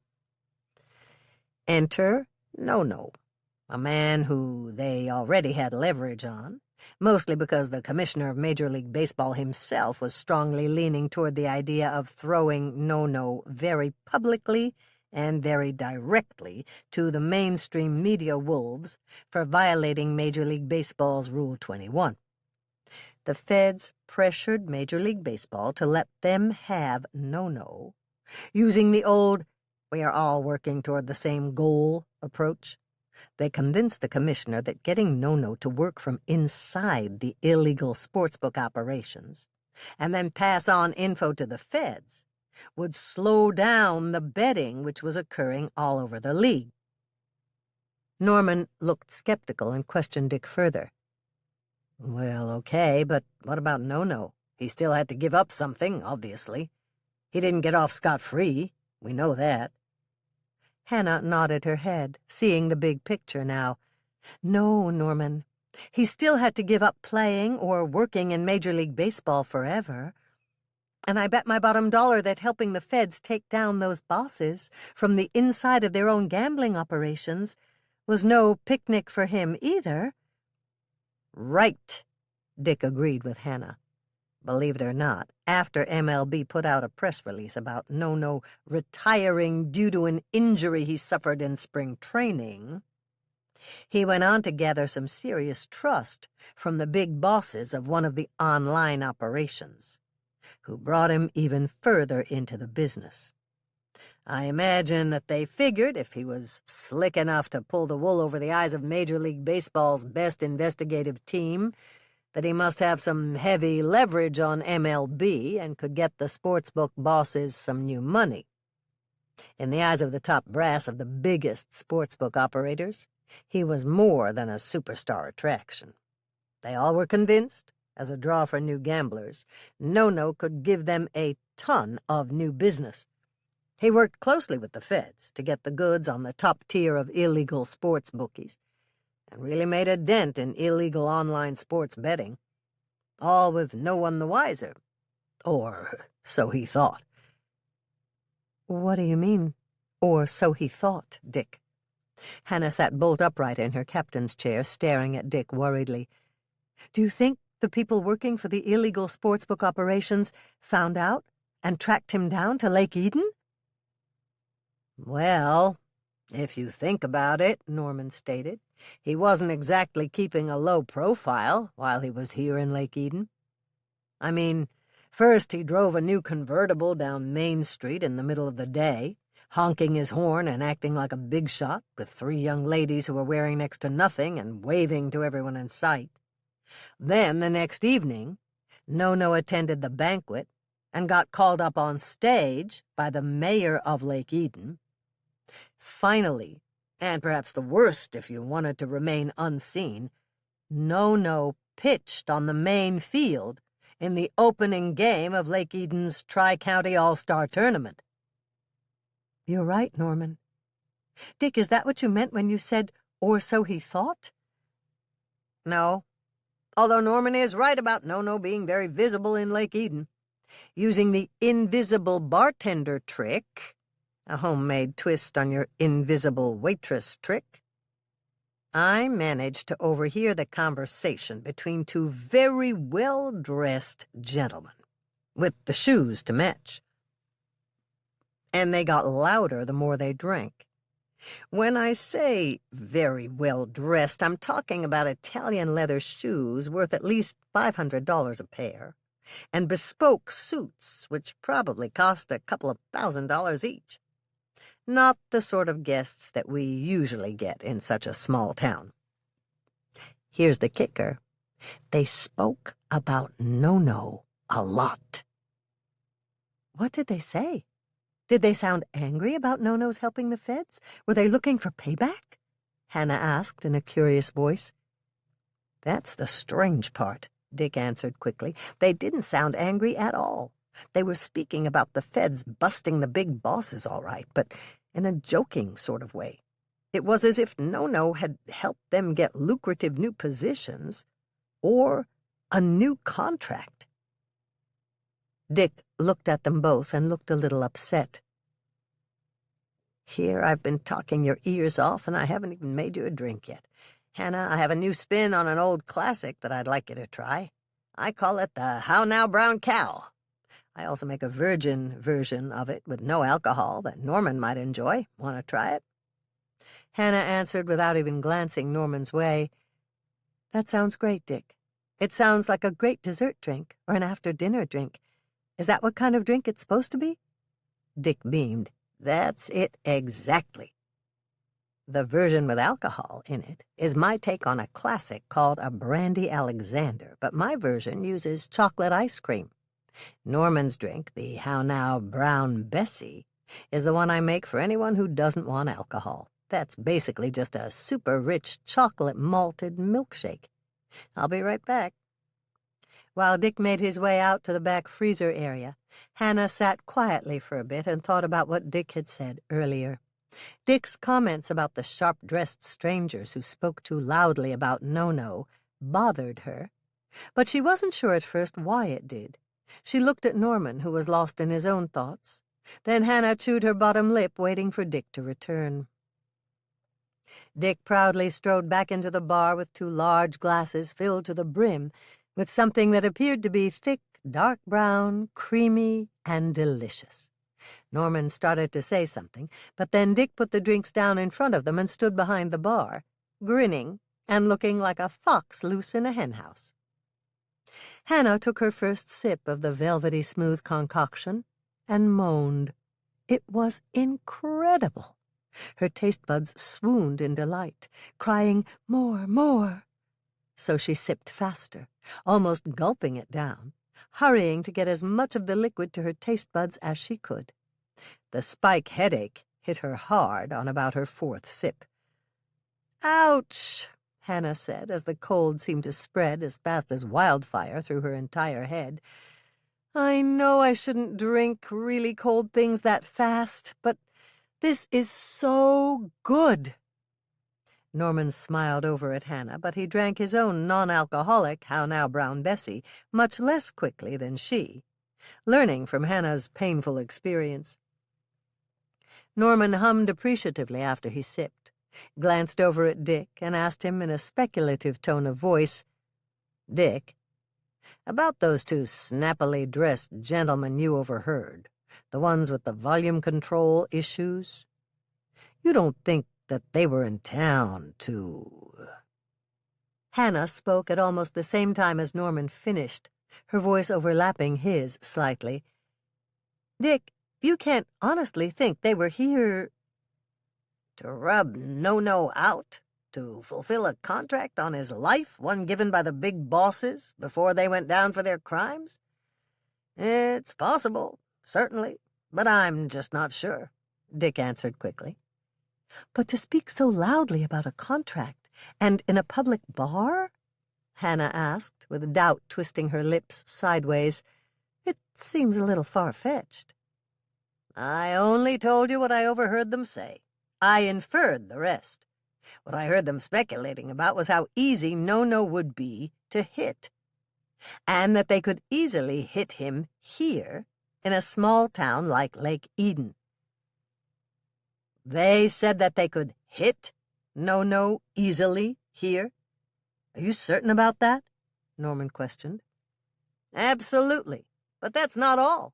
In fact, I overheard one of them mutter something to the other before they went up to their rooms. The bigger one told the other he knew how they could hit No-No so hard that no one would ever forget it.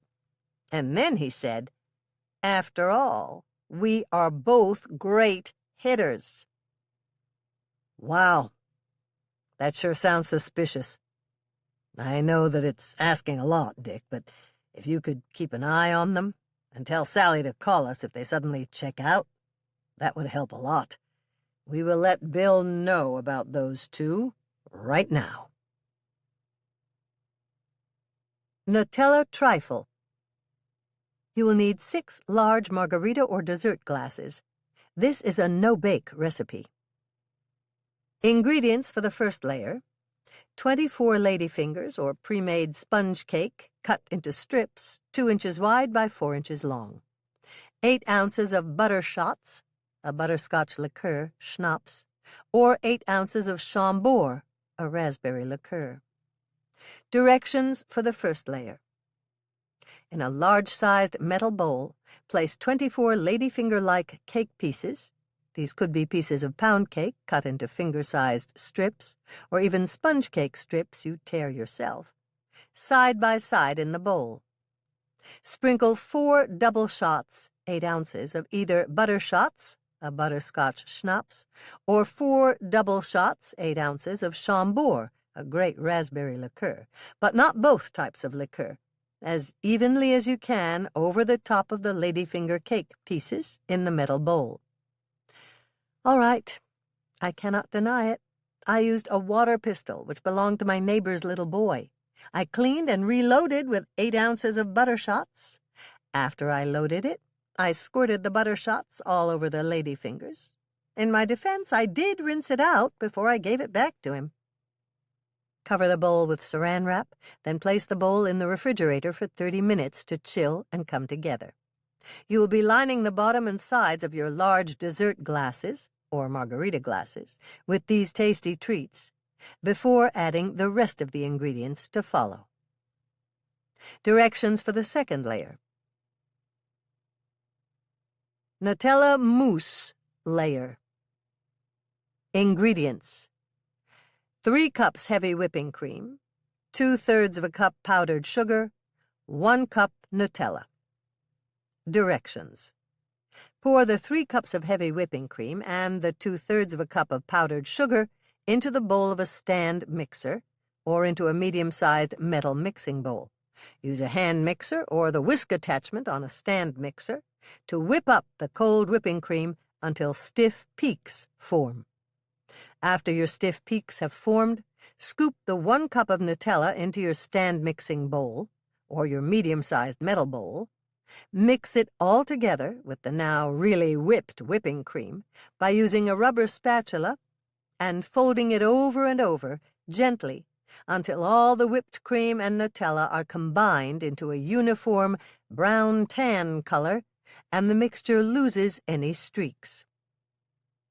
Refrigerate for at least 15 minutes or until you're ready to serve. Third and final layer. Raspberry whipped cream. Ingredients: 1 medium-sized glass bowl, 2 cups heavy whipping cream, 1/2 cup powdered sugar, 2 small packages of fresh raspberries, 8 or 12-ounce prior to mashing up. You can mash these raspberries with a potato masher or a fork in a glass bowl, along with the 1/4 cup of granulated sugar. Then stick them in the refrigerator. 1/4 cup of granulated white sugar for mashing up the berry. Hannah's first note. Chill a metal bowl and the 2 whipping beaters from your hand mixer or the whipping attachment from your stand mixer for at least 30 minutes before you start this whipped topping. Directions for the 3rd layer. Beat whipped cream and sugar on medium-high until mid-firm peaks form, being careful not to over-whip this. Mine took 4.5 minutes. Fold in 2 cups of mashed raspberries. Set aside in the refrigerator until you are ready to assemble this dessert. To serve. Remove the bowl with ladyfingers or sponge cake pieces from the refrigerator. Place it by your margarita glasses or large dessert glasses. Using a large serving spoon, divide the contents evenly between the 6 margarita dessert glasses, lining the bottom and the inside of the glasses with the marinated pieces. If someone should happen to get a bit more of this deliciousness than the others do in their glass, that just means they win. Remove your second bowl, the one with the Nutella mousse, from the refrigerator, and using the same serving spoon you used for the ladyfingers sponge cake pieces, divide the Nutella mousse evenly over the top of the ladyfinger pieces for each of the 6 glasses. Finally, take the bowl with the mashed raspberry whipped cream and place dollops of the mixture on top of the Nutella mousse in the glasses. Hannah's second note. You can make this dessert super fancy by the addition of a few sprigs of mint placed on top of the whipped topping, or some shaved chocolate curls, or a bit of melted seedless raspberry jam. The sky is the limit here. Heck, you could even top it with crushed Butterfinger pieces. How now, brown cow? This is usually served in a margarita glass or any other glass which not only looks nice, but holds a lot. Hannah's first note. There is a non-alcoholic version of this cocktail called How Now, Brown Bessie. That recipe will follow this one.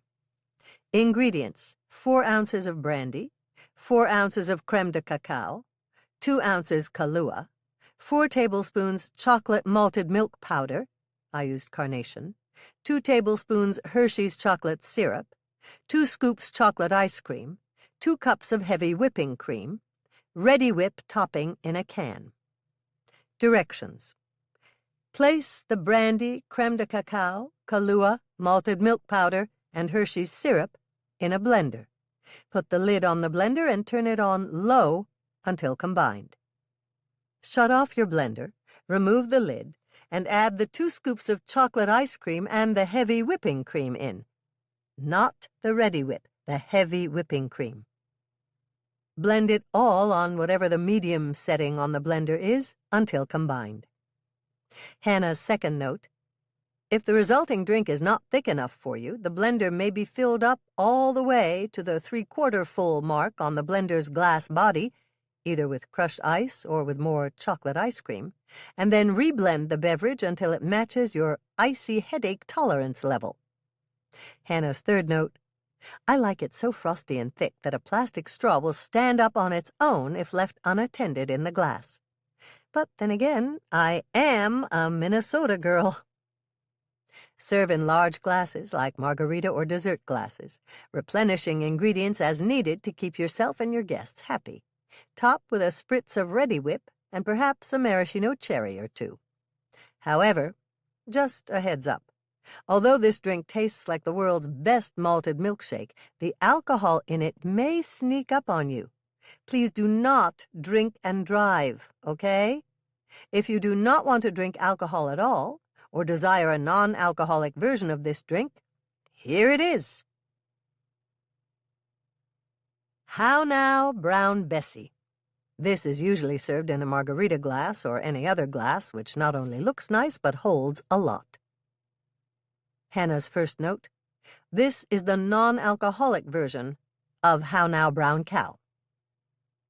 Ingredients: 4 cups of heavy whipping cream, 4 tablespoons malted milk powder, 6 tablespoons Hershey's chocolate syrup, 8 ounces of crushed ice for icy goodness, 3 scoops chocolate ice cream, ready whipped topping in a can for top of the milkshake, maraschino cherries to garnish. Directions. Place the 4 cups of heavy whipping cream, the malted milk powder, the Hershey's chocolate syrup, and 8 ounces of crushed ice in a blender. Put the lid on the blender and turn it on low or crush mode until combined. Shut off your blender, remove the lid, and add the 3 scoops of chocolate ice cream. Blend it all on whatever the medium setting on the blender is until combined and smooth. Pour into large dessert glasses or margarita glasses. Top with Ready Whip and a maraschino cherry. Hannah's second note: if the resulting drink is not thick enough for you, the blender may be filled up all the way to the 3/4 full mark on the blender's glass body, either with crushed ice or with more chocolate ice cream, and then you can reblend the beverage until it matches your icy headache tolerance level. Hannah's third note: I myself like it so frosty and thick that a plastic straw will stand up on its own if left unattended in the glass. But then again, I am a Minnesota girl. Serve in large glasses, like margarita or dessert glasses, replenishing ingredients as needed to keep yourself and your guests happy. Make this special with a topping with a spritz of Ready Whip and perhaps a maraschino cherry or 2. Chapter 27. Hannah took her latest creation, Very Excellent Strawberry Pie, out of the industrial oven at the cookie jar. She'd just set it onto a cookie sheet and was placing it into her baker's rack to cool when there was a certain rhythmic knock on the back kitchen door. "Hold on for just a second," Hannah called out. "I'm coming, Andrea." Hannah rushed over to the back kitchen door and flung it open with a smile. "Hannah, you never even looked through the peephole," Andrea said, giving her sister a small frown. "How do you know that I wasn't some ex-murderer at your door?" "That's just silly," Hannah replied with a slight grin. "Murderers don't know your special knock." That stopped Andrea for a moment. Then she shook her head rapidly. "Nice try. But someone could watch me and duplicate my knock to fool you." Hannah looked past Andrea and noticed that Bill, Lonnie, and Rick had all followed her to the door. "Or maybe some shady characters like the ones right behind you might slip on in while you stand there reminding me to check the peephole." Andrea almost broke her neck, whipping around to see who Hannah was talking about. She managed to look a bit sheepish as she realized that it was only Bill and his 2-person team of detectives. "Ha ha, very funny, Hannah. Shady characters indeed," Andrea said, striding in the door and rather too firmly hanging up her Lake Eden Realty jacket on one of the coat hooks positioned there. Hannah glanced at Bill, Lonnie, and Rick as they followed closely behind Andrea into the cookie jar. All of them seemed to be either hiding a smile or trying not to chuckle at Andrea's overreaction to Hannah's comment. "Why, Andrea, I was agreeing with you. One can never be too careful with desperate characters like these 3 about." "Coffee, anyone?" Hannah asked with an impish look on her face. "Yes, please," Bill answered her.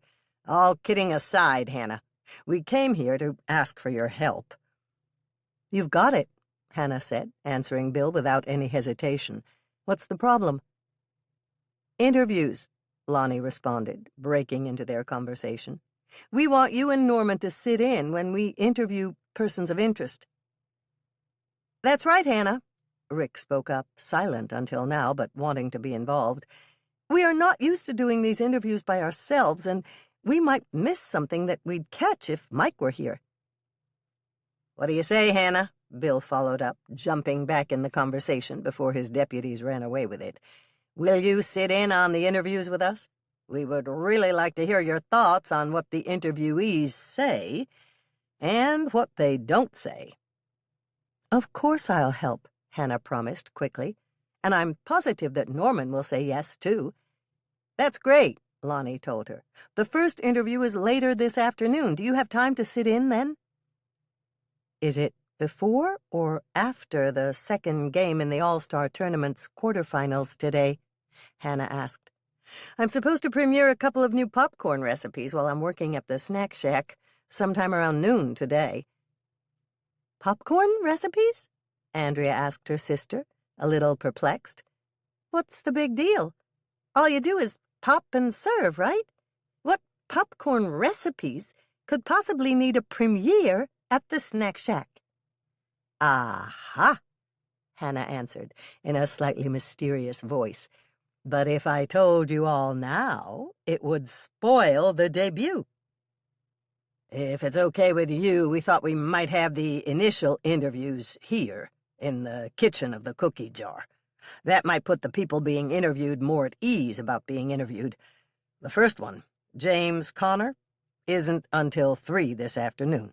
That should give you plenty of time to premiere the new popcorn recipes at the snack shack and still get back to the cookie jar.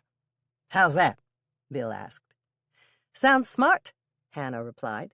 "We can soften them up with coffee and a cookie or two while they're asked the warm-up questions, then hit them with the stuff we really want to know after they're relaxed." "Brilliant, Hannah," Andrea interjected. "That should work perfectly." Bill nodded and moved toward the door. "Right. We'll be leaving now. Come on, boys, let's go. Hannah's got work to do, and so do we. Hannah, we'll meet you here later, right?" "See you this afternoon, Bill. I will call Norman and make sure he is here, too. Bye, Rick. Bye-bye, Lonnie."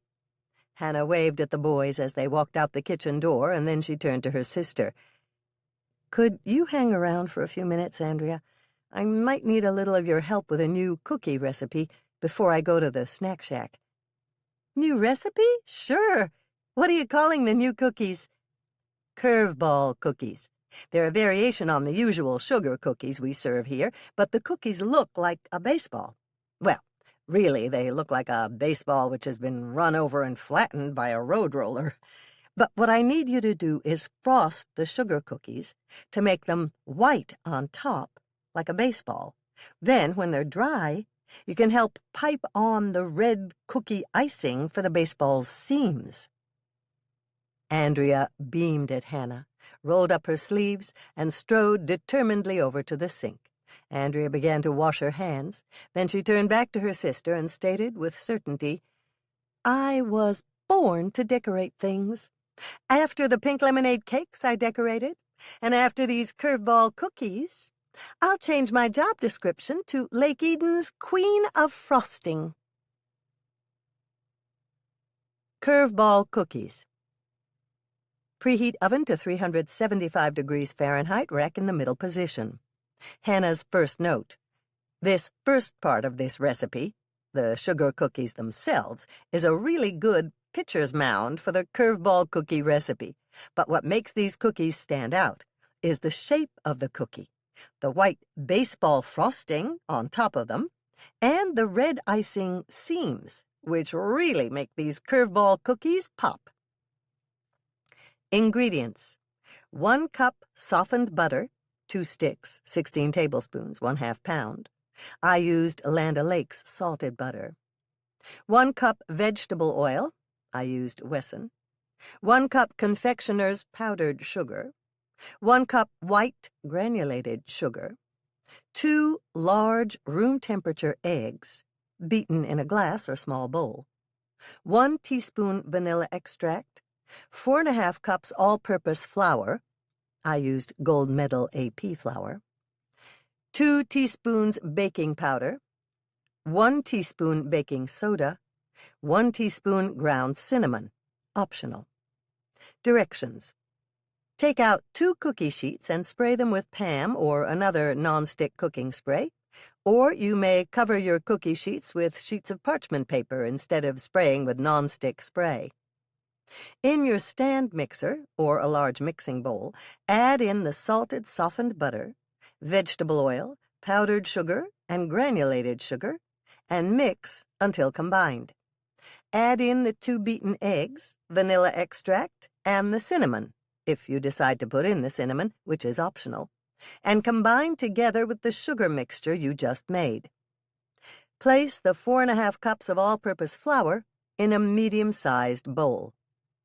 Add the baking powder and the baking soda. Combine using a fork or small whisk. Add this into your mixer bowl. Make sure that you add the flour 1 cupful at a time, mixing after each addition until everything is combined. Remove the cookie dough from your mixer and cover with plastic wrap. Place the bowl in the refrigerator for at least 30 minutes to chill. Then pop the bowl into the freezer for an additional 15 minutes. In the meantime, get out a breadboard and flour it lightly. Find your trusty rolling pin and flour that, too. Then get your cookie dough from the freezer and turn the dough out of the bowl and onto your breadboard for rolling. Hannah's second note.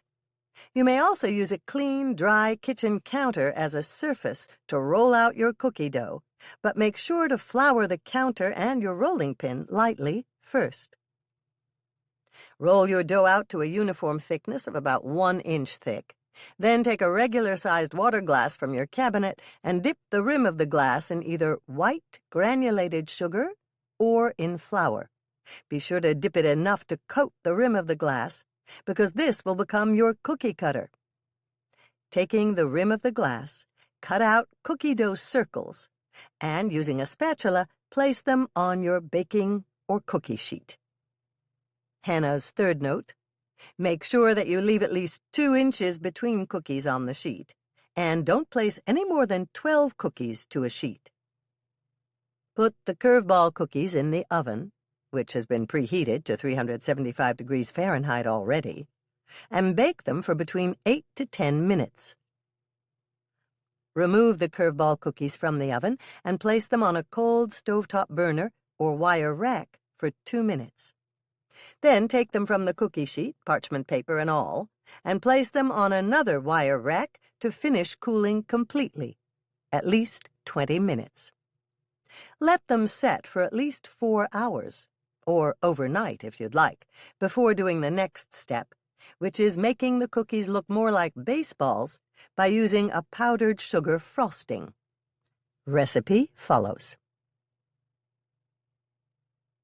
Powdered sugar frosting.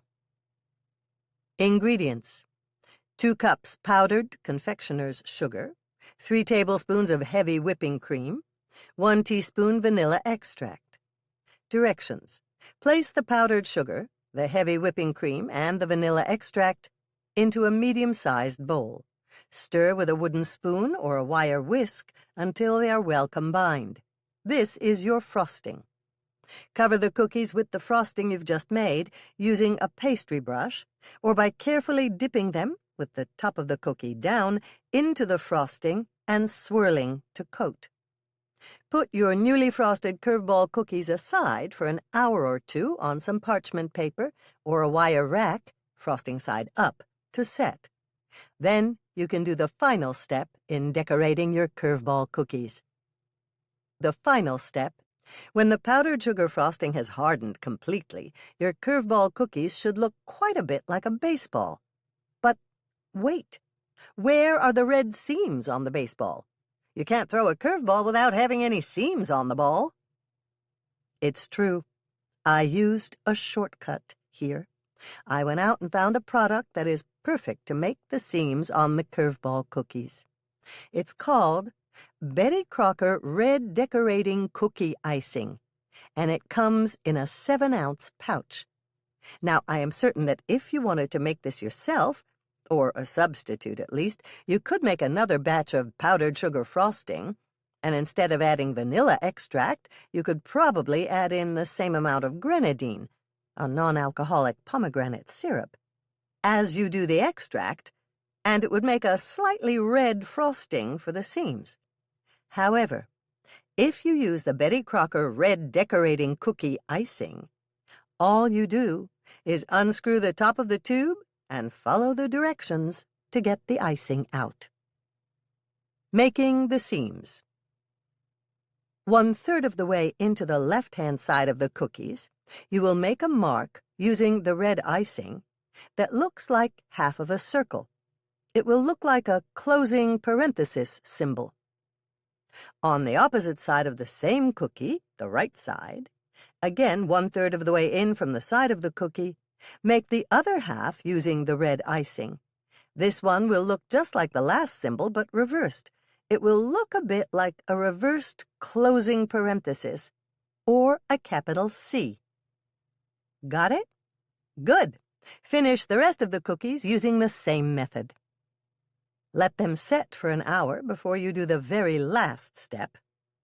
After 1 hour has passed, take the red decorating cookie icing and make small 45-degree lines upward about every inch or so across each seam, on a diagonal up on one side of the seam and down on the other side of the seam, on both sides of your curveball cookies. They will look like a slightly flattened pyramid or an upside-down capital V. These are the baseball stitches on the seams, and they are the final part of the curveball cookies. Yield: this recipe makes 3 to 4 dozen curveball cookies, depending on the size of your water glass.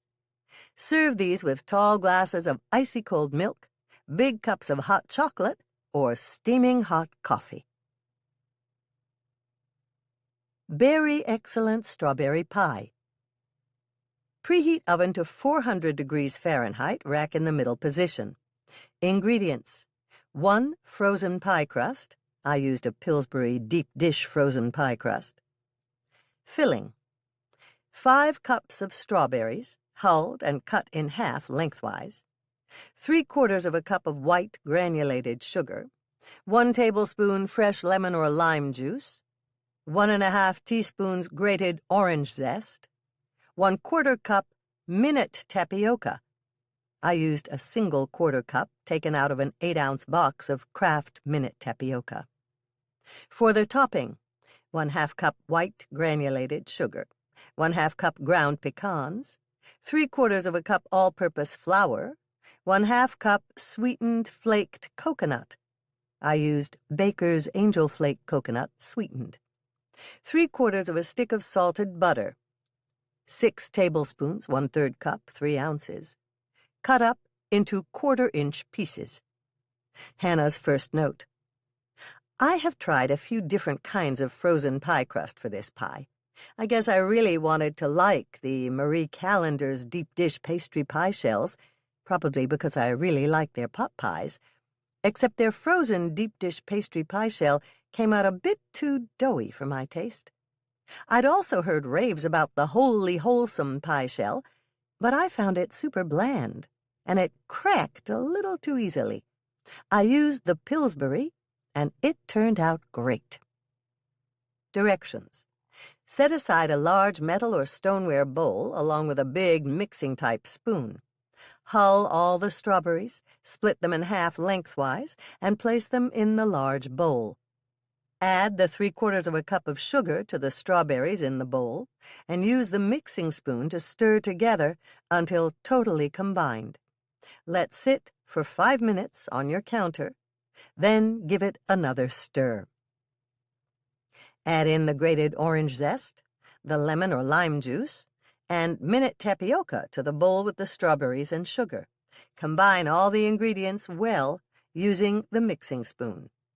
Set the bowl aside for about 20 minutes to let all ingredients marinate together while you work on the topping for the pie. Hannah's second note: do not cook the minute tapioca before placing it in this pie. It will cook in the oven along with the rest of the filling. Get out your food processor or blender. Place the white granulated sugar and the ground pecans in the food processor or blender. Combine them together thoroughly. Add the all-purpose flour and the flaked sweetened coconut to the food processor, and pulse it a couple of times to mix, but just a couple of times. Place the cold, sliced pieces of salted butter from the refrigerator into the food processor a couple at a time, pulsing just a time or two after each addition, until all the butter is in and the mixture has little pieces of topping the size of fish tank gravel. Remove the mixture to a bowl and using your impeccably clean hands, rub the topping between your hands until all the topping pieces look the same size. Cover and refrigerate this topping until it's time to bake the very excellent strawberry pie. After 20 minutes have passed, place the still frozen deep dish pie crust on a cookie sheet or on a jelly roll pan. Remove your strawberry filling mixture from the refrigerator, and after stirring once more with your spoon, pour it into your pie shell. Smooth the filling evenly across the pie with a rubber spatula or the back of the mixing spoon.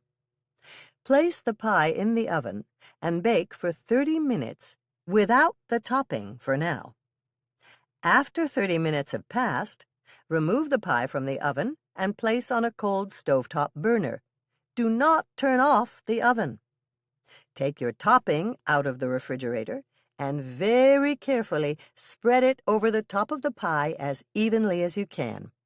Return the pie to the oven for an additional 30 to 35 minutes to bake, or until the topping is golden brown and any juices that peek through the topping bubble thickly.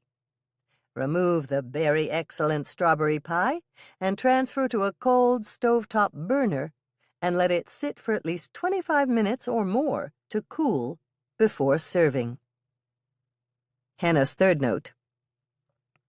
I like to serve this pie with vanilla bean ice cream, whipped cream, or sometimes, if I am feeling a little daring, a slice or two of sharp cheddar cheese. Hey, don't knock it until you've tried it. Cheddar cheese is not just for apple pie, don't you know? Make sure to give your guests or family either tall glasses of ice-cold milk or strong hot coffee with this pie. Chapter 28. After the frosting on the last batch of curveball cookies had set, and Andrea had finished piping on the red stitching, Andrea and Hannah sat at the workstation to relax. They had just lifted their coffee cups in a toast when a knock rattled the back kitchen door. Hannah got up to answer, but something made her look over at Andrea first. Sure enough, Andrea was staring at her hard and clearly waiting for Hannah to do something.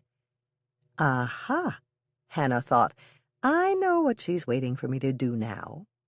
As Hannah reached the door, instead of casually flinging it open, as she usually did, she very deliberately and very slowly put her eye to the peephole to see who was there. She glanced over her shoulder and saw her sister looking back at her with a smile as bright as morning sunshine and nodding her head in approval. "It's for you, Andrea," she said with a laugh, just as a second, more impatient knock came at the back door. Andrea's smile disappeared, and practically running across the kitchen to the door, she opened it, only to find Bill, Lonnie, and Rick standing there for the second time that morning. "Hey, Andrea," Bill said with a chuckle, "I'll bet a week's worth of dish duty that you didn't look through the door peephole first before answering, did you?" Andrea stammered because Bill was correct. Sure enough, after chiding Hannah about not looking through the peephole earlier, she had made the same mistake herself. Well, gosh, Bill, you're right, but how did you know I didn't look first?" "That's easy, Andrea. After all, I am a highly trained professional. When I knocked for the first time, I noticed that the peephole was briefly obscured for a second. That meant someone had placed their eye there to check out who was at the door. However, enough time had lapsed between my first and second knock to know that someone else had likely come to the door to answer, and that person had not blocked the peephole with their eye first. I assumed, since you were the one who finally opened the door, you must have been the second person to arrive at the door. And since the second person to the door did not obscure the peephole, that means you didn't look out to see who it was first before you opened up." As Andrea pondered this logic, Hannah decided to take over. "Hello again, boys. What's going on? Did you decide you were hungry and you needed something to munch on before canvassing the neighborhood and tracking down the bad guys? How about some lemon muffins?" "I would love a little something, Hannah," Lonnie replied quickly. "Count me in, too," Rick said, hot on Lonnie's heels. "Bill, how about you?" Hannah inquired of her brother-in-law. "I could eat," Bill admitted. "It's been a while since breakfast. But that's not really why we came back to see you." While Andrea got them all coffee, Hannah walked through the kitchen doors into the coffee shop and grabbed 5 lemon muffins out of the display case. "We'll need to put another batch of those in the oven sometime today," Lisa called out as Hannah started to walk back into the kitchen. "But don't worry about that now. Come to think of it, don't worry about a thing, Hannah. What are you bringing with you to the snack shack today?" "I've got a bunch of cookies all ready to take out there for the game." "Wonderful. What do you have ready?" "I've got 2 big batches of Lazy Days summertime cookies and 2 big batches of root beer cookies all ready to go. There are a few more already mixed up in the walk-in cooler in case they run out." "You're the best, Hannah. You're always so creative. I'm glad you're my partner." Hannah gave Lisa a thumbs up, thinking for the umpteenth time what a smart thing it had been for her to make Lisa a partner in the cookie jar. She was very happy that Lisa excelled at and appeared to thrive on handling the day-to-day operations of the cookie jar, leaving almost all the creative aspects of the business to Hannah. It really was a perfect match. Root beer cookies. Preheat oven to 350 degrees Fahrenheit, rack in the middle position. Ingredients: 2½ cups of all-purpose flour. I used gold medal, but you may use Pillsbury or any all-purpose flour. 1/2 teaspoon regular salt. 1/2 teaspoon baking soda. 1 stick salted butter softened. 1/2 cup, 8 tablespoons, 4 ounces. 1 cup white granulated sugar. 1/3 of a cup brown sugar. 1 egg, 1 teaspoon vanilla extract, 6 tablespoons root beer, 1 cup white chocolate or vanilla chips. Directions: place parchment paper on the cookie sheet. Spray the parchment paper with Pam or another nonstick cooking spray. In a medium-sized bowl, mix the flour, salt, and baking soda. Set aside for now. In another bowl, mix the softened butter, the white sugar, and the brown sugar. Mix together until light and fluffy. Add the egg and the vanilla extract to the butter mixture and mix it in until well combined. Add root beer and mix until everything is combined. Take the flour mixture you combined first, the one in the bowl you've set aside, stir it into the bowl with the root beer mixture, the one you've just done, and mix until well combined. To finish, stir in the white chocolate or vanilla chips. Hannah's first note: the resulting mixture should be smelling really good by now. Resist the urge to eat the raw cookie dough. These cookies will be even better if you bake them first. Drop the resulting dough by the spoonful, no more than 12 to a cookie sheet, and leaving at least an inch between cookies. Bake at 350 degrees Fahrenheit for 8 to 10 minutes, or until golden brown. Remove the cookie sheets from the oven to a cold stovetop burner or wire rack. Let cool on the cookie sheets for at least 2 minutes. Then move the cookies to another wire rack. This is easy if you have lined your cookie sheets with parchment paper first. Then all you have to do is grab the parchment paper by the corners and move the cookies and the parchment paper to the wire rack. Yield 36 to 48 cookies, depending on cookie size. Serve with strong hot coffee or cold glasses of milk. Everyone will think you're a genius. Hannah's second note: we served these at the baseball tournament in the snack shack. They were a huge hit. Lazy Days summertime cookies. Do not preheat oven first. You will be chilling this dough.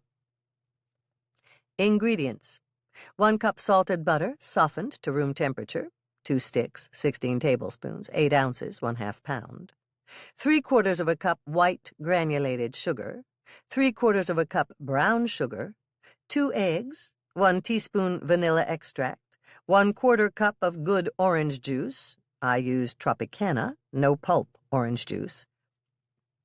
1 teaspoon of table salt, 1 teaspoon baking soda, 3 cups all-purpose flour, 1 tablespoon of orange zest, grated, just the orange part of the peel, not the inner white part. 2 cups vanilla baking chips.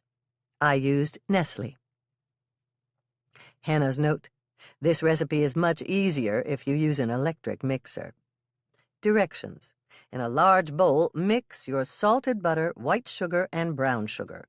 Add the eggs and vanilla extract and mix thoroughly. Drizzle in the 1/4 cup of orange juice and blend that in. Sprinkle in the salt and baking soda and mix well. Add in the flour 1 cup at a time, mixing thoroughly after each addition. Sprinkle in the orange zest and vanilla chips and mix them in by hand.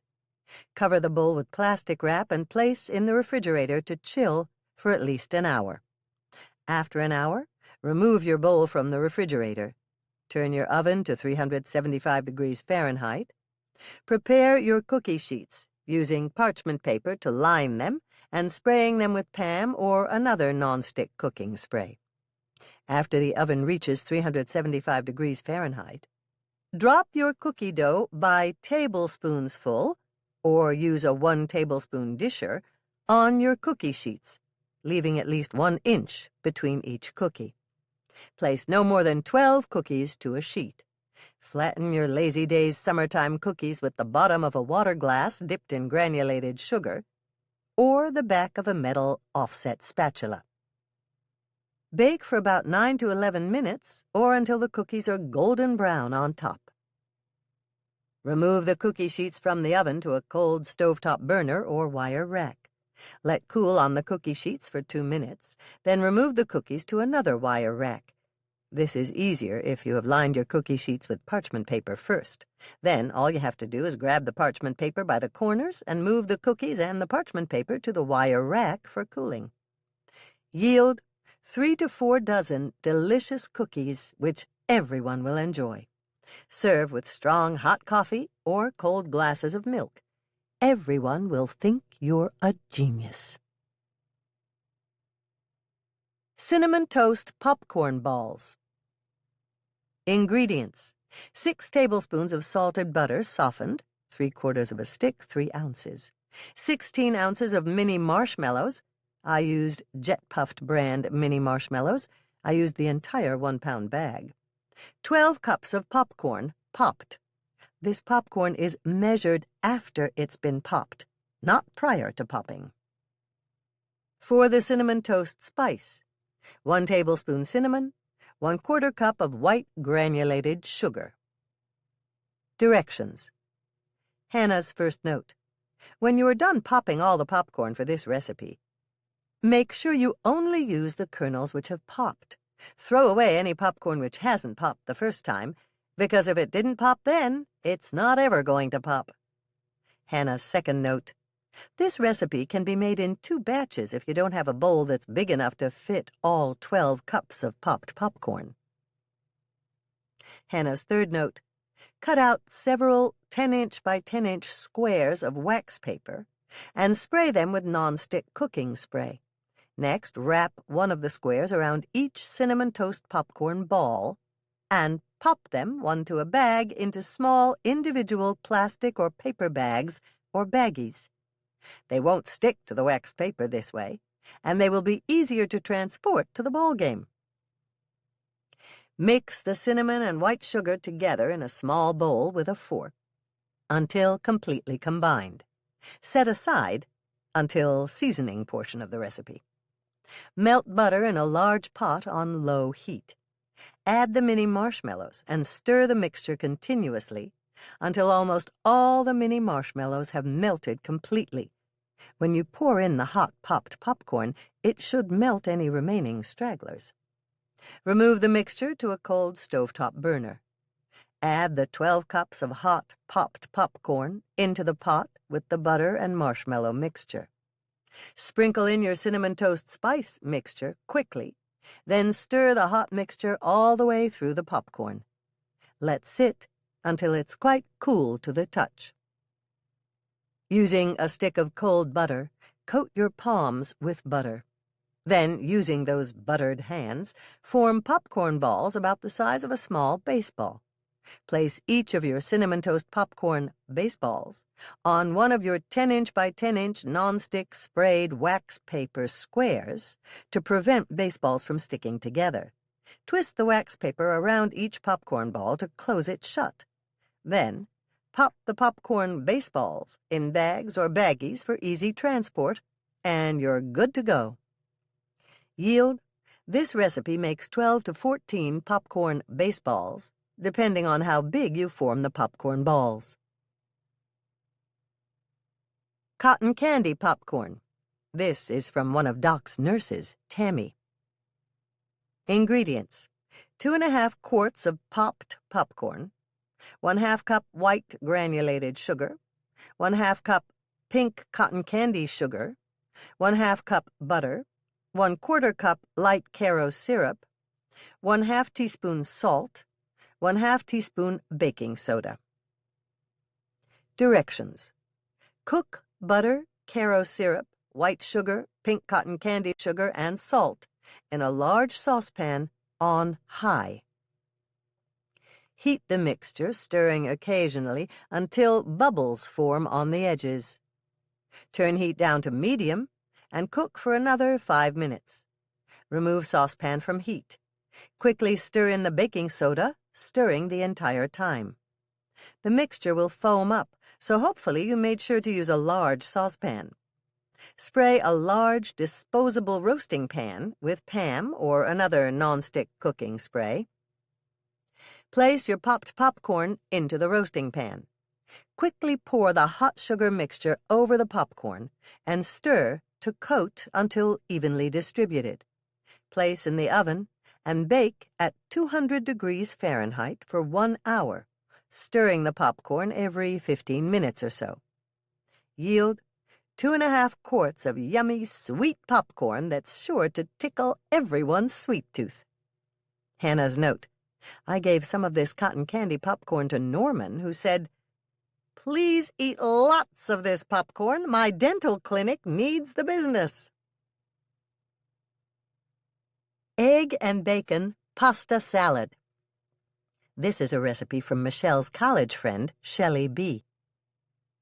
Ingredients: 1 2-pound package of corkscrew pasta, cooked according to the directions on the box and chilled after cooking. 8 hard-boiled eggs, peeled and chopped. 3 stalks of celery, halved and diced. 2/3 of a cup of diced sweet onion.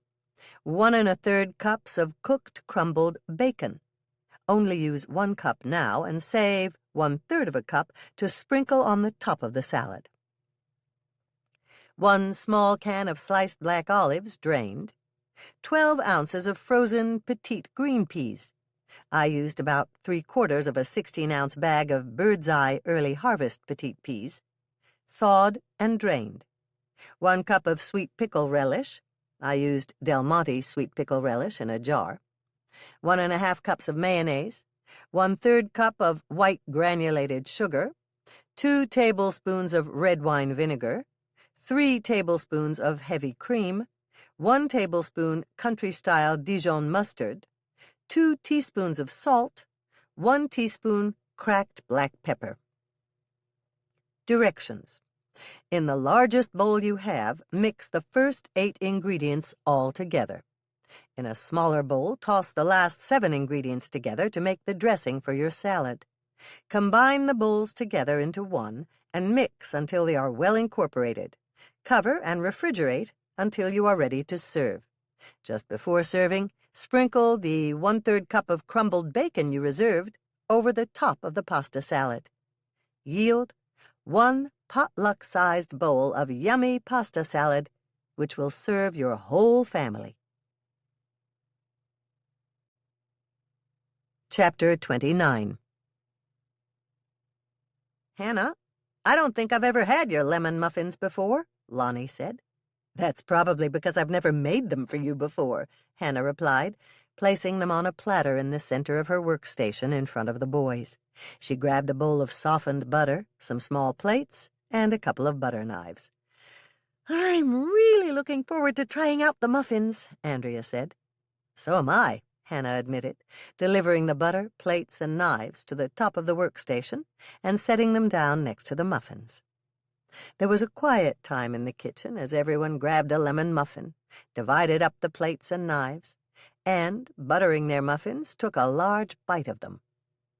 Yum, Bill said with a huge smile as he devoured half of the muffin in one enormous bite.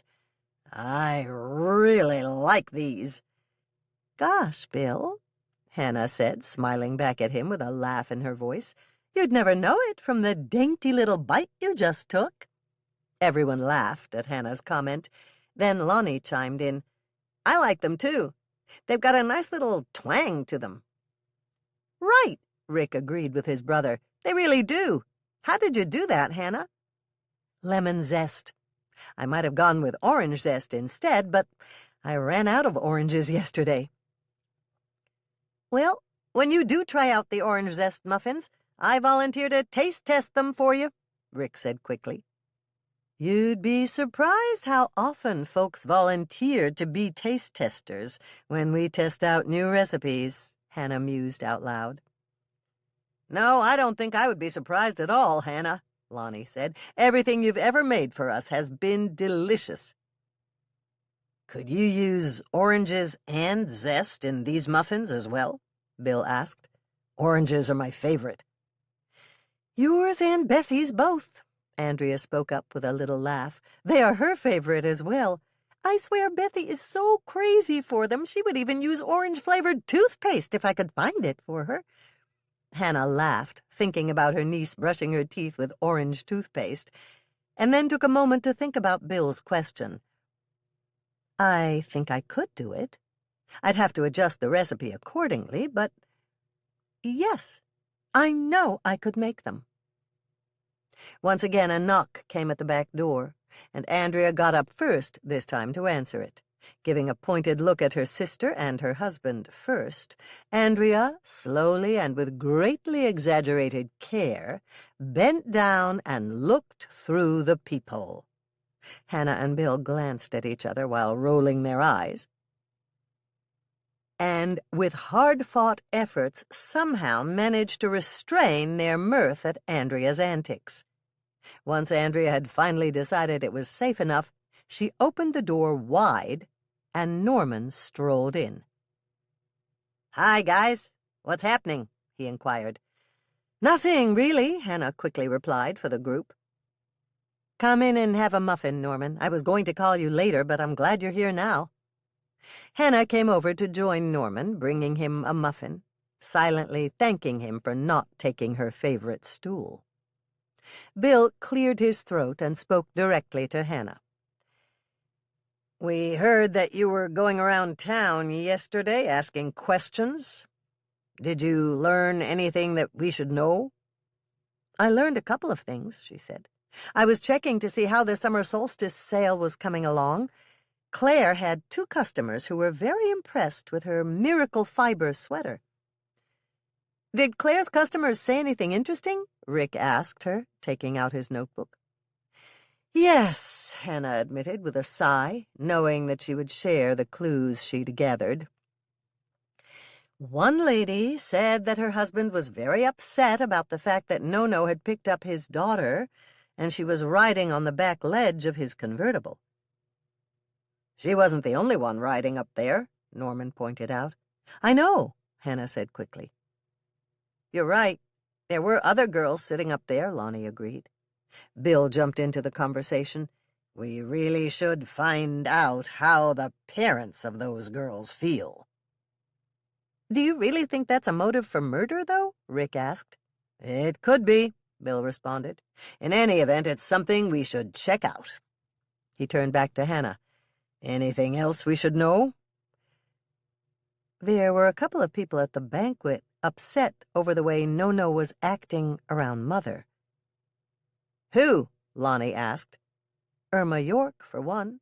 And I'm sure Stephanie Bascom was upset, too. After all, Mother is one of her closest friends, Hannah answered. Hannah looked up toward the ceiling, thought for a second, frowned a bit, then continued speaking. There is someone else, too. They had a different reason for being upset about No-No, though. There was also that ex-pro baseball player who was sitting at the table close to us. You know, Zach, the one whose son is playing in the Winnetka County All-Star Tournament as a freshman shortstop. Zach Edwards was staring daggers right through No-No when he got called up on stage. It was during the part of the program where Stephanie was honoring the Winnetka County All-Star alumni who were playing in the tournament. Boy, if looks could kill, we would have been calling Digger Gibson right about then to come and pick up the body. You told me that No-No's fastball shattered his elbow, destroyed the best year of Zach's career, and knocked him out of baseball forever. Remember, Lonnie? You told me all about it at the banquet. That's right, Lonnie exclaimed excitedly. I completely forgot about Zach. I suppose we had better add another name to our suspect list. Lemon muffins. Preheat oven to 350 degrees Fahrenheit, rack in the middle position. Ingredients: 2/3 of a cup of white granulated sugar, 1/2 cup vegetable oil, I used Wesson, 2 large eggs, just zoop them up in a glass with a fork, 1/2 teaspoon lemon zest, that's the yellow part, none of the white part, 1 1/3 cups all-purpose flour, 1/4 teaspoon of baking soda, 1/4 teaspoon salt, 1/2 cup buttermilk, 2 tablespoons fresh lemon juice, 1 teaspoon vanilla extract. Directions: spray the 12 cups of a muffin tin with Pam or another non-stick cooking spray.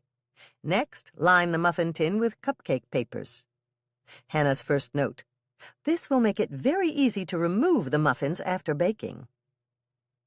Place the white sugar and the vegetable oil in the bowl of an electric mixer and process on medium until thoroughly combined.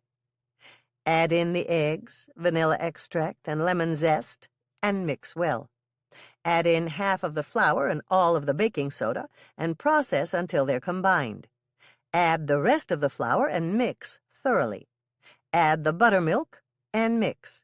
Remove the bowl from the mixer and stir in the lemon juice by hand.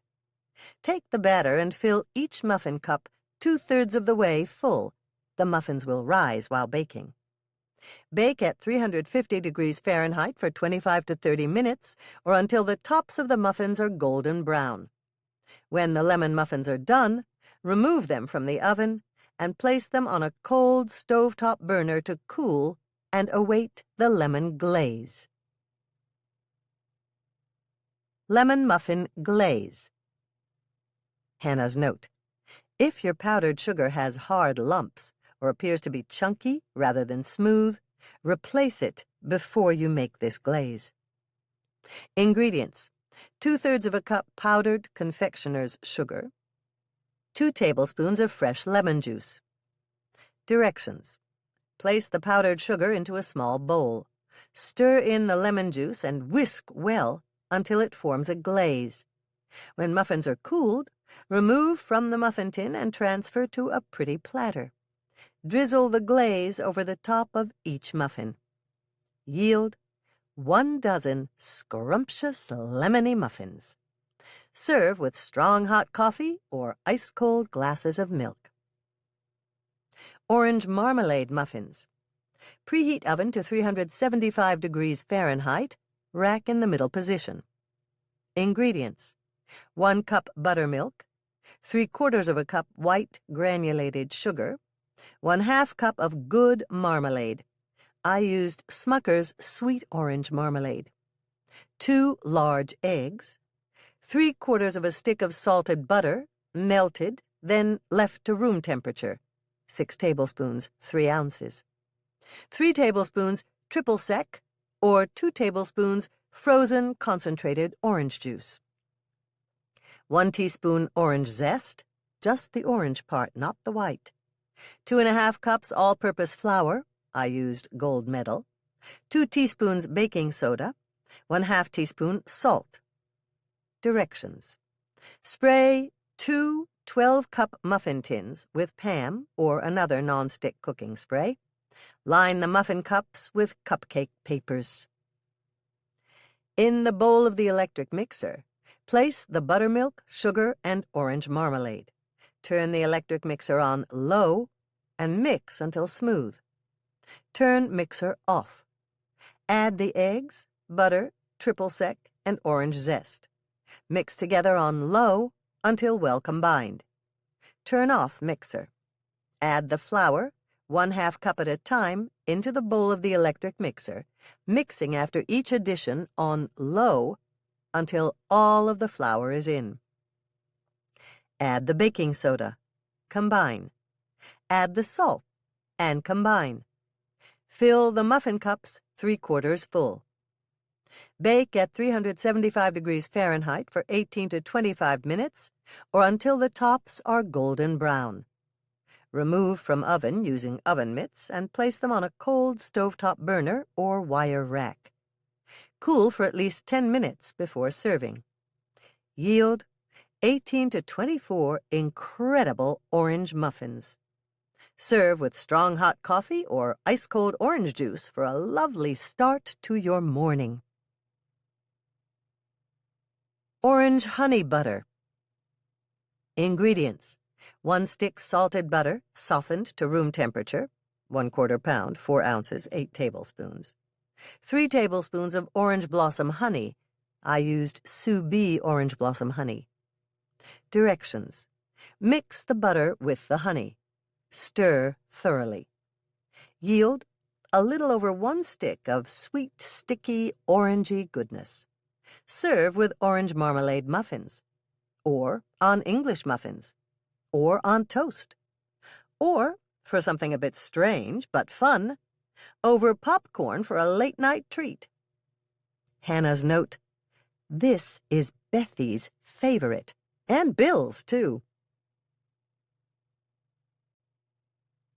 Chapter 30. Hi, guys, Hannah greeted Bill, Rick, and Lonnie when they came in the door later that afternoon. Then she smiled as she turned to speak to the rather tall, academic-looking man wearing stylish, rimless glasses who had just followed them in. "And you must be James Connor. Welcome to the cookie jar, James. If anyone's hungry, I just made some chocolate cherry oatmeal squares, and there's fresh coffee ready if you're interested." "I thought that this was going to be a police interview," James told her. "We're not really that far along in the process yet," Hannah answered for all of them. "Think of this as us just having a chat with you and gathering some information." Hannah stopped to ask, "How does everyone take their coffee? Or would you rather have some pink lemonade iced tea instead? We just made up a batch this morning." "Coffee, please, with a little cream and sugar for me," Rick answered. "Coffee, yes, but just plain and black for me," Lonnie responded. Bill spoke up next, nodding his head. "Yes, please. I'll take a cup, Hannah." "How about you, James?" Hannah asked, heading for the kitchen coffee pot. "I'll give the pink lemonade iced tea a try, thank you." "Is there a lot of sugar in it?" James asked. "Well, there is a little sugar added in during the making of the pink lemonade part of our pink lemonade iced tea, but other than that—" "That'll do nicely, then. And thanks," James stated, finally smiling for the first time since entering the cookie jar kitchen. Once Hannah had poured the coffee, poured James his pink lemonade iced tea, and delivered a plate of her newest chocolate cherry oatmeal squares to the workstation where they were all waiting, she took her favorite chair, which was directly across from where James was seated. "I talked to your wife yesterday morning, James, and she seems like a lovely person. Would you say Darla was upset when she heard that your daughter was riding on the back of No-No's convertible as it slowly cruised its way down Main Street through the entire town of Lake Eden?" James sighed. "You betcha. She was furious. See, our daughter Susan had her whole life after high school all planned out. She discussed it all with us, and we approved of her plan. Susan and Tony were going to go to college together, but they'd live in separate dorms while they were on campus. Both of them were good students, and they both got academic scholarships to attend college. So it sounded like a great idea to Darla and me. But then Susan went a little crazy for that idiot ball player and ended up accepting a ride through town on the back of his convertible with the other girls, dressed in next to nothing. Hannah, I am positive that if you asked anyone in Lake Eden, they would say that Susan getting into No-No's car at all, much less hopping up on top of the back seat with those other girls, was probably the dumbest decision Susan ever made. We were really worried that Tony would see her as that Tony would decide that he didn't want to have anything to do with her anymore. Is that what Tony decided? Bill asked. Not at that point. But you have to understand this. I really didn't know how he was going to react to the whole No-No thing. I was far more concerned that she might be throwing her whole future down the drain. I sure can't blame you for that, Hannah sympathized. Were you, this may be a little difficult for you to answer, but were you relieved when you found out that No-No was dead? Of course I was. James took a bite of his chocolate cherry oatmeal square. But I was more concerned that maybe Susan's boyfriend, Tony, might have had something to do with No-No's demise. Are you sure he didn't? Bill asked. I don't think so. Tony is a level-headed kid. He might have been jealous, but I really don't think he would have been outraged enough to actually, kill No-No? Lonnie suggested. Exactly. When did you find out that No-No had been murdered? Rick asked him. Not until that evening, when it was on the news. I heard that there'd been a murder, but KCOW-TV didn't say who the victim was until then. Do you know how Susan felt about No-No's murder? Hannah asked him. Yes. She cried at first, but then I read her the riot act. I asked her how she thought it would look to the good folks of Lake Eden, her bawling her eyes out over that sleazeball. I mean, her reputation was already spiraling down because she wore that skimpy outfit in front of the whole town, right? By sitting up there on the ledge of the convertible, just waving and grinning at everyone, it had made Susan seem like some kind of bobblehead doll to just about everyone. I said, "Congratulations, Susan, you've become the latest in a long line of pretty little playthings that No-No had collected for his summer fun time, then abandoned." I know that the only reason that oily creep of a ball player had her around in the first place was so No-No could show off to the whole town what a big man he was. I told her that, too. She cried a little more then because I was plenty harsh in my words to her. But she apologized to us right away. Susan promised to her mother and me that she would never, ever appear in public like that again. Darla and I brought Susan back home, and we banished her to her room. Darla came in to see her after a little while and gave Susan a stern talking to. Darla told her how worried we'd been about her, and how Susan might have blown up all of her future plans by being duped by No-No. Good riddance to bad rubbish. After we'd heard he'd been killed, I couldn't help thinking, Susan is a good girl, Hannah, and she really didn't deserve to be made a fool of by a little weasel like No-No. He made her look cheap and low class in front of everyone in Lake Eden, and for that alone, I'm glad he's dead. When you heard the local news say he was killed, That's the point that you knew that No-No wasn't a threat to Susan's future any longer? Yes. He could no longer hurt our family, because he was dead. Later that night, after we'd both talked to Susan separately, we came into her room together, advised her to call Tony, and to tell him immediately that she was sorry that she'd acted so foolishly. In fact, we told her that she should beg for his forgiveness. It's like my father used to tell me, when you screw it up, you've got to clean it up. And part of Susan's cleanup had to be to try and make things right between her and Tony. And did she call him and make things right between them? Well, she called him all right, and she said that she asked him to come over right away. So, did he come over? Hannah asked. Yes. They went into the other room to talk, but maybe 5 or 10 minutes later, Tony came out with his head hanging down and his shoulders slumped. He walked right past us, straight out the front door, without even saying goodbye. That's when I started thinking their relationship might be a goner. How about Susan? Was she heartbroken? Hannah asked sympathetically. Yes. At least, I think she was.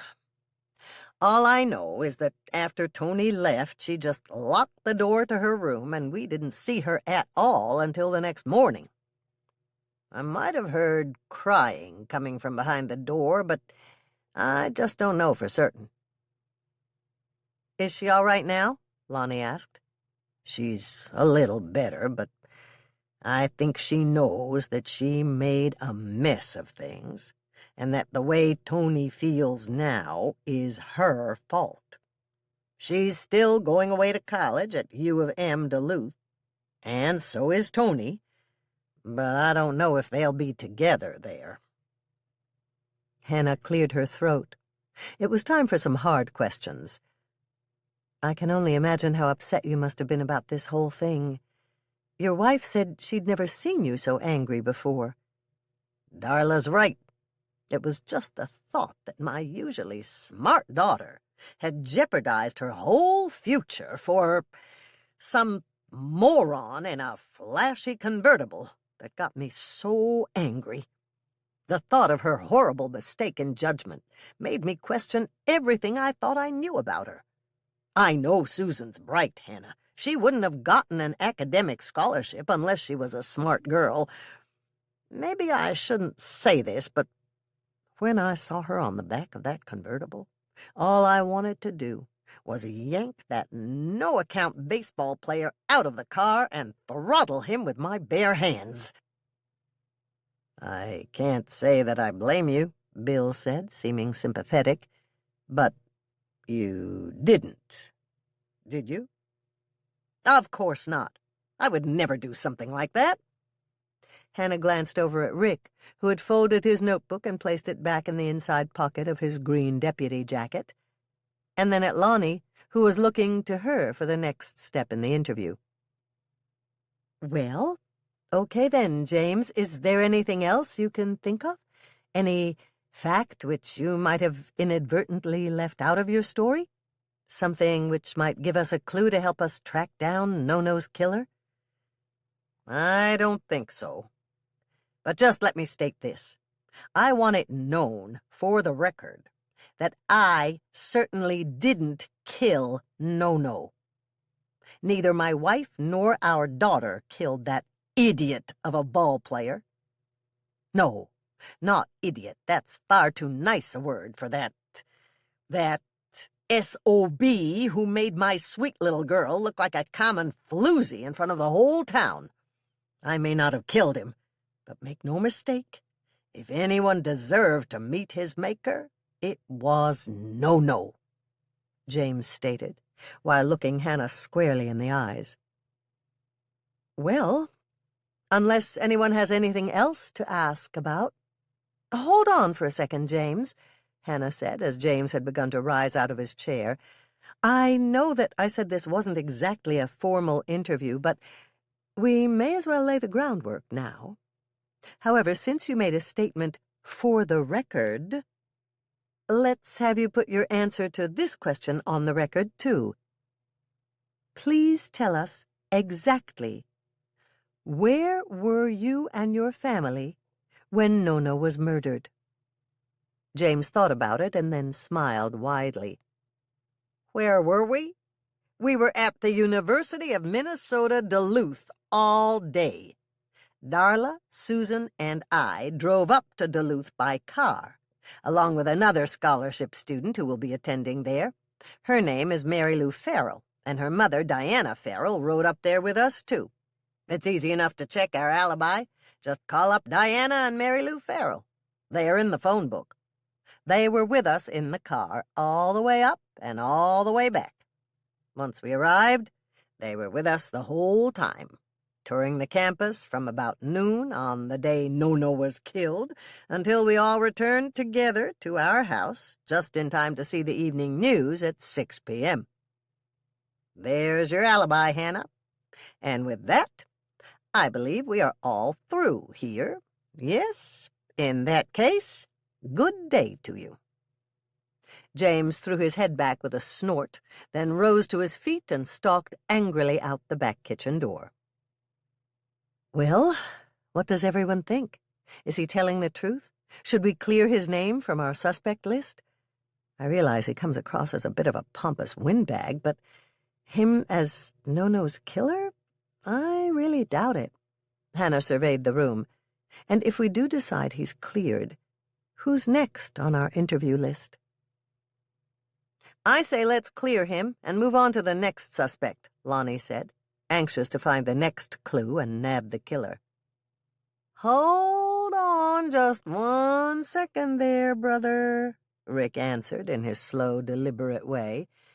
Like President Reagan said a long time ago, trust but verify. I agree with Hannah completely. I don't think that James Connor is Nono's killer either. But we have to follow procedure on this.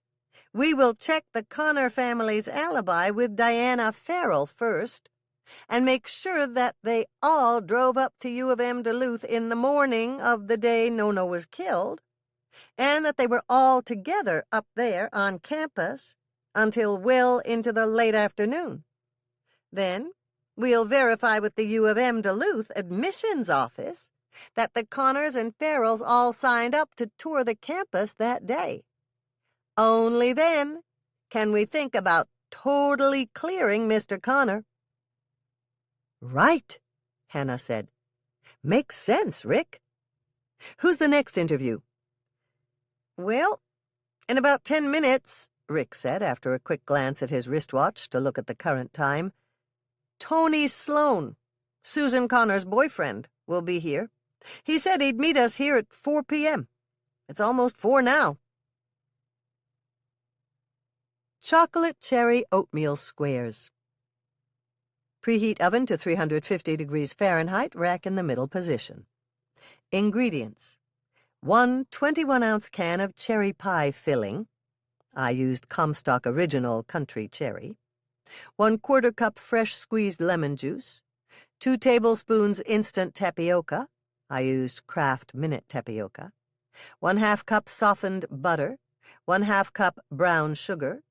1 cup quick oats. 1 cup all-purpose flour. 1/4 teaspoon baking soda. 1/4 teaspoon salt. 1 cup of semi-sweet chocolate chips. Directions: in a small bowl, mix cherry pie filling, lemon juice, and instant tapioca. Let stand 15 minutes. In the bowl of an electric mixer, cream the brown sugar and the softened butter. Add the oats and mix well. Mix in the flour, 1/4 cup at a time, until it's all in. Add the baking soda and the salt. Mix them in. Butter or spray an 8 by 8 inch glass pan with PAM or another non-stick cooking spray. Take 1/2 the oatmeal mixture and press it down into the bottom of the glass pan, either using a spatula or your impeccably clean hands, which you have dusted with flour. Spread your cherry pie filling mixture over the top of the oatmeal mixture in your pan. Sprinkle the cup of chocolate chips over your cherry mixture. Take the other half of your oatmeal mixture and sprinkle it evenly over the top of the chocolate chips. Smooth it down evenly. Bake at 350 degrees Fahrenheit for 50 to 60 minutes, or until the cherries are bubbling through and the topping is golden brown. Remove the pan from the oven, using oven mitts, to a cold stovetop burner or a wire rack to cool for at least 20 minutes. Yield 1 8 by 8 inch pan of delicious chocolate cherry delight. Serve with cups of strong hot coffee or glasses of ice-cold milk. Or, if you want to get a little fancy, serve your chocolate cherry oatmeal squares with sweetened whipped cream or French vanilla ice cream. Yum! Chapter 31. No more than 10 minutes had passed when there was a knock on the back door and a tall young man poked his head inside the cookie jar kitchen. "Hello? Is this the right place for the interview?" the young man asked, moving the rest of his lanky 6-foot-4-inch frame to stand in the doorway. "That's right. Come on in," Hannah assured him with a smile. "You must be Tony. It's a pleasure to meet you. I'm Hannah Swensen, and I have some pink lemonade whippersnapper cookies here for you if you'd like to try them." "I would. I didn't eat breakfast or lunch today. I was still too upset about Susan." "I can understand that," Hannah said, carrying the plate of cookies over to the workstation. "Coffee?" "Yes, but only if you have sugar-free sweetener to go with it. Except for these cookies, I'm watching my carb count." "Do you have a problem with carbs?" Lonnie asked him curiously. "No, not really," Tony answered. "But I have to keep a close eye on them. If I eat too many carbs, it starts having an effect on my game because I put on weight." "So you're an athlete?" Hannah inquired, even though she already knew the answer. "That's right. I'm starting college next year with an academic scholarship and a basketball scholarship already lined up."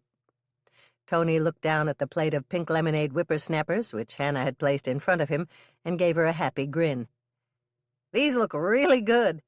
I tried to make round cookies once that looked like basketballs, but I couldn't find anything with the right consistency to make the stitching on the cookies." "Did you try food color gel? The kind that comes in the little tubes from the grocery store?" "Yes, but it never dried. In fact, it's smeared all over the cookies. And besides, I just hate to use artificial coloring agents in food," Tony said to her rather firmly. "Hannah, I have to tell you, those cookies right there are looking awfully good to a hard-working deputy like me," Rick said, angling for some of his own pink lemonade whippersnappers. "Well, we can't have it said that the cookie jar ever turned away a hungry member of our police, can we? I don't suppose anyone else might like a couple?" Hannah asked, with a wry look crossing her face. "Yes, please," Lonnie jumped in, always ready for a snack. Bill stood there with a thoughtful look on his face, eyes turned upward as if he were considering his position on the offer. Then he nodded. "Why, yes, Hannah, I do believe I would like one or two." "Tony, I am going to let you in on a little secret about why we are meeting you here for your interview at the cookie jar instead of at the Winnetka County Sheriff's Department. We thought that this might be a more relaxing place for you to be interviewed. Plus, there are cookies here." "That's very nice of you," Tony said. "Now, what would you like to ask me?" he continued while straightening up on his stool. "We'd like to find out how you felt when you saw your girlfriend riding on the back ledge of that convertible," Rick told him bluntly. "At first, I was shocked. I never imagined that Susan would do anything like that, especially dressed the way she was. As far as I know, she'd never worn anything like that before. At least, not in front of me. Susan looked Tony stopped and couldn't find the words to go on, his face looking a little lost and vulnerable, like a child unable to find his way back home. "Did you feel the same way about the other girls who were riding up there on the back ledge with Susan?" Rick questioned. "Not really, because—" Tony stopped for a second and then sighed. "I wasn't in love with them, you see." "How about No? Did you feel an urge to beat him up? Maybe even feel like killing him for what he did to your Susan?" Norman said, getting right to the heart of the matter. "You bet I did," Tony snapped. "I suppose I never should have admitted to that, but it was only an urge. At no time did I allow the urge to rearrange No-No's face, take control of me, or of what I did." "Okay, Tony, but you do understand that this is a little different situation than just wanting to take a swing at him over a girl, right?" Rick pointed out to him. "A man is dead here, and to just about anyone who didn't know you or Susan, it looks like your girlfriend stepped out on you to hook up with No. Do we really need to talk about this? It's already hard enough just thinking about Susan and I not being together now. It's even worse when I have to relive that day through your questions." A sigh came from deep inside Tony's chest, and a glimpse of true sadness rose up in his eyes. "I don't want to talk anymore. May I go now?" he asked, his voice very quiet and his eyes seeking the floor. "No, not yet, son," Bill spoke up sternly. "We need your cooperation for a while longer. In case you missed it, we're trying to solve a murder here. Let's get right down to brass tacks. Where were you on the afternoon No was murdered?" "I went out to the lake." "Did you go with anyone? Can anyone else verify your story?" "No. I went there by myself, Sheriff. Sometimes I just want to be alone." "That's not much of an alibi, son. You know that." "That's all I've got, Sheriff. I want to go home now, okay? I am tired, and I'm sad, and I'm disappointed in everyone and everything right now. I'm just so tired of it all. I want to go home." "I've got one more question for you, Tony," Hannah told him, glancing over at Bill for approval. Bill nodded at her.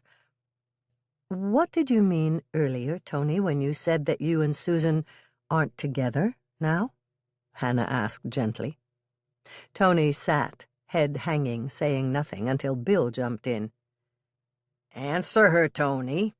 I'd like to hear the answer to that, too." "Fine," Tony almost whispered. "But I don't know why you won't just leave me alone.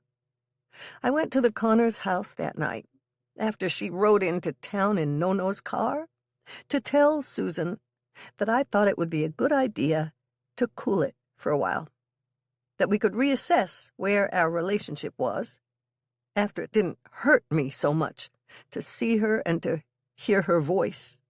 He fell silent then. "Is that it, Tony? You decided to take a little break? Then why the hurt face?" Rick asked a bit sarcastically. "You don't get it, do you? I went there that night expecting to hear Susan beg me to stay with her. At the very least, apologize to me for being with No and hurting me. I thought she might cry or argue with me when I said we should cool it. You know what she did? Nothing. Do you know what she said to me? 'Okay, Tony.' No crying, no begging, just 'Okay, Tony.' I wonder if she ever loved me." Chapter 32. Hannah was just taking the last sheet of chocolate chip crunch cookies out of the industrial oven when Lisa came through the swinging doors from the coffee shop.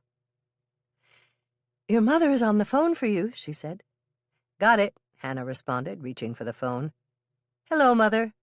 "Hannah, dear, I wanted to see if you could come over for cocktails at our place after you finish work this evening," Dolores said.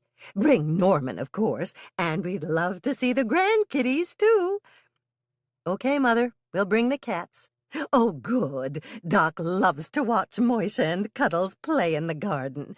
He promised to stop by the nursery to pick up more ladybugs to chase. What happened to the last ladybugs that were there? Hannah asked. The window washer came, and when he opened the access panel, they all flew off. Hannah breathed a sigh of relief. For a moment there, I was afraid that Moisha and Cuddles had caught them. Dolores laughed. No, dear, the ladybugs are much too fast for them. And Doc just loves to watch the puzzled expression on Moisha's face when they fly away. What about dinner? Do you want me to bring something in the crock pot? Dolores took a moment to think about that. That would be lovely. But aren't you too busy to make something? I'm almost through with the baking for the day, and dinners in the crock pot are easy to make. Besides, I've got a new recipe I'd like to try. That's very nice, dear. I've invited Andrea and Bill for dinner, and since Stephanie is coming for cocktails, I'd like to invite her to stay for dinner, too. Hannah quickly added up the guests in her head. How about inviting Michelle and Lonnie? They're going out to the mall to see the newest Spielberg movie. It's supposed to be over the top, whatever that means. At least that's what Michelle told me yesterday. And since Lonnie loves the hot dogs at the theater, they're going to eat there. So that's 7 of us for dinner, then? That should be just fine. What's the new crock-pot recipe, dear? Sweet and sour chicken served over rice. That sounds perfect. You know Doc loves any sort of Asian dish, as long as it's not too spicy. What time is cocktail hour? How about 7:30 tonight? I'll ask Andrea to come a bit early and set the table. Fine with me. We'll be there for cocktail hour. Wonderful. This will be fun. I just love giving dinner parties. When Hannah hung up the phone, she was still chuckling. A dinner party, to Dolores, meant one of the roasted chickens from Florence's Red Owl, with a choice of ice cream and toppings for dessert. When her mother felt particularly daring, she made something called easy lasagna, which wasn't bad if you felt like eating Italian cuisine from the freezer, or dinner out at an Italian restaurant, if the easy part failed. "Everything okay?" Lisa asked, coming back into the kitchen to fill another cookie jar. "Everything's fine. Do you have time to check the pantry for me and see if we have any instant rice?" Lisa stepped inside the pantry to take a look. "I found 5 packages of Uncle Ben's, the kind you can make in the microwave. Will that do?" "Perfectly. Thanks, Lisa." When Lisa left, Hannah checked her recipe folder and took out the recipe for the sweet and sour chicken. She was just reading through the recipe and looking for ingredients when Aunt Nancy came into the kitchen. "Another phone call, Hannah." "Thanks." Hannah walked over to the kitchen phone and picked it up. "The cookie jar. This is Hannah." Hannah, it's Hank from the Lake Eden liquor store. Rick Murphy called me. He wants to interview me tomorrow at your place. "I figured they'd get around to you," Hannah admitted. "Sorry, Hank, but I had to tell them what you said about Roman Gantz." There was silence for a moment or two, and then Hank spoke again. Okay. I understand. It's just that when people tell me things in confidence, I shouldn't really reveal them to anyone else. "True. But what if Roman was so upset he went to the baseball stadium and killed Nono? Wouldn't you want him arrested?" Well, of course I would. But do you really think he'd do something like that? "I don't know. But you were honest enough about it to tell me how he acted.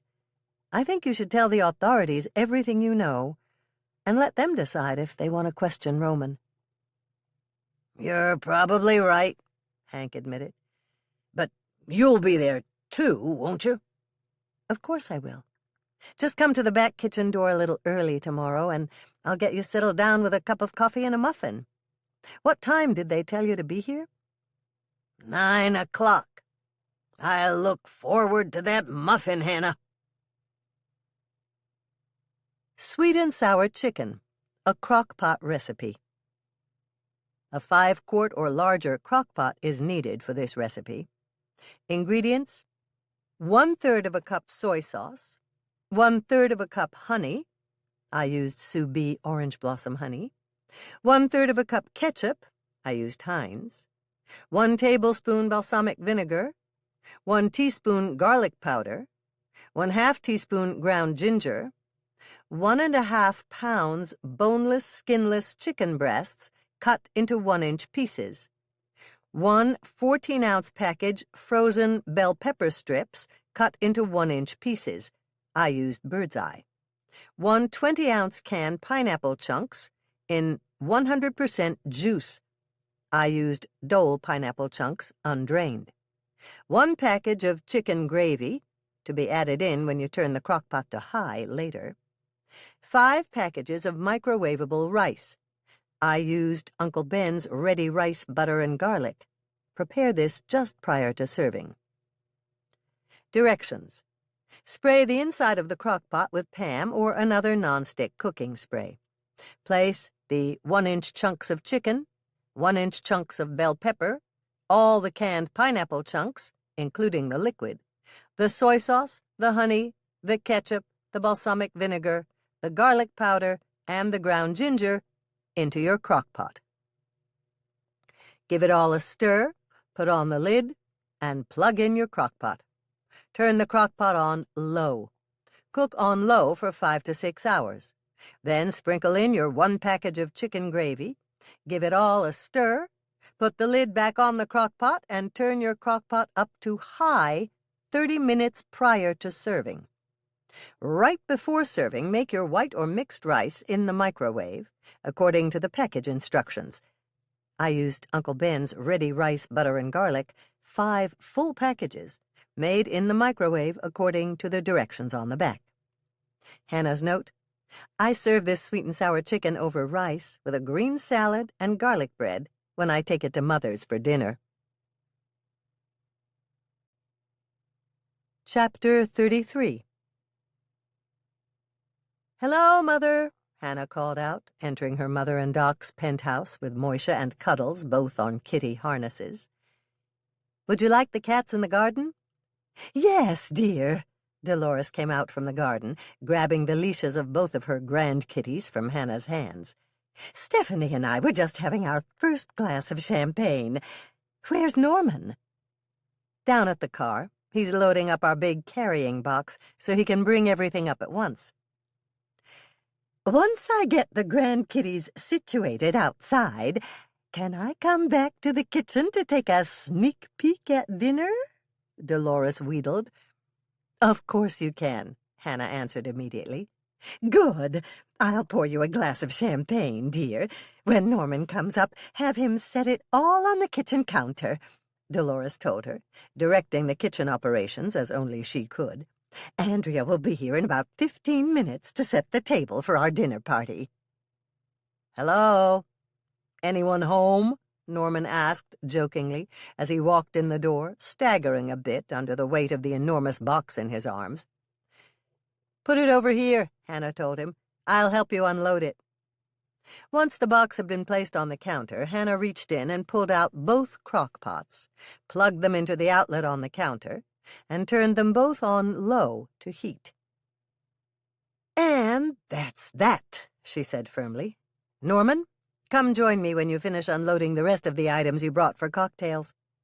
"I'll do just that," Norman said, as he pulled mysterious juices and ingredients from the box. Hannah headed out to the garden to check on the cats. She found both Moisha and Cuddles searching the garden for ladybugs. "They don't eat them, do they?" Stephanie asked. "Heavens, no," Dolores replied. "That's a relief," Stephanie declared. "I've seen a cat with a mouse, and Well, it's not exactly fun for the mouse. It's not like that at all, Dolores reassured her. The cats just look amazed when the ladybugs fly off. As far as I know, they've never caught one. "Hello, ladies," Norman greeted them as he came into the garden. "I see the cats are having fun." So what did you make for dinner, Hannah? Stephanie asked. Sweet and sour chicken, made in a crock pot.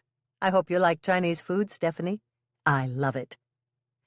Does that mean you're staying for dinner? Hannah asked. I know Mother was hoping you would. I wouldn't miss it for the world, Stephanie declared. What's all this? Dolores asked, watching as Norman unloaded the box he'd brought with him on top of the bar in the garden.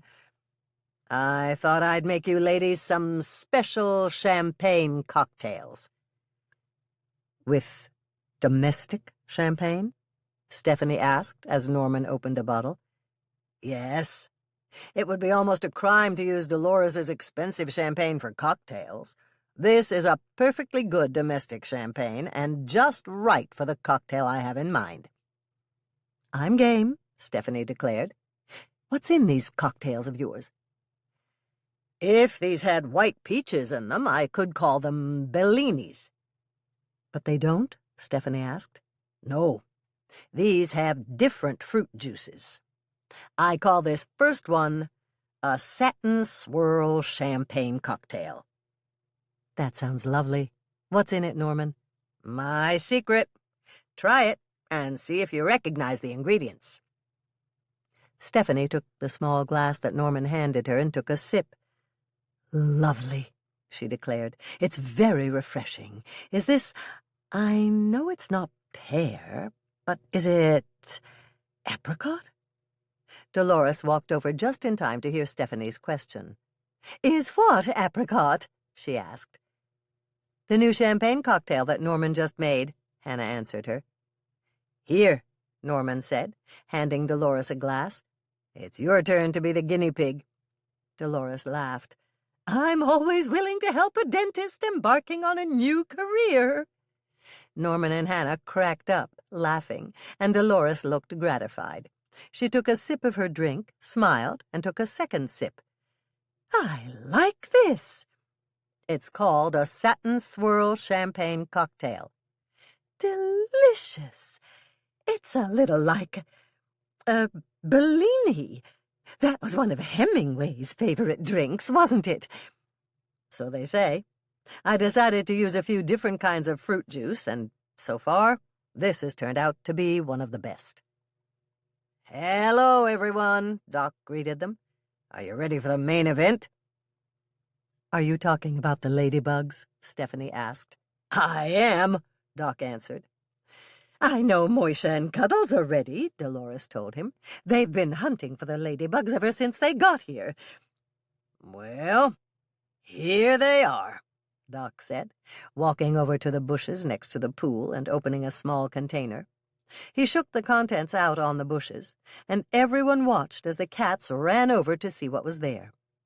Moisha reached out with one paw, touched a leaf, and then quickly reared back as several of the ladybugs flew past his nose. He does look intrigued, Stephanie commented. And puzzled. I think he's trying to figure out why they can fly and he can't. Hannah, may I speak with you alone for a second? Doc asked. Sure. What's going on? Doc led Hannah by the elbow away from the rest of the party, speaking to her in low tones. I spoke to that friend of mine, the one who did the reconstructive surgery on Zach Edwards's elbow. You can cross Zach off your list of suspects for No-No's murder. There is no way he could have done it. Why not? Dr. Hirsch informed me that even after multiple rounds of surgery and placing in an entirely new elbow joint, there is simply no way Zach could ever generate enough power to smash in No-No's skull. Yes, it's true that the new joint gives Zach a certain amount of control over using his hands. As an example, he can tie his own shoelaces, but the flexibility, the range of motion, and his full arm strength will never be the same. He couldn't have killed No-No with any sort of blunt object, that he would have to swing with power. Thanks for the update. That's one down, anyway, Hannah replied. She wrapped Doc's arm in hers, and while Doc looked down upon her fondly, Hannah walked him back to the party and their friends. "Hi!" Andrea greeted them as she strolled from the kitchen into the garden. "Did I miss the launch of the ladybugs?" Yes, at least this round. There are scheduled flights all evening, Doc quipped. We anticipate a tiny bit of low-hanging cloud cover, but we still have clear visibility for ladybug sightings throughout the entire evening. Andrea laughed as she came in and took her seat between Bill and Stephanie. "Do you want to try one of my new creations?" Norman asked Andrea, handing her a glassful. "Sure, why not?" Andrea sipped the contents in the glass and gave Norman a pleased nod. "I like it. It tastes like a wine cooler?" "Close," Norman replied. "Would you mind setting the table, dear?" Dolores asked Andrea. "Of course, Mother," Andrea said, getting up and motioning to Bill. "Come on, honey, you can help me." "I guess I'd better go, Norman. You know how it is." "Not yet, but I hope to someday," Norman said, looking at Hannah. Hannah flushed slightly, looking down for a moment. "Norman is a bit like Cracker Jacks," she thought to herself. "He's a little nutty, more than a little corny, but very comforting to have around." Hannah glanced back up and caught her mother looking sideways at her, then over at Norman, then back again, with a small smile twitching in the corners of her mouth, and a speculative look in her eye the entire time. "Uh-oh, this looks like trouble. Mother's planning something again," she thought, as alarm klaxons began to sound and fire engines began to race around in her mind's eye. She squinted her eyes a little at Dolores, but her voice sounded just as sweet as the cotton candies spun at the Minnesota State Fair. "What is it, Mother?" she asked Dolores. "Is there something on your mind?" "It's nothing, really, dear," Dolores answered her. "I was just thinking how well-suited the two of you are. That's all." Satin Swirl Champagne Cocktail. Ingredients: 4 shots, just about 6 ounces, apricot brandy, 8 ounces apricot juice. I used Kern's apricot nectar, 1 8-ounce can. 1 750-milliliter bottle of some decent champagne. I used Corbel Brut champagne. Norman's first note: I have found that if you add something like a fruit juice into champagne to make a champagne cocktail, it will really stretch out the servings per champagne bottle. For instance, in this recipe, by using an ice-shaken mixture of the apricot brandy and the apricot juice, then pouring that mixture 1/3 of the way up each champagne flute before adding champagne, I was able to serve 8 people cocktails while using just 1 750-milliliter bottle of Corbel Brut. Directions: grab 1 regular or fancy 64-ounce pitcher and fill it about half of the way up with ice. Take the apricot brandy and apricot juice and pour it into the pitcher on top of the ice. Use a large spoon or cocktail stirrer to combine the apricot mixture thoroughly. Norman's second note: I like to use a glass pitcher, shaved ice, and a cocktail rod for this part. A cocktail rod is just a fancy bartender term for a straight glass stirrer. I find it adds to the theatrics when you do it this way. Strain out the ice and pour about 2 or 3 ounces of the resulting apricot mixture into each champagne flute. Fill the champagne flutes the rest of the way to the brim with champagne, and voila! Norman's third note: I know, it's a lot of notes, but I just keep thinking of ways to make this better. The last time I made these over at Dolores and Doc's, I served the Satin Swirl champagne cocktails with just a tiny bit of maraschino cherry juice floated on top of each cocktail. Then I placed a maraschino cherry into each flute as a garnish. Everyone seemed to love it. Norman's fourth note.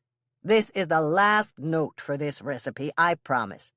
I was thinking of changing this version of the Satin Swirl Champagne cocktail's name, the version with the maraschino cherry juice on top and the cherry garnish, from Satin Swirl Champagne Cocktail to Sunrise Over the Vineyard.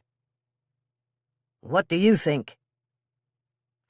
"Yield, this will serve between 6 to 8 people, a single flute of this cocktail per 750 milliliter bottle of champagne, but can easily be doubled or tripled for larger groups. Just use your good old grade school math and multiply each ingredient by 2 or 3. Chapter 34. "This is delicious, Hannah," Doc said as he scooped some more sweet and sour chicken onto his plate. "Thank you, Doc, but I can't take all of the credit. Andrea helped with it, too. She did the shopping for the ingredients and helped me put it together." "You did?" Bill looked over at Andrea in surprise. "Don't look so shocked, Bill," Andrea told her husband with a hint of steel entering her voice. "I've been helping Hannah a lot lately. She's teaching me how to make a lot more recipes than just whippersnapper cookies and PB&Js, you know." Now, Andrea," Bill spoke in a hurry. "Don't get your feathers ruffled. I was just a bit surprised at first, but I'm also happy and proud to hear that my wife helped make something this delicious." "Aw, thank you, Bill," Andrea cooed to her husband, as her mood swung 180 degrees. She smiled, pleased as punch with Bill's compliment. Then she leaned toward him and gave him a peck on the cheek. Andrea turned away to talk with her mother, and Doc sidled over to speak quietly to Bill. "Nice save, boy. I thought that you were a goner at first, especially when you looked stunned at the idea of Andrea helping Hannah cook. But I'll tell you, I'm most impressed with your recovery time. You managed to turn that whole thing around in the blink of an eye, and I don't think I've ever seen anyone maneuver better to get out of a potentially explosive situation. Well, unless you count the time I was literally cornered at the community center dance by Nurse Crockett. I only managed to get away by diving out the window behind me. This was long before I married Dolores, of course." "Why, of course it was," Bill answered Doc with a twinkle in his eye. "We both know that Dolores would have taken Nurse Crockett out of the picture quick as a wink all by herself." "So, Bill," Hannah spoke across the table to her brother-in-law, "you know what this means, right?" Bill looked slightly apprehensive and a bit guilty at Hannah's question, almost as though he were about to be caught doing something shady. "What's that?" "Since Andrea worked with me on this recipe, she might be able to—" Hannah prodded him. "You mean she might be able to make it at home, too?" Bill asked Hannah, a brilliant smile breaking out on his face, lighting up like sunlight on fresh-fallen snow. "Don't ask me. Ask her," Hannah grinned back at Bill, who was wriggling about like a puppy on a new blanket, so excited by the thought that he was barely able to keep in his chair. "Honey? Honey?" he blurted out, unable to wait any longer. "Oops, excuse me, Dolores. I just need to ask Andrea something real quick," he anxiously told his mother-in-law. "Bill, honey, are you all right? What has gotten into you?" Andrea asked, wide-eyed at Bill's excited burst of words. "Andrea, I need to ask you something right now." Bill spoke so rapidly that it seemed like his tongue might catch fire. "Do speak up, Bill," Dolores mock-scolded him, with an impish sort of smile on her face, as if looking amused at the oft-foolish nature of menfolk. Then she went on. "Don't just stand there with your tongue all tangled up. Spit it out." "Mother, quit teasing him. Can't you see how excited he is?" "What did you need, honey?" Andrea asked her husband, with her face echoing her mother's amusement. "Do you think... could you make it again, but at home?" Bill stammered slightly. Yes, Bill, Andrea answered proudly. I wrote down the entire recipe with all of my notes, and Hannah's too. And the best part is that Tracy and Bethy can help make it too. Doc ignored Bill and Andrea and leaned forward. Hannah, I have an important question for you. One only you can answer. What's that, Doc? Doc gave a chuckle and asked, What's for dessert? I made chess bars, Doc. They're a lot like cheesecake, but you can cut them into squares. Cheesecake? Cheesecake? I love cheesecake. Chess bars. Preheat oven to 350 degrees Fahrenheit, rack in the middle position. Ingredients: 1 package yellow cake mix. I used Duncan Hines, 15.25 ounces. 1 stick, 1/2 cup salted butter, softened. 4 eggs. 3½ cups powdered sugar. Pack it down when you measure it. 8-ounce block of cream cheese. I used Philadelphia. 1/2 teaspoon vanilla extract. 1/8 teaspoon salt. Directions: line a 9-inch by 13-inch cake pan with aluminum foil. Spray the foil-lined cake pan with Pam or another nonstick cooking spray. In the bowl of a stand mixer, combine the cake mix, softened butter, and 1 of the eggs.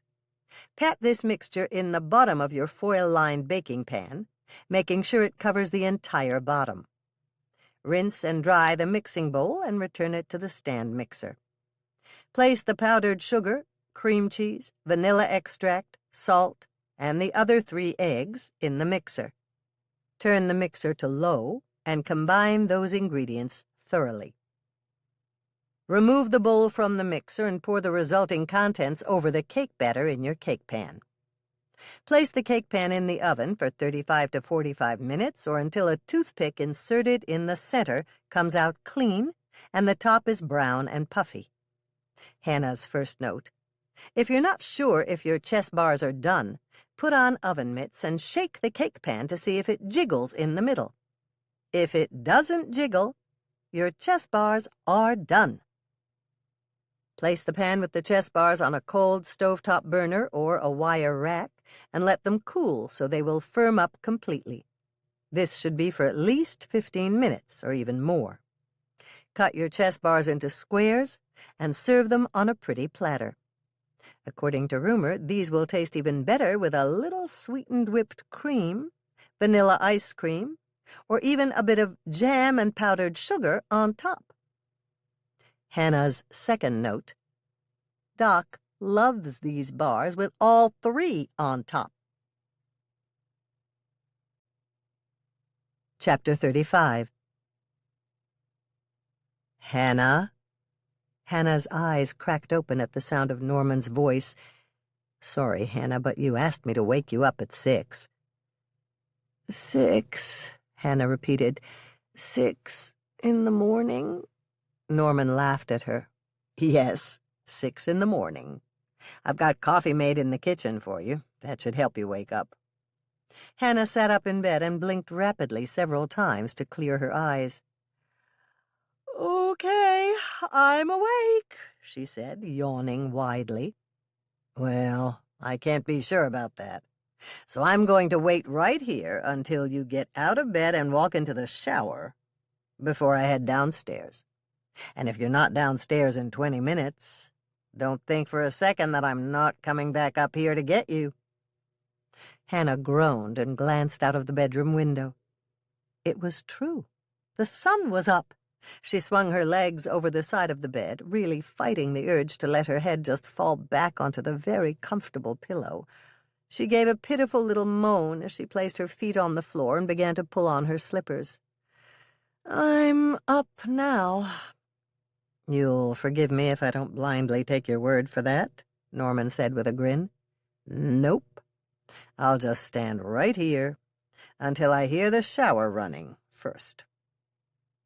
I'm up, honestly. I'm awake, Hannah promised him. You go ahead and head down to the kitchen. I'll be right there after my shower. and I am running out of ways to rephrase this. I'm not budging 1 inch until you are in the shower and I hear water running. Don't forget that you have Hank coming in for an interview this morning, and you promised him you would have a muffin and coffee waiting when he got there." "Right," Hannah agreed, shrugging into her robe and shuffling into the bathroom to turn on the shower. She called out over the noise of the running water, "Okay, shower's on, and I'm awake now." The shower helped her to wake up all the way, and Hannah made quick work of washing, brushing her teeth, and running a brush through her hair. She slipped into a clean pair of jeans and a dark green T-shirt. After pulling on her socks and shoes, Hannah headed downstairs, guided by the enticing aroma of freshly brewed coffee.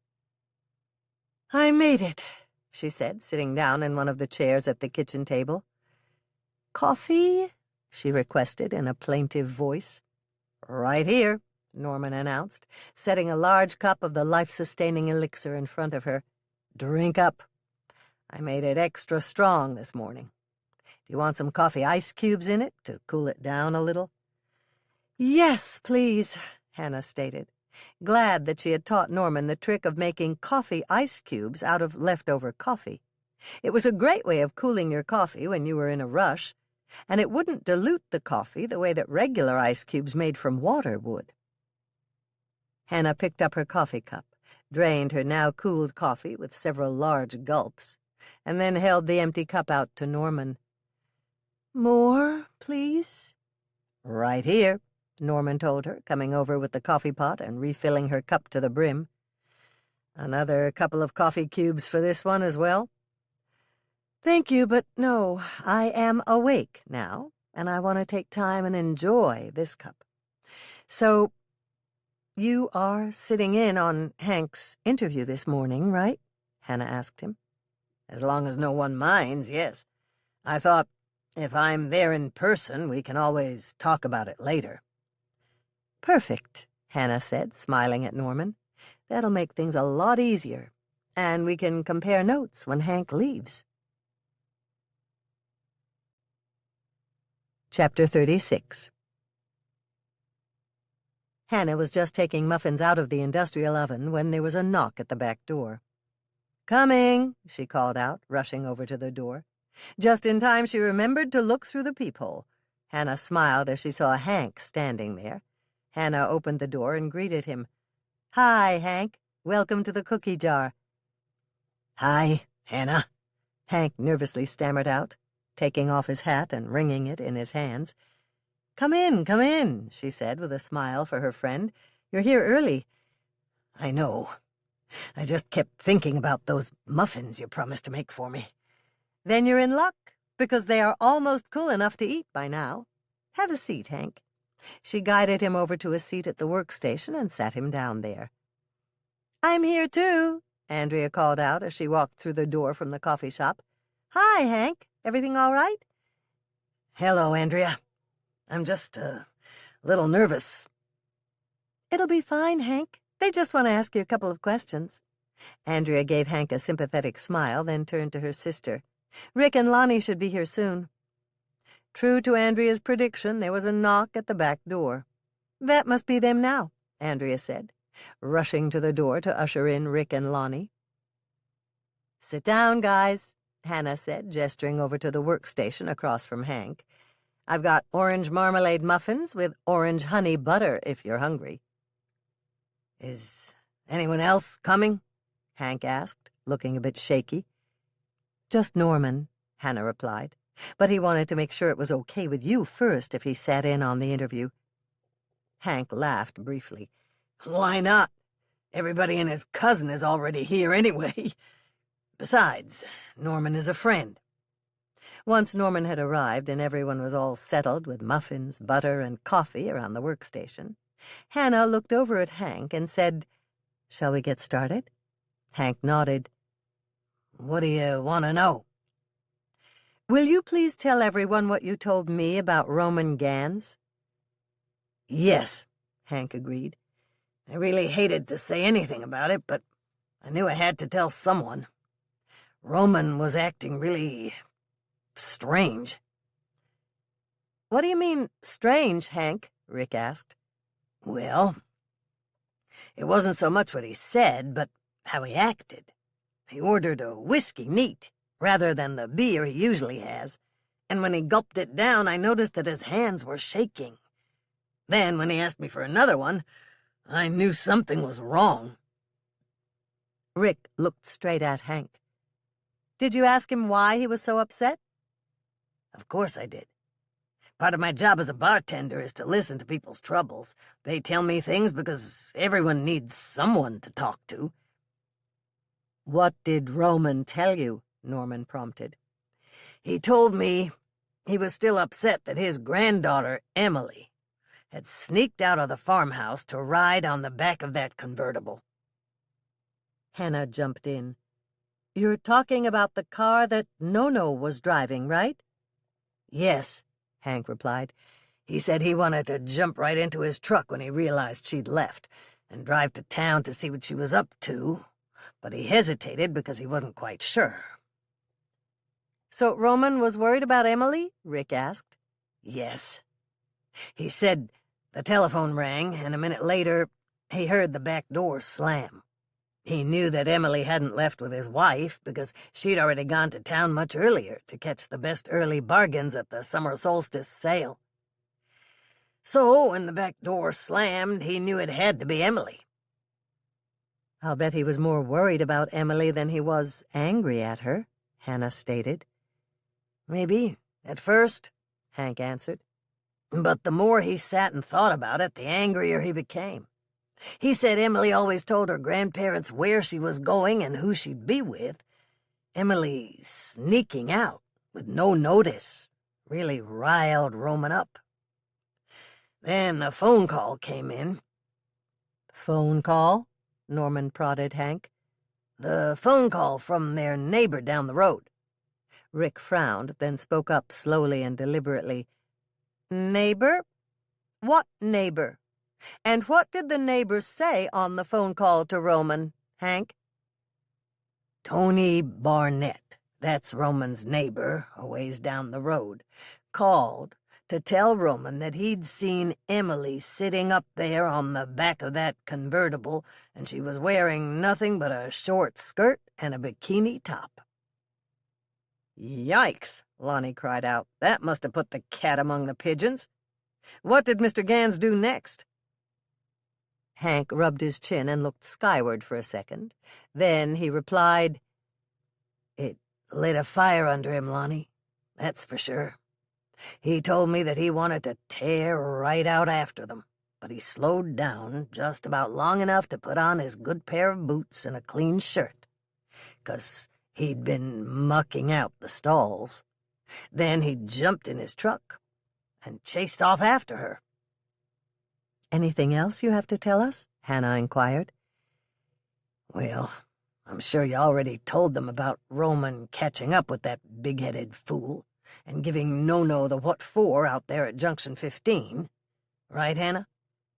"Yes, I did tell them over the phone about the confrontation Roman had with Nono. At least, I think I did. Lonnie?" "Yes, she let us know about it," Lonnie answered. "But it never came to blows being thrown or anything else physical happening. Right, Hank?" "Not really. At least none of the 4 or 5 folks who told me the story never said anything like that. I just heard it got real loud, with the yelling and all, that is," Hank stated. "Is that it, then?" Rick asked. "Yes. Matter of fact, if it weren't for Roman looking so scared and shaking so bad when he was in getting a drink of whiskey at my place, I wouldn't have said anything at all. Whiskey, when he'd only ever drank beer in my place for the last 15 years. That, and the way he wouldn't let Doc Hageman come out to help him with the calving. So he wasn't doing it all by his lonesome," Hank said. Rick shut his notebook with a snap. "Well, thanks, Hank. We appreciate you coming in and telling us about this. Be assured that we will follow up with Roman soon to see what he has to say." Hannah leaned over and spoke in Hank's ear. "Thank you. You did a great job.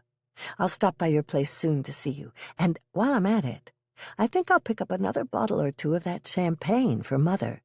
It certainly calmed her right down. Chapter 37. Hannah stretched her back lazily as the kitchen timer went off, reminding her that the last batch of muffins needed to come out of her industrial oven. She had finished placing them on the baker's rack and was turning toward the coffee pot when there was a knock on the back kitchen door. Hannah glanced over at the door. She didn't recognize the knocking pattern at all. Perhaps it was someone who didn't know if the cookie jar was still open or not, so they came around the back to see if anyone was there. The rapping came a bit louder now, and Hannah shrugged as she moved over to check through the peephole, but didn't see anyone at first. Had they given up? Or was it all her imagination, and there was never anyone really there?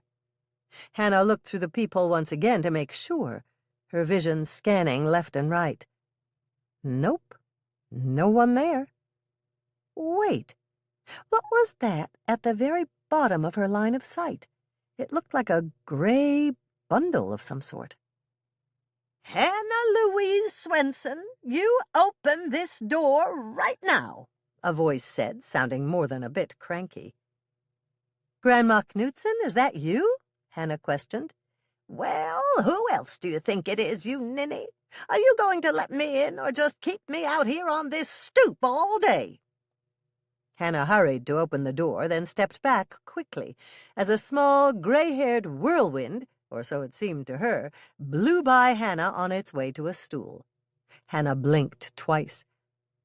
"I'm sorry, Grandma. I wasn't sure it was you at first. Can I get you a little something?" "What is that I smell? Oh, yes, I'd love to have a muffin, Hannah," Grandma Knudsen said. "Sit down and relax, and I'll plate a couple for you." "What kind do you have?" "I have 2 different types, orange and lemon." "Well, that's a difficult choice to have to make." "Not necessarily. Why don't you have one of each?" Grandma Knudsen laughed in delight. "I like the way you think, Hannah," she said, obviously in a much better mood now that she was inside. Hannah filled a basket with muffins and prepared a bowl with softened honey butter. "What brings you here?" Hannah asked her friend. "Emily Gans. I'm worried about her, Hannah." "What's wrong with Emily?" Hannah asked, while taking a stool directly across from her guest. "Emily is very upset, Hannah. Ever since her grandfather, Roman, caught her riding on the back ledge of that baseball player's convertible, he hasn't spoken a word to her, and neither has her grandmother. Both of them accused Emily of ruining the family reputation." "How old is Emily now?" 17. She won't be 18 until the end of next month. She told me she knew she'd been foolish, but she never thought they'd be this horribly disappointed in her." Hannah sighed. "I agree that it was foolish of Emily, but 17-year-olds occasionally do dumb things.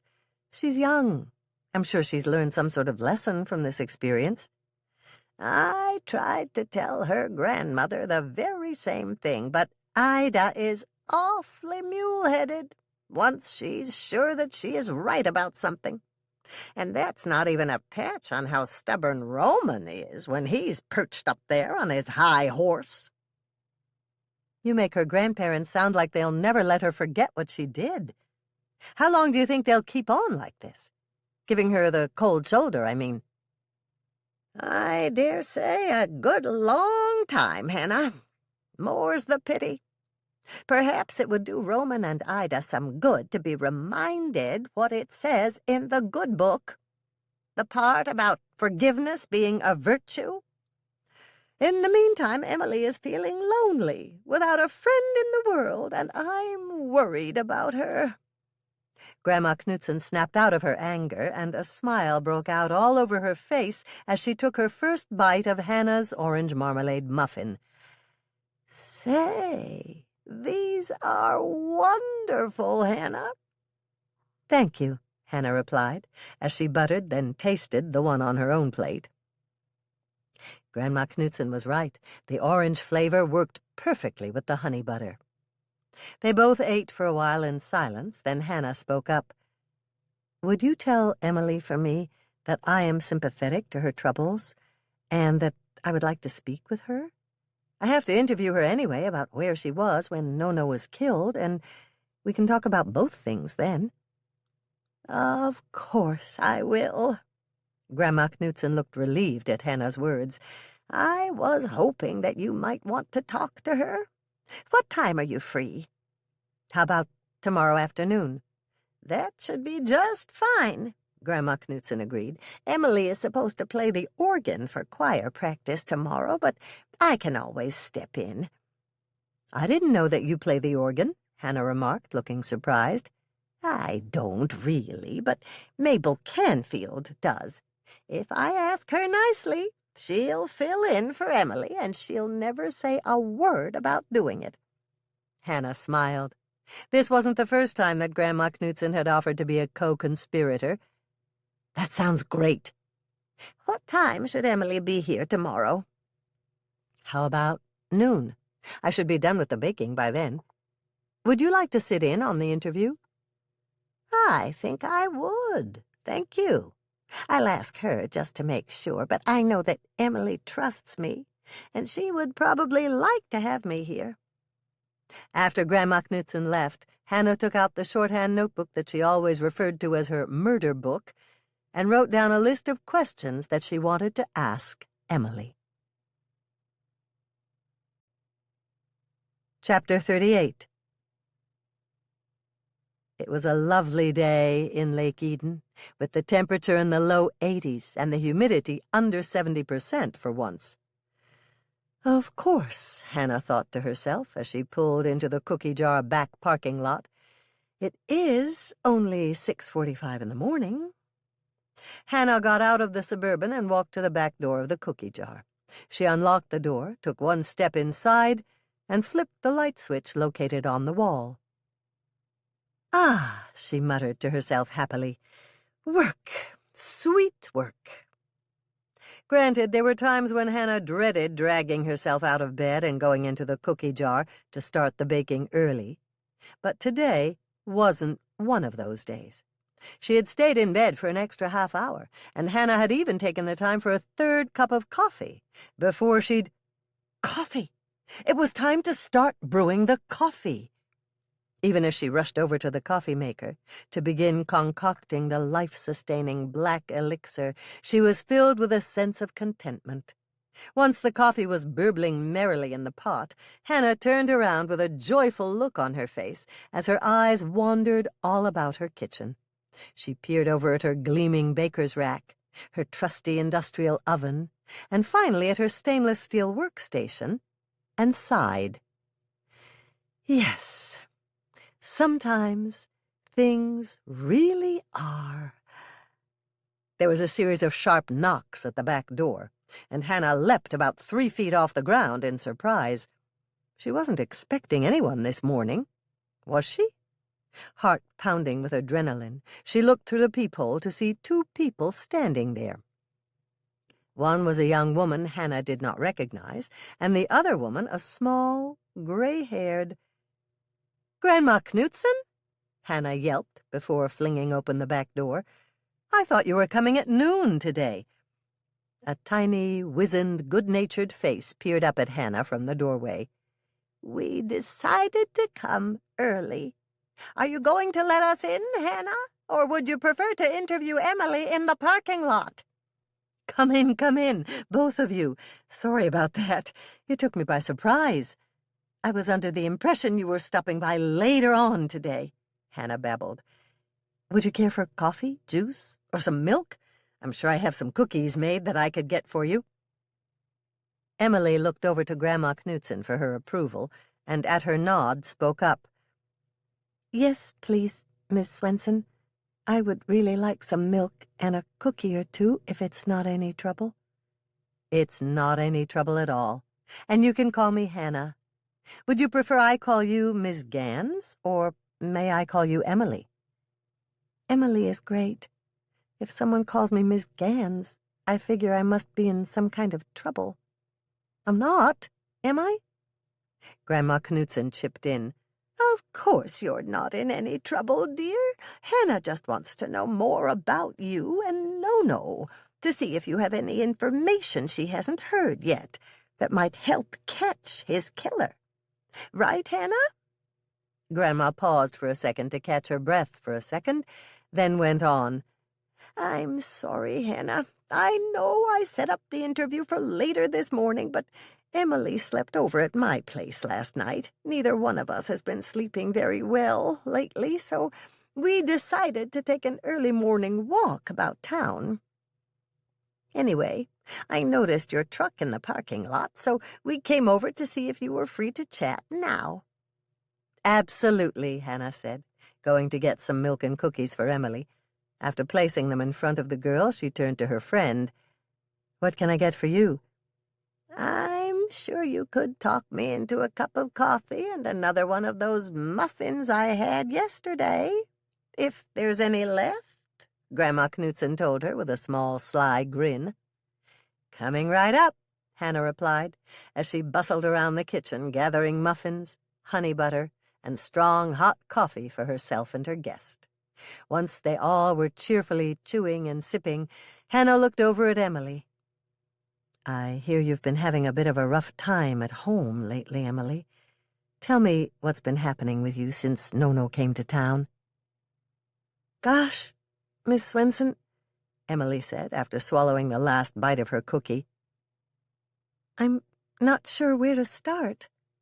I guess it all began with a phone call from Desiree. She's a really popular varsity cheerleader at school, and I guess I always kind of looked up to her.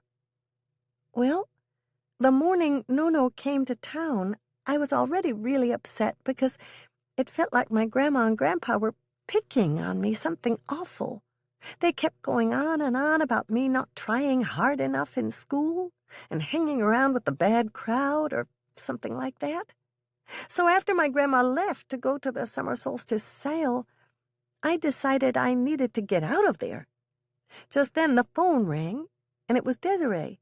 She said an older guy friend of hers, with a really hot convertible, was coming to town, and if I wanted to get off the farm for a while, they'd pick me up on the main road in 10 minutes. Then what happened? Desiree said to dress a little sexy, 'cause No-No didn't want any girls in the convertible that weren't hot.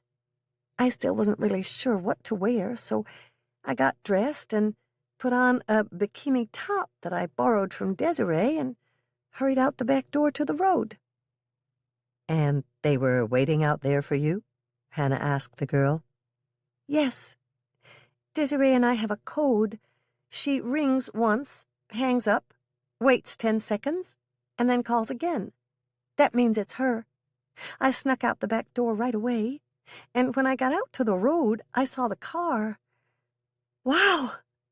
Desiree was right. It was a really nice convertible. I got in, and No-No looked over his sunglasses at me, nodded once. Then we took off down the road to town. Desiree said we were picking one more girl up. Then we'd have some fun. I was a little nervous about that, but it was so nice in the convertible, just sitting on those soft leather seats with the top down on the car and the wind blowing in my hair. I started to relax a bit. Then when we pulled up to a really nice neighborhood and I saw who we were picking up, I was shocked. Little Miss Goody Two-Shoes herself, Susie Connor, got into the car. She was always looking down her nose at the farm kids at school and was really cold to almost everyone, except maybe Tony Sloane. Anyway, there she was, and she was dressed just like us. She was being much nicer to me than she'd ever been before. Emily paused for a moment, trying to decide what was next, so Hannah helped her out. We know about the ride through town on the back of the convertible already, Emily. Tell me what happened when your grandpa, Roman, caught up to you in No-No's car. Emily took a deep breath, a big swig of milk, and replied, Grandpa guessed wrong at the way we took into town, all right, but he sure guessed right about how we'd leave town. When we got to the junction at the far side of Lake Eden, Grandpa peeled out from the side of the dirt road and stopped sideways, right in front of the convertible. He completely blocked off the road. He flew out of the pickup like his pants were on fire, and he screamed at No-No, telling him what a piece of trash he was for taking innocent young girls and making them look like hussies in front of everyone in town. How did No-No react to that? Hannah asked. At first, he just sat there with a smirk on his face like he was some kind of big shot, and Grandpa was just a hick that wasn't even worth his time. But then Grandpa got under his skin a little. He called No-No a has-been who was lucky he'd ever made it out of the trailer park, and told No-No that everyone in town had laughed at little No-No, who thought he was a big man now. First, No-No tried to climb out of the convertible, but Grandpa made him look stupid. He would climb partway out, but Grandpa kept shoving him back down like he was a little child. He tried to get out through the door, but Grandpa slammed the door shut on him every time he tried. Finally, he gave up. Grandpa reached in the back seat and yanked me right out. He almost pulled me out of my sandals. Then Grandpa marched me over to the pickup, opened my door, and shoved me in. On the way home, he never said a word to me. He just kept muttering about himself and Grandma, saying it was all our fault. Maybe we just didn't raise her right. That's why she strayed so far from the path. And it's not the child's fault. Maybe we were too lax with her. And then he said, I remember now, but it's too late. The good book says spare the rod and spoil the child. But he hasn't said a word to me since, Miss Swensen. I don't know what to do. And Grandma just keeps looking at me, shaking her head and calling me her poor lost lamb. Emily burst into tears, and Hannah came around the workstation to hug her. Emily, would you like me to talk to Roman and Ida for you? Hannah asked.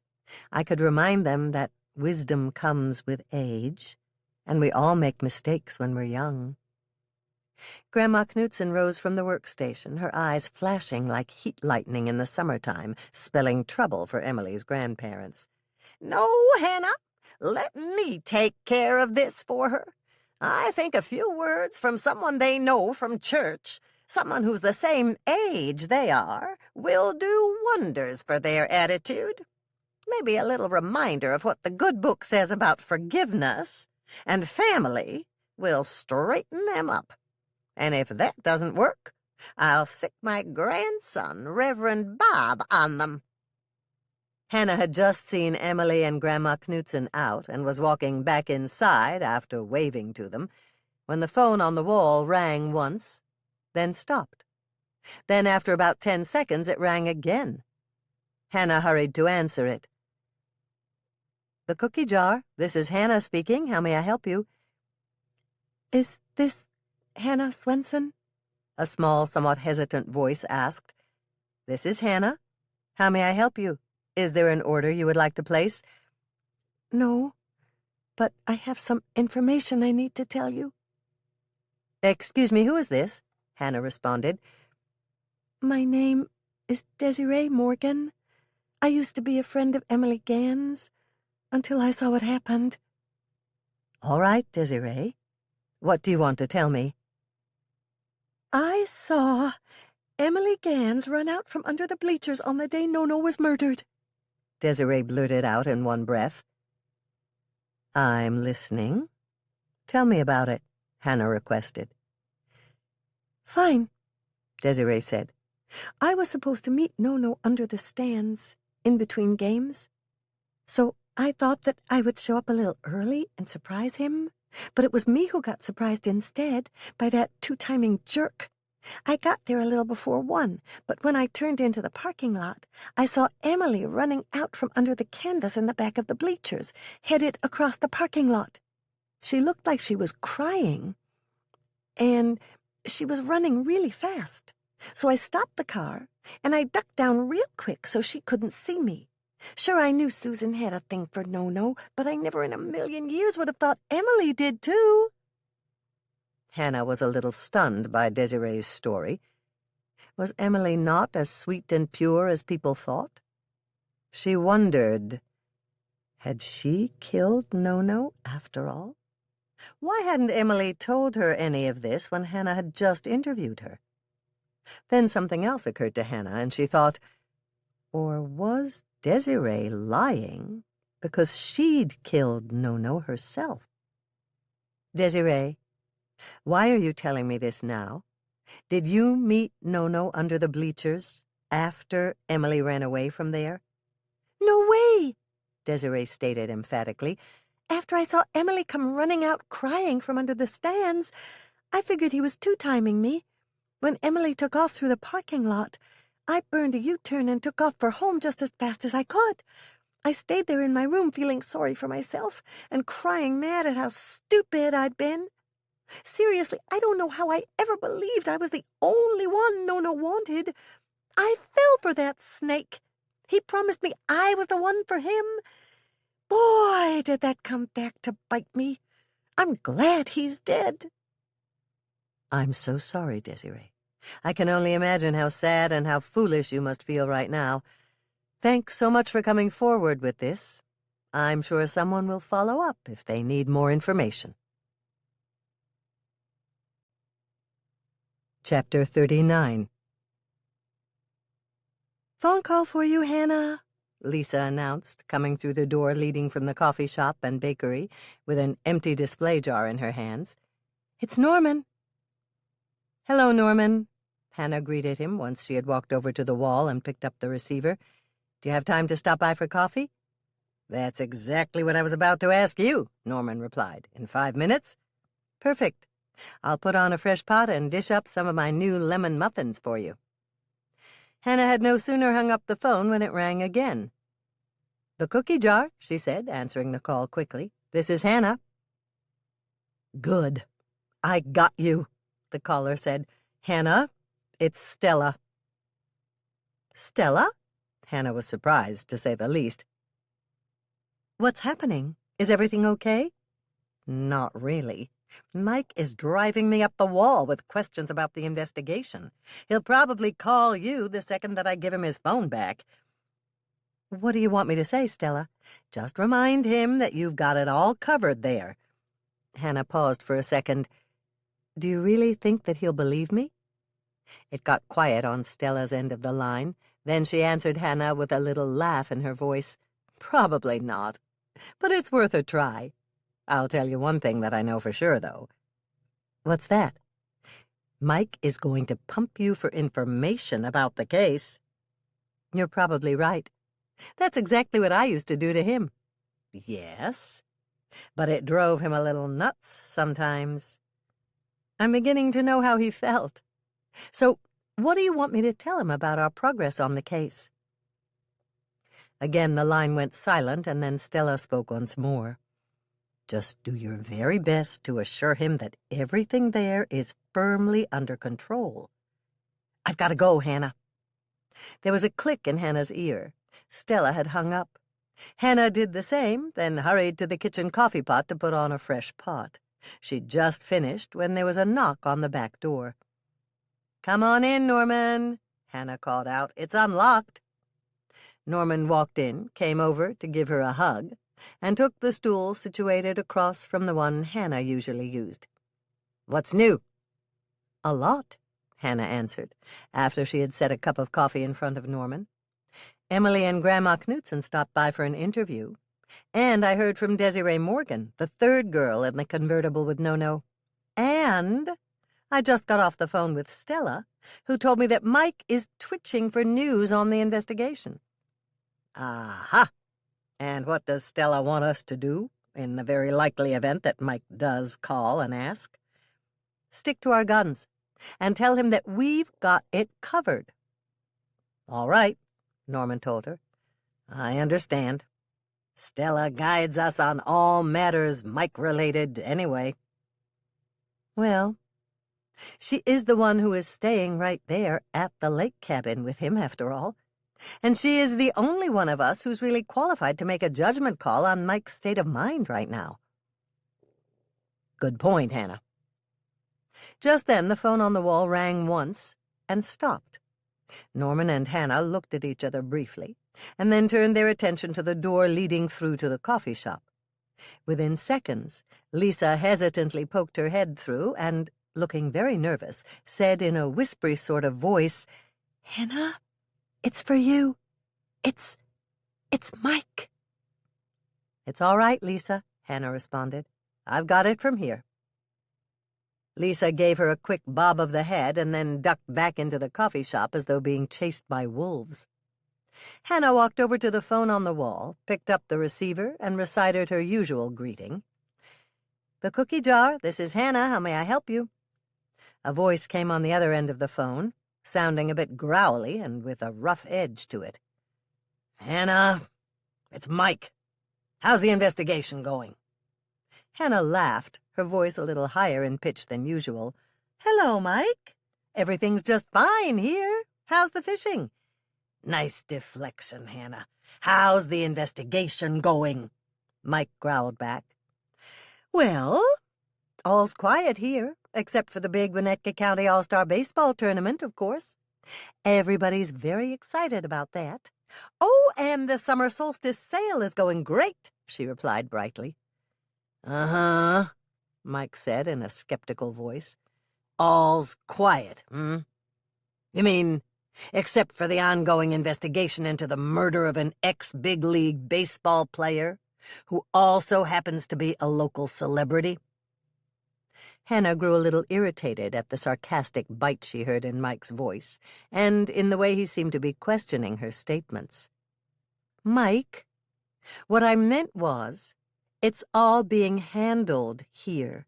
We've got this, and you shouldn't concern yourself with this while you are on vacation." "Hannah, in case you don't know, there's been a murder, a big murder, in my little town, and you are telling me not to concern myself with it?" Norman shook his head sadly at the look in Hannah's eyes and in the angry set of her jaw. "Do you want me to take over for a while?" his eyes seemed to ask her. Hannah looked over at Norman, and her own eyes flashed back to him. "No, but thank you. I'll take care of Mike." "Mike, I am aware of the murder which occurred in our little town, because Bill has asked us to sit in on all of the suspect interviews. You should be aware by now that we've got this. And by saying we, I am referring to the Winnetka County Sheriff, the 2 deputy sheriffs, who you yourself have trained for this type of a murder investigation, and 2 consultants, myself and Norman Rhodes, who have assisted on many murder cases closed by the Winnetka County Sheriff's Department." Hannah ended her statement with a definite edge to her voice, and then listened for Mike's voice on the other end of the phone. There was a long pause, and then Mike came back on the line again. "Okay, fine, if that's the way you want it." Hannah heard a click, followed by a dial tone. "Norman? He hung up on me," Hannah said in disbelief. "It's all right, Hannah," Norman told her sympathetically. "You just said what Stella wanted you to say." Chapter 40.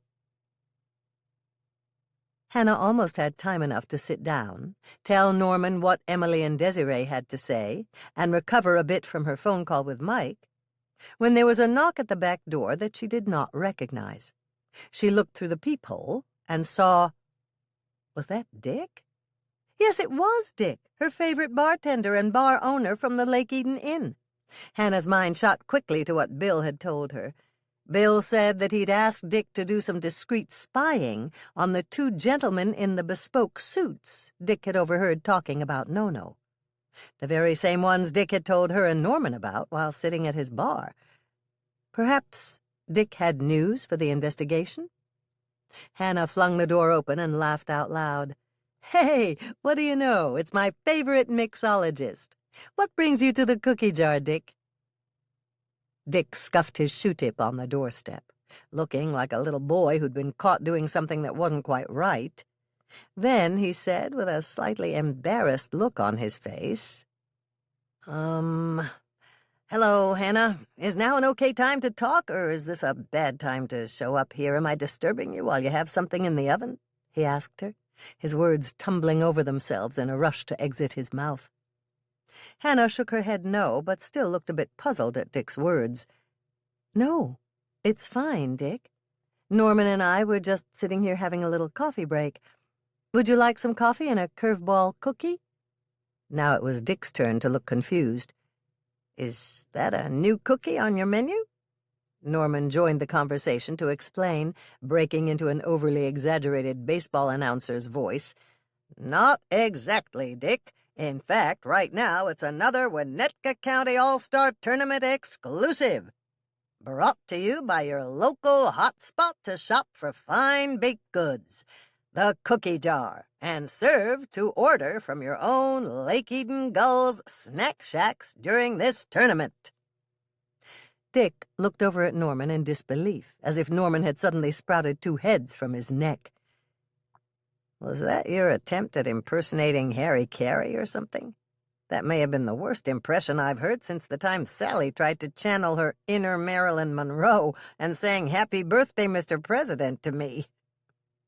Hannah chuckled to herself as she walked over to the coffee pot, poured Dick a cup, and grabbed 4 curveball cookies for him on a plate, bringing the snack and beverage over to Dick, who was by now seated at her workstation. She attempted to steer the conversation back to her first question. "Let's try this again, shall we?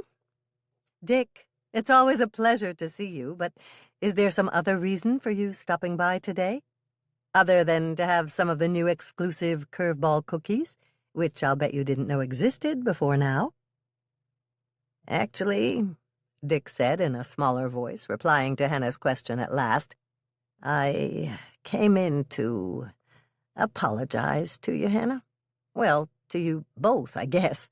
Came in to say I'm sorry to you for jumping to certain conclusions in what I told you the other night." "Certain conclusions, Dick? I'm afraid I don't understand." Norman turned back toward Dick as he spoke to his friend. "What part of whatever you told us was wrong?" Dick let out a deep sigh.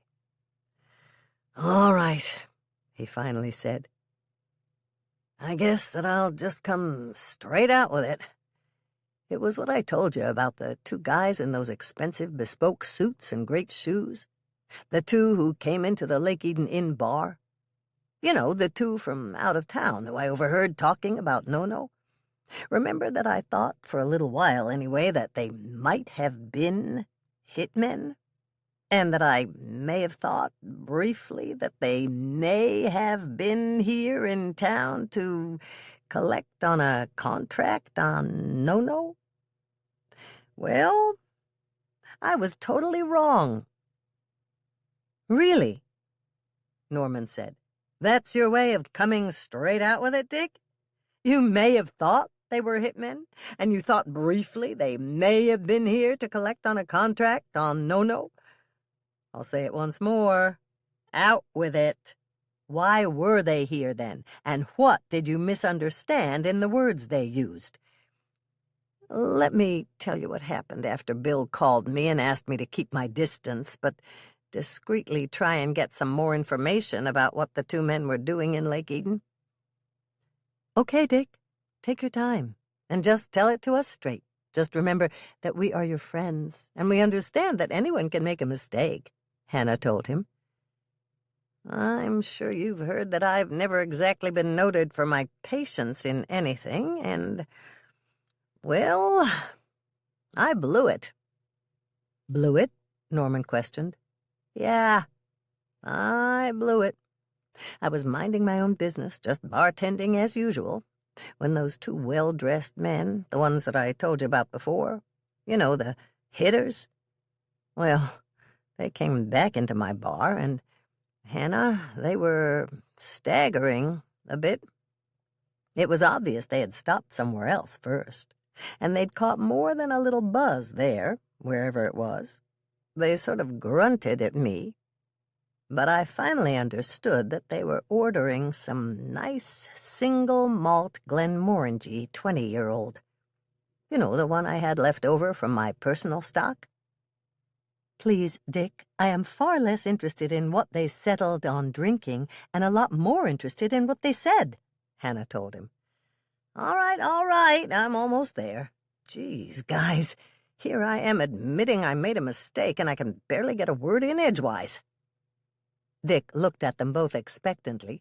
Then he sighed at the silence that slowly filled the room as Norman and Hannah just stared at him. Fine. I lost my temper. There, I said it. Does that make you guys happy? There was still no response from Hannah and Norman, who were steadfastly ignoring Dick's histrionics, so Dick continued speaking. Well, they weren't saying anything, okay? I got tired of coming over to the booth all the time trying to overhear part of a conversation. I tried everything. I brought them bar snacks. Not a word.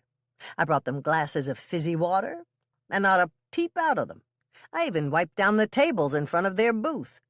Zip, zilch, nada.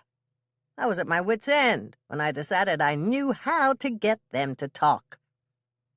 Once again silence filled the kitchen, then Norman blurted out, "Well?" "I'm trying to tell you," Dick exclaimed. "You're the ones who keep interrupting me." I walked right up to their table and asked them straight to their faces, "Did you two come to town to hit No-No?" In unison, Hannah and Norman both screeched, "What?" "Dick, what the heck were you thinking?" Hannah asked him, worried that her friend had put himself in deadly danger by confronting two potential hitmen. "Really, Dick?" Norman huffed in disbelief. "Bill asked you to please keep an eye on those two potential murderers, yes, but to keep an eye on them discreetly. The word of the day being discreet, Dick. Confronting two murder suspects, and, by the way, two murder suspects who probably killed No-No by whacking him in the head with a baseball bat, is hardly what I'd call keeping an eye on them discreetly. You could have easily gotten yourself kidnapped, beaten badly, or worse, been rubbed out by two professional hitters." Hannah nodded in full agreement with Norman at the end of each of his rather dramatic sentences. "All I was doing was trying to help," Dick bleated. "Dick, Norman's right," Hannah said to Dick, trying to be a little softer, while still stressing her concern over his actions. "You could have jumped right to the top of their hit list with that question, letting them know that you suspected them of killing No-No. Why would you put yourself at risk like that?" "But I am trying to tell you what happened, Hannah. It's just that I'm trying not to leave anything out. What I found helps eliminate suspects." "Okay, it was a little dangerous, but I'm still here, aren't I?" Dick reminded them. Then he continued, "Hannah, they spit their drinks out laughing at me. They told me that they weren't sure what I'd heard, but they were in town for the tournament, trying to get information that would give them an inside line on the baseball players for their sports book. Guys, they are bookies, not killers." "Bookies," Norman repeated with a lost expression on his face. "But, Dick, I don't get it. Didn't you overhear them say that they were hitters? And talk about how they would hit No-No?" "They explained to me that if I'd just listened a little longer, I would have realized that when they said hitters, they meant they were hitters in college baseball. And when they talked about how they'd hit No-No, they were talking about whether they'd hit his fastball or his curve." "Wait a minute, Dick," Hannah interjected. "You're telling me that you think we can cross them out of the murder book now?" "Yes," Dick replied, smiling happily at her and throwing Norman a wink. "That's what I think. And Bill agrees. I found out what college they played ball at, up till 2 years ago, and found out they both hit well enough to turn pro, but neither one was very good at fielding. In fact, Darren, one of the guys, had a great nickname while he played college ball. He was so bad at fielding that even when they stuck him out in right field, he would still boot the ball almost every single time it was hit to him. His hands were legendarily bad. In fact, they were so bad that his teammates called him Clank. Clank? Hannah asked Dick. That's a strange thing to call him. How did he get that nickname? Dick rubbed his chin thoughtfully. His eyes looked skyward, and he prepared his story. Well, now, I hear tell Clank came about because of the last game he played for the Winona State Warriors, a game in which he played his usual position in right field. I guess he must have been really bored, because not even one ball was hit to him all game. All went well until the best slugger from Moorhead State, Jerry Easton, came up to hit in the top of the 9th inning with a man on and his team down by 1 run. There were 2 outs, but since Jerry was Moorhead State's power-hitting lefty first baseman, he was always a threat. Jerry stood about 6 feet 3 inches tall and weighed in at around 235 pounds. He was strong as an ox and about as bright, but man, he could hit a ton.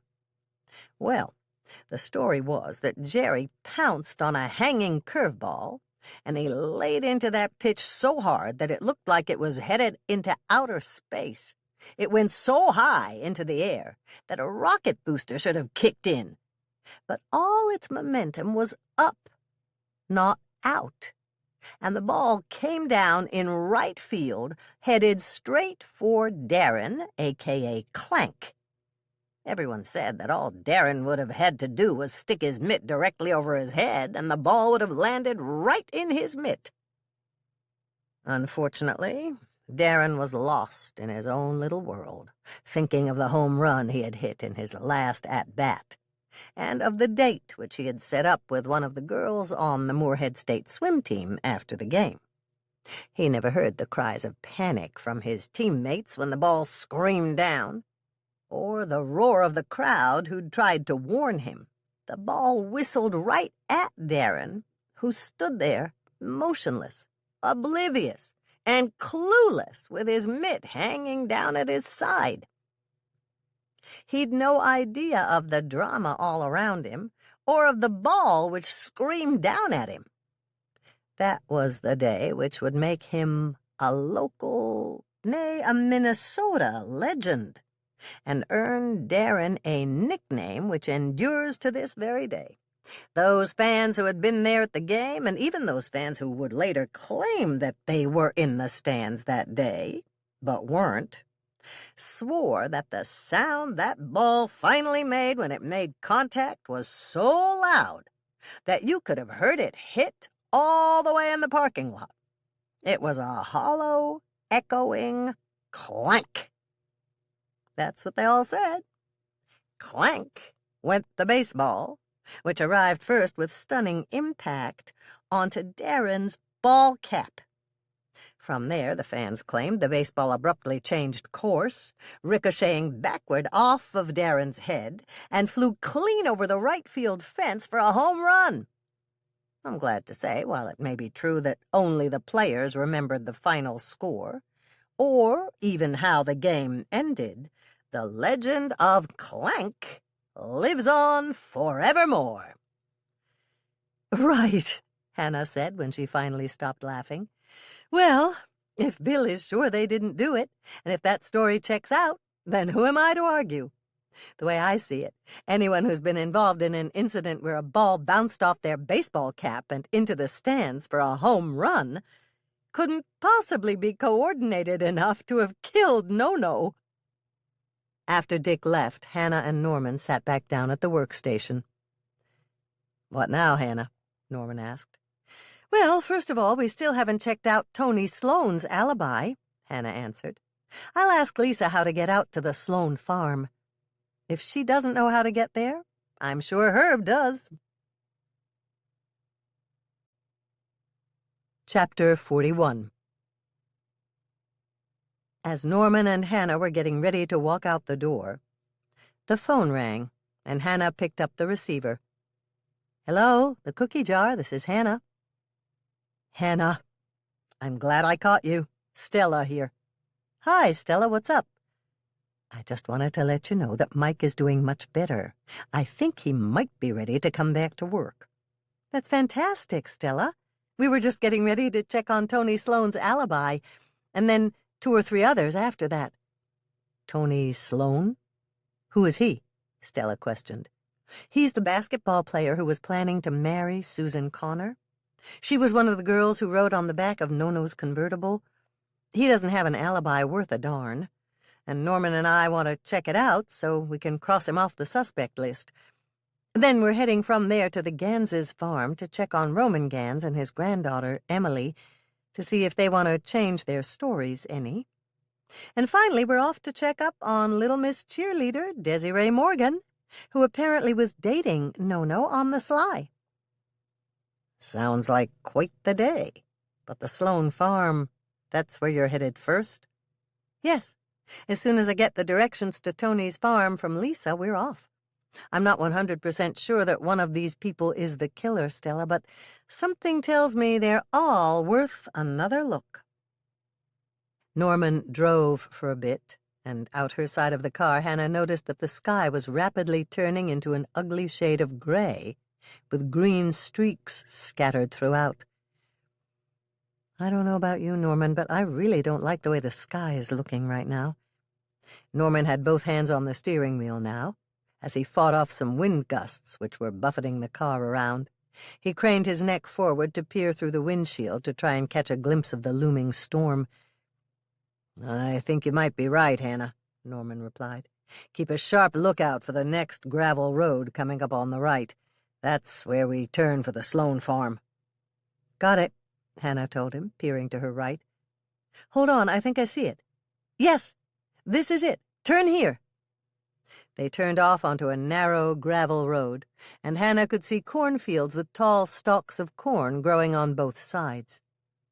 Hannah spotted the Sloane farm a ways off, but getting closer and closer, and turned her head toward Norman, now speaking with much more confidence in her tone.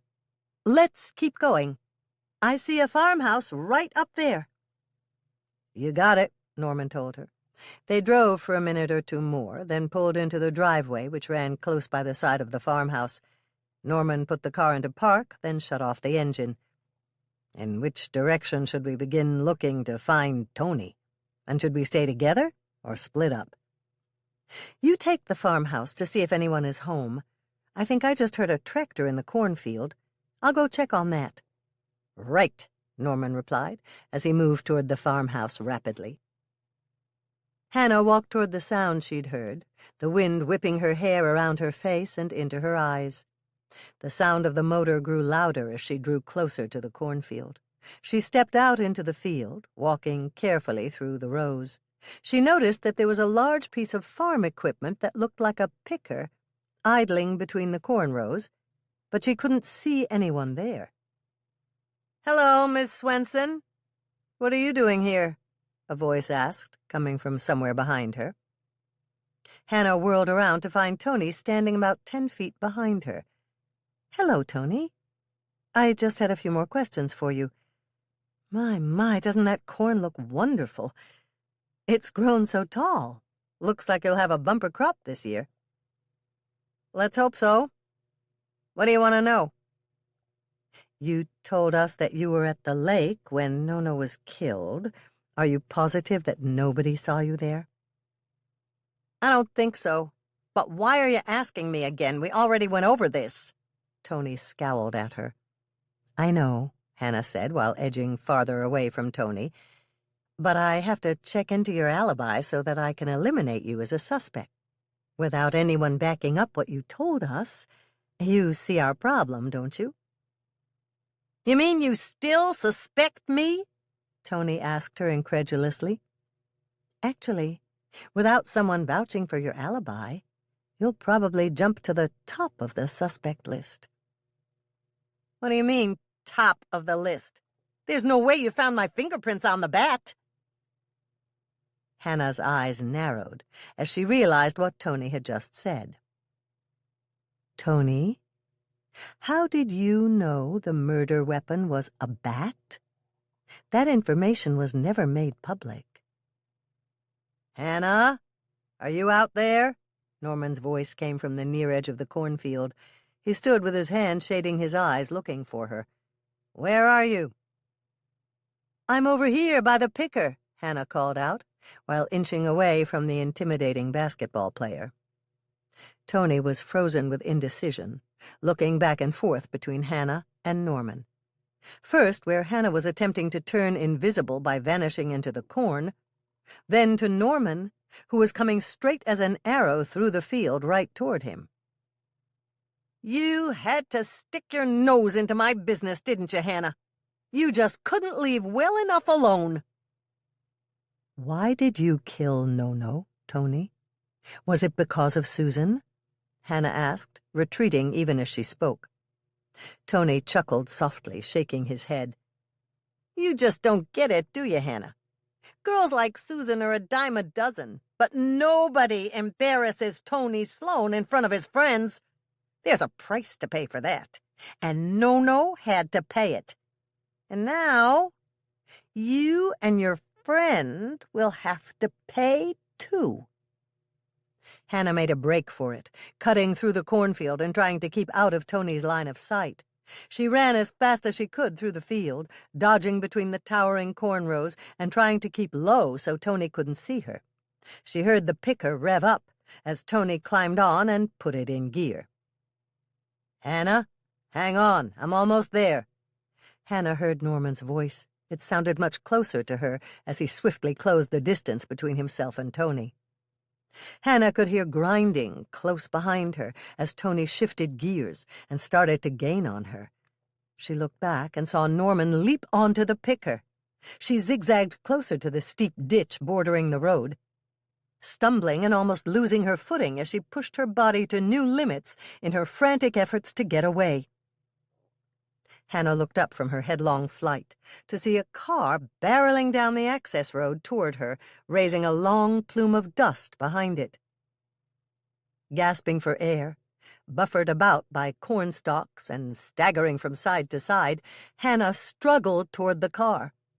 From behind her, and over the motor, she heard shouting and cursing. She scrambled her way down the ditch and up the embankment. She looked over her shoulder to see that Norman was desperately fighting for control of the picker that had headed down the ditch and was coming up the steep embankment behind her. She looked back at the road and saw the car veering off the road and straight at the picker. She realized someone was diving out the passenger door. Hannah felt something hit her, and she went rolling head over heels down the embankment. She somersaulted, over and over, faster and faster, coming to an abrupt stop in the bottom of the ditch. There was a crash behind her, and she turned just in time to see Norman hurtling off the corn picker, keys in hand, falling down through the corn stalks on his way to a safe, if somewhat dusty, touchdown in the field. The picker, already way off balance from its precipitous attempt to follow Hannah up the embankment, was not helped in the slightest by the addition of Stella's car, which had deliberately driven into the picker's tire closest to the road. There was a hiss of steam, punctuated by a groan from the picker, which had tilted way off center and was leaning dangerously toward the cornfield. Hannah watched as the picker's two closest tires rose completely off the ground, and it began tilting past the point of no return. Hannah thought she heard a yell of panic when the picker, with a screech of tortured metal, came crashing down on its side in the cornfield. She slumped over, face down, into the soft, welcoming dirt, almost as if it were her favorite pillow. The next thing Hannah knew, Stella was there to help her to her feet, and Mike was passing by her with a big victory smile on his face, marching a much subdued and now handcuffed Tony up the embankment. "It's okay, Hannah. It's over, and you're safe now," Stella said soothingly. Norman managed to pull the key out of the ignition to stop the picker. I tipped it over with my car, and as you can see, Mike has cuffed Tony and placed him under arrest. All we have to do is wait for Bill to come out with a squad car to take Tony into custody. Congratulations, Hannah. You've done it again. Chapter 42. Hannah and Norman drove fairly slowly, and quite carefully, back to the house. They'd agreed it might be wise, before doing anything else, to shower and perhaps change the ripped and dusty rags that used to be their clothing. There was quiet and calm in Norman's car, broken only by softly playing music coming from the car radio. After a while, Norman spoke. "Well, Hannah, that was the best day ever. Thank you." Hannah looked over at Norman in shock, then burst into laughter at his statement. "Seriously, Norman? I run full tilt through a cornfield, almost breaking my ankles, tripping between the furrows a bunch of times. I almost get turned into shredded Hannah by a picker that's driven by a killer, only to be saved at the last second by a hurtling human cannonball who knocks me you-know-what over tea kettle. Then I just happened to look up in time to see you doing your best Bruce Willis in Die Hard impression, leaping off the picker while it crashes down into the cornfield, just missing you by inches, I'm sure. And yet, here you are thanking me for the best day ever?" Hannah's laughter rang out over the music playing. Shaking her head in disbelief at Norman's words, she gently reached over and plucked a piece of corn silk from his hair. "I think that we both may be a bit loopy, Norman," she said to him with a smile twisting her lips. Norman was also laughing by now, although his was a bit rueful. "Yes, sorry about that, Hannah, but think about how it felt from my end. First I had to run down the picker, and I'm sure that I haven't run that fast since high school. Next I had to climb up the side of a moving picker and maneuver my way inside. Then I had to fight off a 6-foot-4-inch behemoth named Tony, while struggling for control of a steering wheel and forcing the picker toward a steep incline, which might have flipped it over at any time. Finally, I had to get away from this behemoth by faking and dodging his steam shovel hands long enough to be able to turn off the ignition, grab the keys from the vehicle, and still be calm enough to make a death-defying leap to safety in the cornfield. Hannah, that's a wall-climbing class, a Krav Maga lesson, a parkour workout, and some sprint training, too, all rolled into one day. Now that's what I call one heck of a good time. Yes, I'll stand by what I said, Hannah. Best day ever." Chapter 43. Hannah had just finished taking her shower and was getting dressed when she heard a distant ringing coming from the kitchen area. "Oh, gosh," she thought to herself sarcastically, "I wonder who that could be." She looked over at Moishe, who, upon hearing her cell phone ring, had his ears laid back as far as they could go, and his eyes turned into steely slits in a fierce glare. Hannah struggled her way into her best black jeans and a pullover top, while the phone continued mocking her by ringing stridently the entire time. She rushed down into the kitchen where she'd left her cell phone plugged in to charge before showering, and snagged it off the counter. Answering her cell in one swift movement and holding it up to her ear, she said, "Hello, Mother, what can I do for you?" Her mother made a clicking noise with her tongue, as if she were vexed that Hannah had guessed who it was on the other end of the line before Dolores could even get out a greeting. Finally, her mother answered. "Hannah, I do wish you wouldn't do that. You know it disrupts my train of thought. I usually have something all ready to tell you, or to ask you when I call. But when you answer with, "Hello, Mother," before I can speak, it just throws my mind into a tailspin. How do you always know it's me? Hannah glanced again at Moishe and began making a shushing gesture with her index finger against her lips. Moishe, who, it appeared, couldn't care a fig about any desires she might have held for his silence, had gone into the "I'm a poor starving kitty" song. He began singing even louder now that Hannah had verbally confirmed that it was Dolores on the other end of the phone. Now he was softly meowing to her, interspersed with loud burbles, composed of equal parts purrs and chuckling meows, and was amusing himself by winding his body in and out of the space between her ankles. Hannah was positive that Moishe was not opposed one little bit to working on his Grandma Dolores's sympathy for some extra food, and he knew full well that Dolores would tell Hannah to take care of Moishe immediately if she heard him acting up. While Hannah was musing over Moishe's possible new career as a master human manipulator, she saw a movement out of the corner of her eye. Norman came strolling into the kitchen, moving silently on bare feet, still toweling his hair dry from his own shower.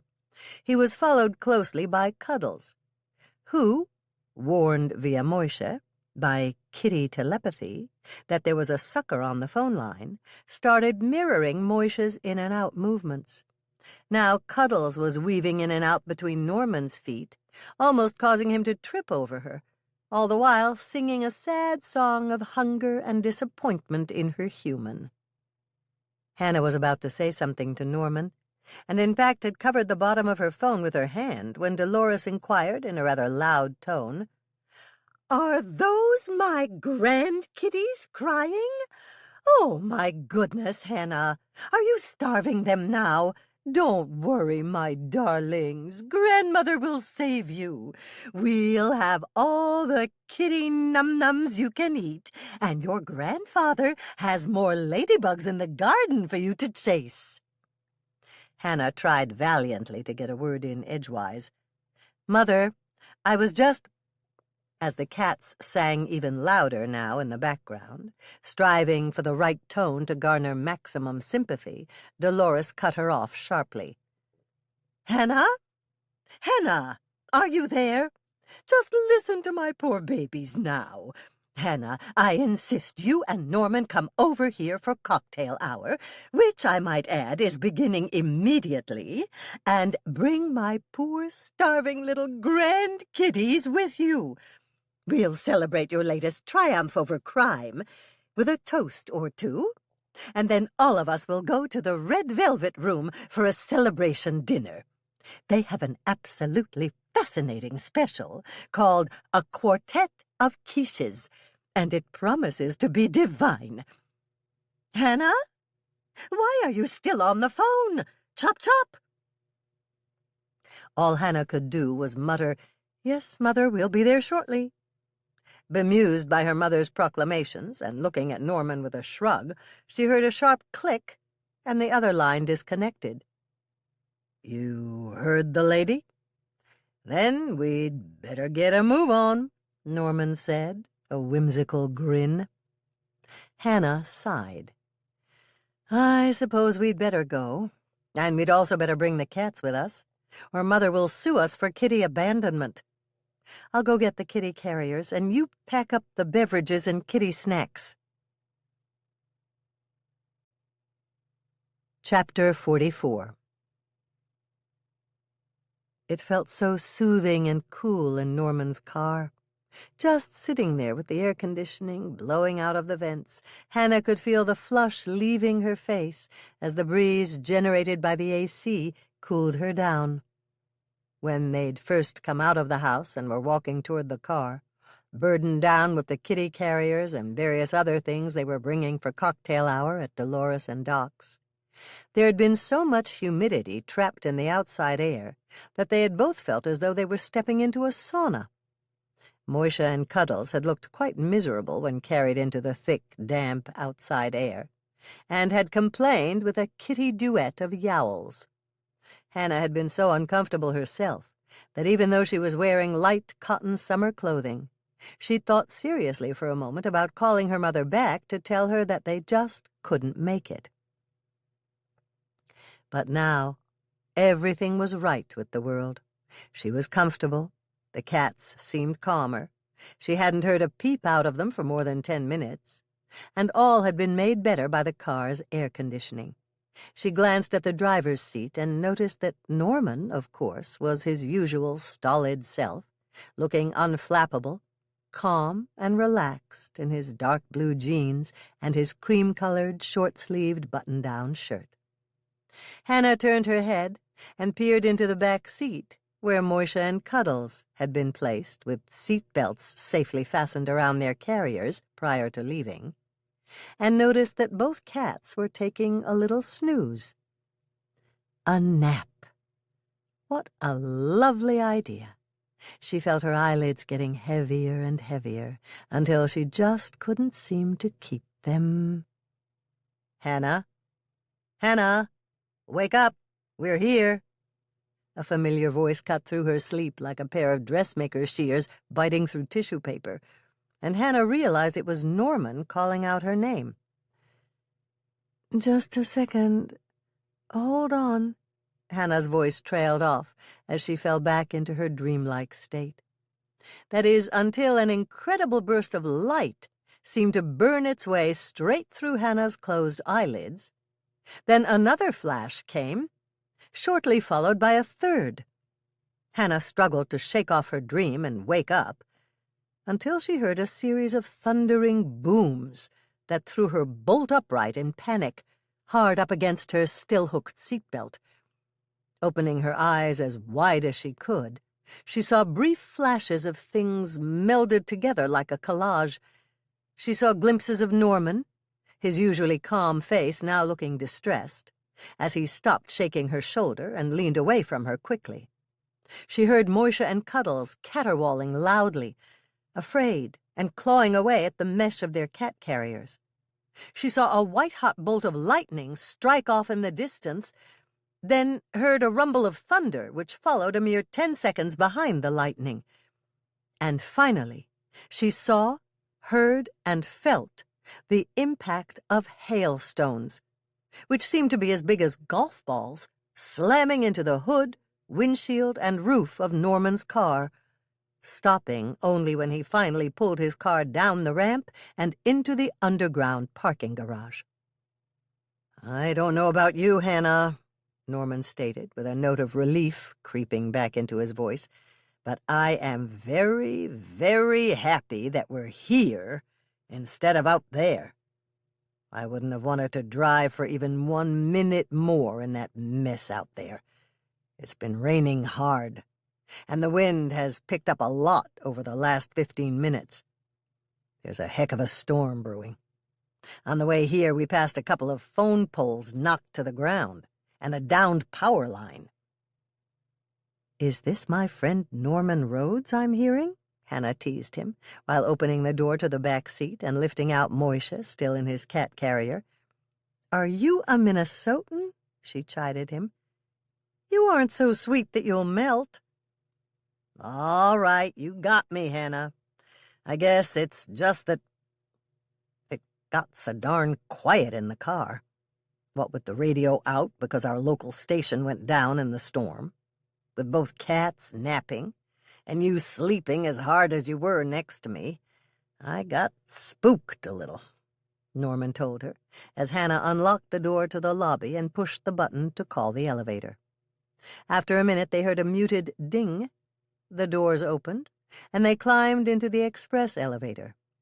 Norman, who was deftly balancing a cat carrier in one hand and holding the mini cooler he had brought from the house in the other hand, looked perplexed at first, until he laughed, shook his head, and then pushed the single button for the penthouse floor with the only option he could think of, his elbow. Chapter 45. Hannah? Are you all right?" A slender body with a long ponytail came hurtling at Hannah so fast that she barely had time to put Moisha's cat carrier down safely on the floor of the penthouse. It was her youngest sister, Michelle, and Hannah hugged her tightly for a moment. They both stood there for a few seconds. Then another woman, this one a tad smaller than Michelle and Hannah, and far blonder than either of her sisters, came in to join them. "All right, Hannah?" Andrea asked seriously. "I'm great, Andrea. Thanks," Hannah told her cheekily. "Where's Mother?" "Here I am, dear. It's good to see you," Dolores told her daughter. "Hello, Norman. It's always a pleasure to have you here, dear," the matriarch of the Swensens said to him graciously. "Hi, young man. How are you?" Doc appeared from just behind Dolores. "Everything all right?" "Hello, Dolores. Thanks for inviting us. It's been quite the day so far." "Hi, Doc. Everything is just fine, and we're glad to see you all tonight. Boy, it sure is getting nasty out there with the wind kicking up and all." "Well, at any rate, both of you are safe now." Dolores looked at Norman, noticed that he was still holding the kitty carrier in one hand, and, bending over to look at Cuddles, cried out, "My grandkitties are here! My babies! Don't you worry, little ones. Your grandma and grandpa will take care of you right away." She straightened up and strode over to where Hannah had placed Moisha in his carrier on the floor, and cooed, "There's my handsome boy. You'll have so much fun tonight. You know we have lots of treats for you here, and everyone will be so pleased to see you." Dolores smiled at Hannah. "Let's take the kitties to the garden. Doc just bought a new batch of ladybugs he can release, and we can watch the kitties play while we have a cocktail." "That sounds like a good idea," Stephanie said, entering the room from the garden. "I was getting a little lonely out there by myself." She glanced over at Norman, who was beginning to move toward the garden with Cuddles. "Hi, Norman. I see you brought your little cooler with you. Are you making us another specialty drink for tonight's cocktail hour?" Norman grinned back at her. "As a matter of fact, I did bring the makings for a new cocktail with me. I think you ladies will love it. Stephanie, I think it matches your sweater. I call it a pink lemon drop martini." "And I have the proper glasses for it," Dolores said. "They're in the garden bar. Follow me, everyone." And they did. Hannah opened the kitty carriers, and the cats charged out, heading straight for the ladybugs that Doc had placed in the garden.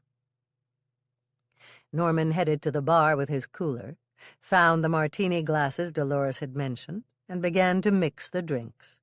Everyone watched while Norman mixed the pink lemon drop martinis, his hands blurring as he added ingredients and ice to the pitcher he found beneath the bar, and then stirred it all carefully with a glass rod.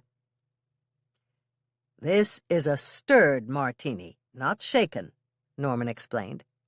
"You don't want to bruise it, just mix it. Mayor, you get to try the first one. Are you ready?" Stephanie took the martini glass Norman brought over to her and smiled at him happily. "Thank you, Norman. This looks fantastic." Norman looked over at Dolores and quickly handed her a glass. "Here you are, Dolores. You didn't think I'd forget our hostess, did you?" "I never had a doubt, Norman." When everyone had a drink of some sort, Stephanie raised her glass high. "I know. Let's have a toast to all the business the Winnetka County All-Star Baseball Tournament has brought to our local economy. The summer solstice sale is a huge success. And I just learned that the final game of the tournament will be shown on national TV. This should really put Lake Eden on the map." The doorbell rang. "I'll get it, Mother," Hannah said, hurrying to the door. She opened it to find Mike and Stella standing there. "Hello, come on in. I'm so glad you came. We're all in the garden watching the cats stalk ladybugs and trying out Norman's latest drink." Mike and Stella followed Hannah into the garden. Everyone called out greetings to them as they made their way over to Norman at the bar. "Hi, Mike. Hi, Stella," Norman said from his position behind the bar. "Mike, I know what you want. Cold Spring Export, right? How about you, Stella? May I talk you into a pink lemon drop martini? It's my latest experiment in cocktails, and it seems to be going over well." Stella nodded in agreement, and Norman got their drinks for them quickly and efficiently. This is really tasty, Norman," Stella said after her first sip. "Is there a hint of raspberry in there?" "You're the first one to guess that, Stella, and you're right on target." "Enough with the small talk, Stella," Mike said loudly. "Tell everyone the good news." "Okay, Mike. Everyone, I've decided to move here to Lake Eden. I've rented the Hollenbeck sisters' condo. That's the one right across from you, isn't it, Hannah?" "Yes, it is. That's wonderful news, Stella," Hannah told her with a smile, as everyone came up to Stella and offered their congratulations.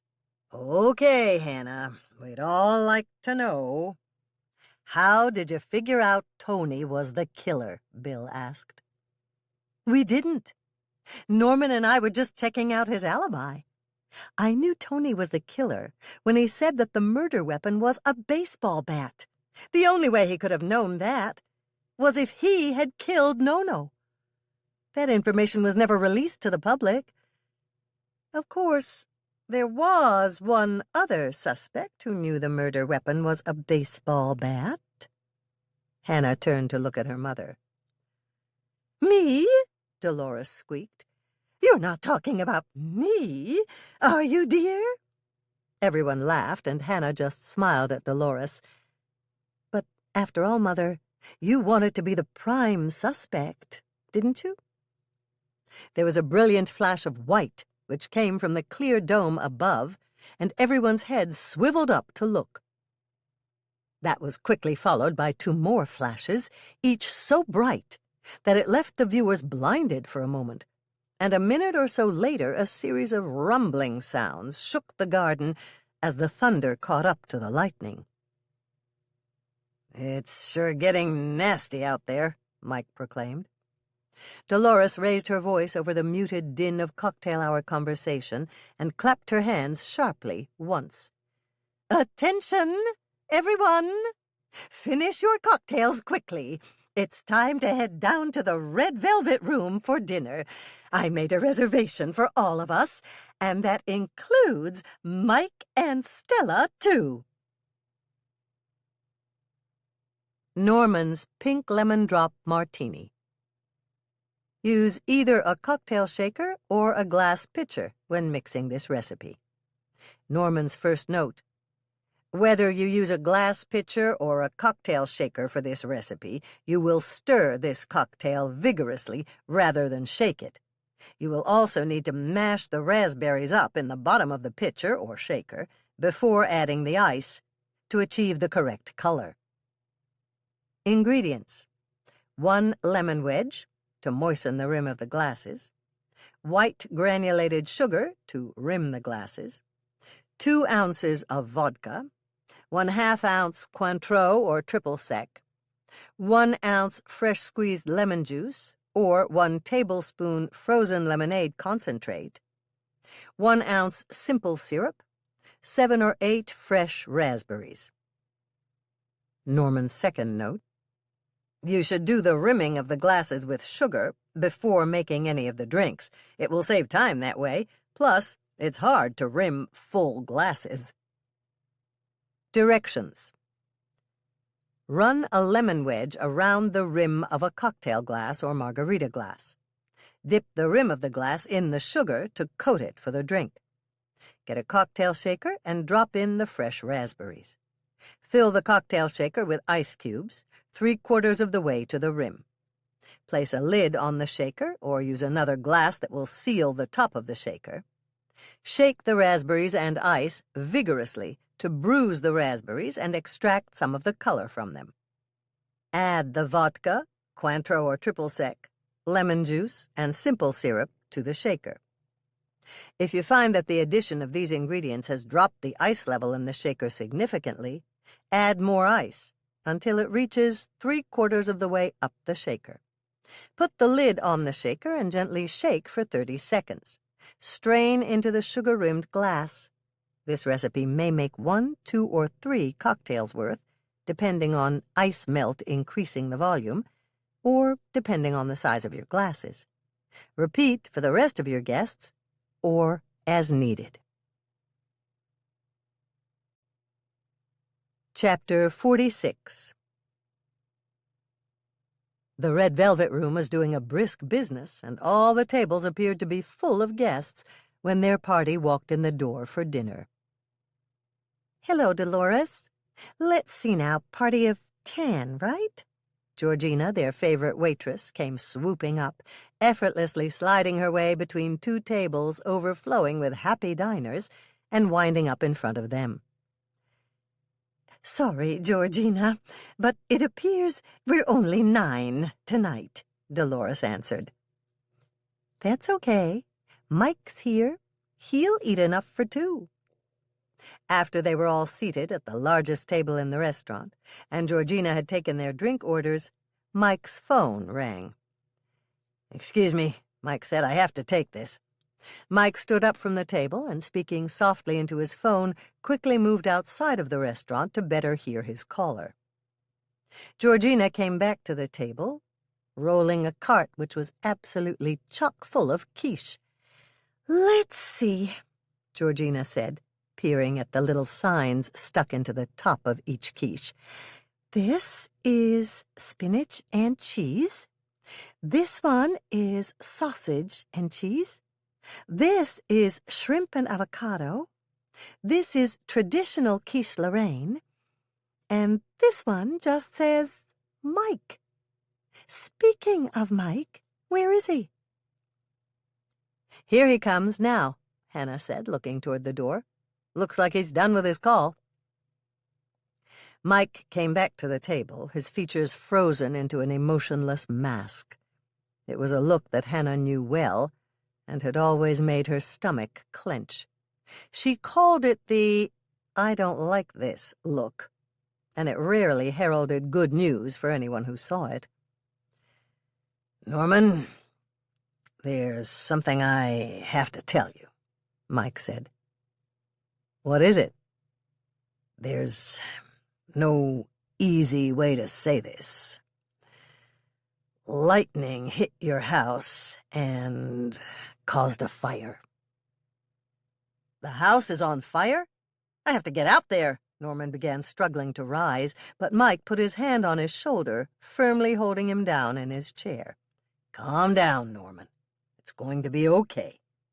The fire department has got everything under control there, and it looks like there's going to be very little structural damage. If you go out there, you'll just be in the way. They're the experts. Let them do their jobs." Norman visibly settled himself. "You're right, Mike. It's just, I want to do something, you know?" "I understand, Norman. I'd feel the same way myself, but trust them to handle this." Hannah shook her head in sympathy with Norman. Then a thought struck her. "Thank goodness the cats are here."